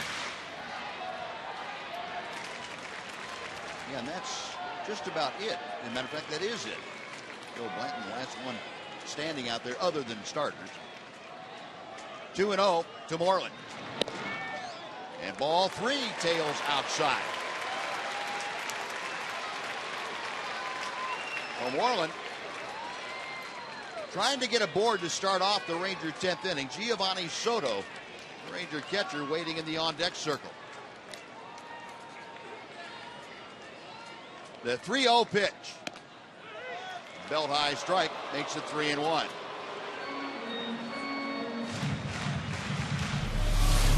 I think every guy that's come into this game has thrown 94 miles an hour or higher for the Angels, except maybe Miranda. All 6 right-handers have. Grow them on trees over there. Stang's next pitch. Way inside, ball 4. Moreland with a leadoff walk. The only player that the Rangers have left on the bench is Jurickson Profar. And it would be doubtful you put Profar into pitch run in the 10th inning. Because Moreland's the last guy you have that can play first base effectively.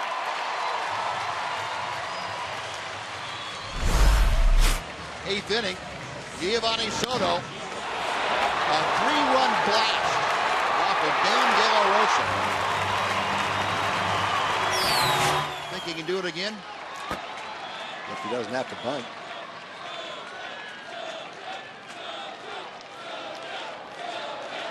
Soto with that home run, 2 for 4 tonight, who also walked and scored. Looking at the Soto chant. There you go.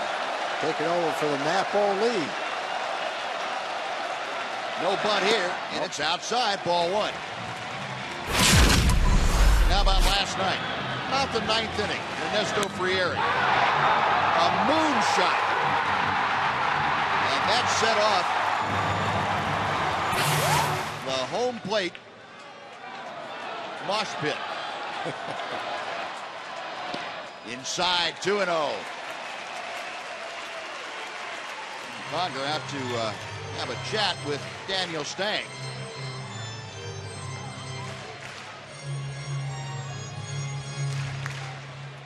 "34 hits in this game, 24 men left on base."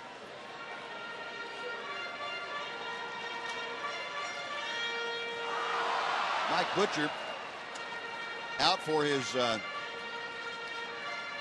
normal inning-by-inning visit to the mound.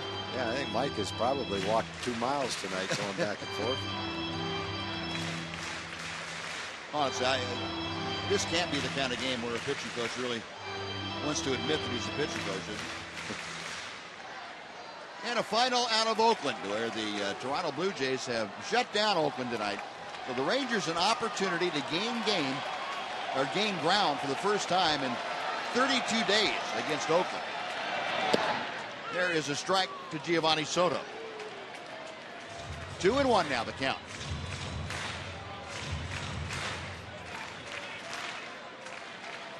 Daniel Stang, the 7th reliever used tonight. Throws the breaking ball and it moves the count to 3-1. Can't throw him a breaking ball right here. Now Soto hitting in the 8th spot. He'll be followed by David Murphy.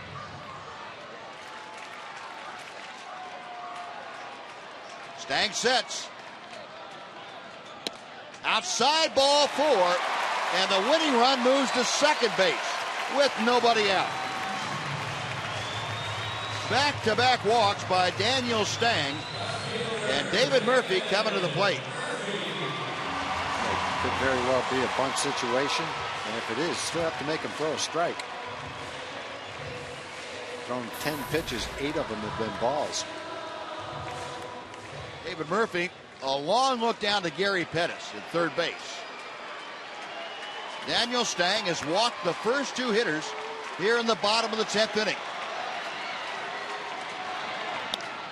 Murphy fouls off the first pitch down the left field line. That's back into the seats with no bunt shown there. This boss is saying, I got a man in scoring position. I'm going to take 3 shots at it. I'm not going to give up an out. Joe Blanton is warming up now.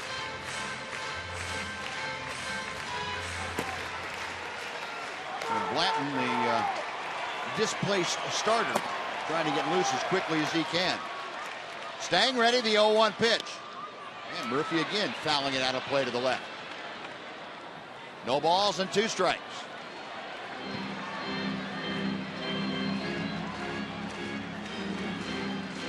Murph with a pinch hit double back in the 7th inning. Last time up in the 8th, he went down swinging. A winning run at second base. Murphy pulls one foul down the first base side. He got a breaking ball and a little bit out in front of it. Now we'll try it again at 0-2.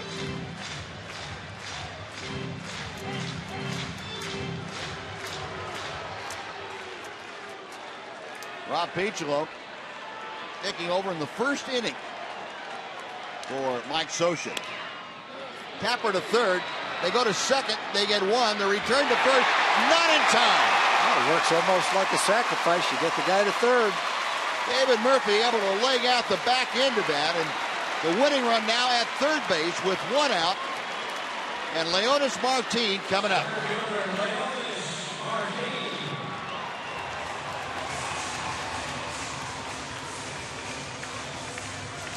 Discussions here on the Angel bench as to what they want to do. Well, they got to move the outfielders in as close as they need to be to where they can throw somebody out. They might be using the five men in the infield, it looks like. They're going to bring Calhoun, the right fielder, in to play midway between first and second. So a 5-man infield employed now with Trout and Calgill, the only ones left in the outfield. And what this does is the Angels hope it does, is force Martin to swing the bat instead of the possibility of a bunt or something along those lines. It gives an extra infielder to cut down the size of the holes on the infield. Leonis Martin 1 for 6 tonight. Winning run at third base, 1 out in the 10th inning. Outside, ball 1.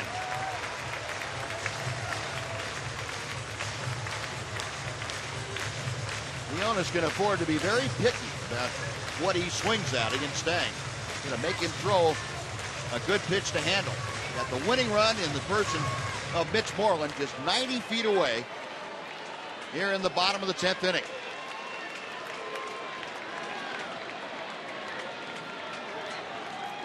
Stang ready. Loop foul off to the left. And the count is even at 1-1.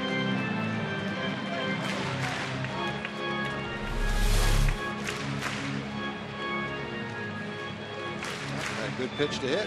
Good swing at it. They need a home run right here. Just center it to the outfield. Got a lot of room out there. 1 ball and 1 strike. Got a hanging breaking ball and fouled it back. It's 1-2.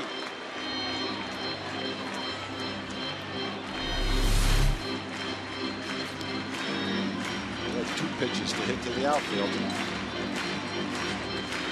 He's going out of his normal swing. Trying to swing too hard. Just relax and go with the pitch. Put it in play. Hard if you're an inexperienced player in a spot like this not to be overly aggressive. No kidding. To the left field corner. If it's there, it's a winner. It is gone. Home run, Leonis Martin. The Rangers walk it off again.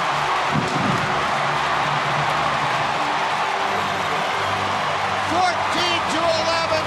It's a madhouse at home plate for the second straight night.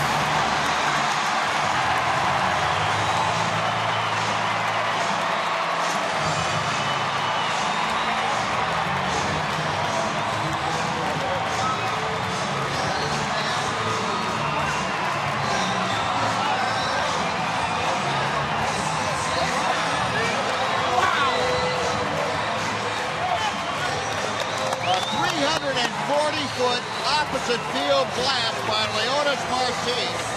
A 3-run bolt out of the blue, and the Rangers have won 2 in a row over the Angels. Tonight they came back from 4 runs down. Last night it was 3 runs down. Well, they got that huge home run from Giovanni Soto to make it a game. Then they got the big hit by Beltre to tie it. Martin falls behind 2 strikes, and that time he didn't try to overswing. He just lined it right down the left field line. Game's over one way or the other. It doesn't have to go out of the ballpark, but it did. Just icing on the cake. Yeah. All it had to do is be fair. If it's fair, the game's over no matter where it goes. The Leonis knew right there it was fair. What a couple of nights for the Rangers. Last night, Giovanni Soto the winner in the 9th inning. Tonight, in the 10th inning, Leonis Martin, the game winner, a 3-run blast. The Rangers win it 14-11. One more time on the Phantom Cam, ultra slow motion.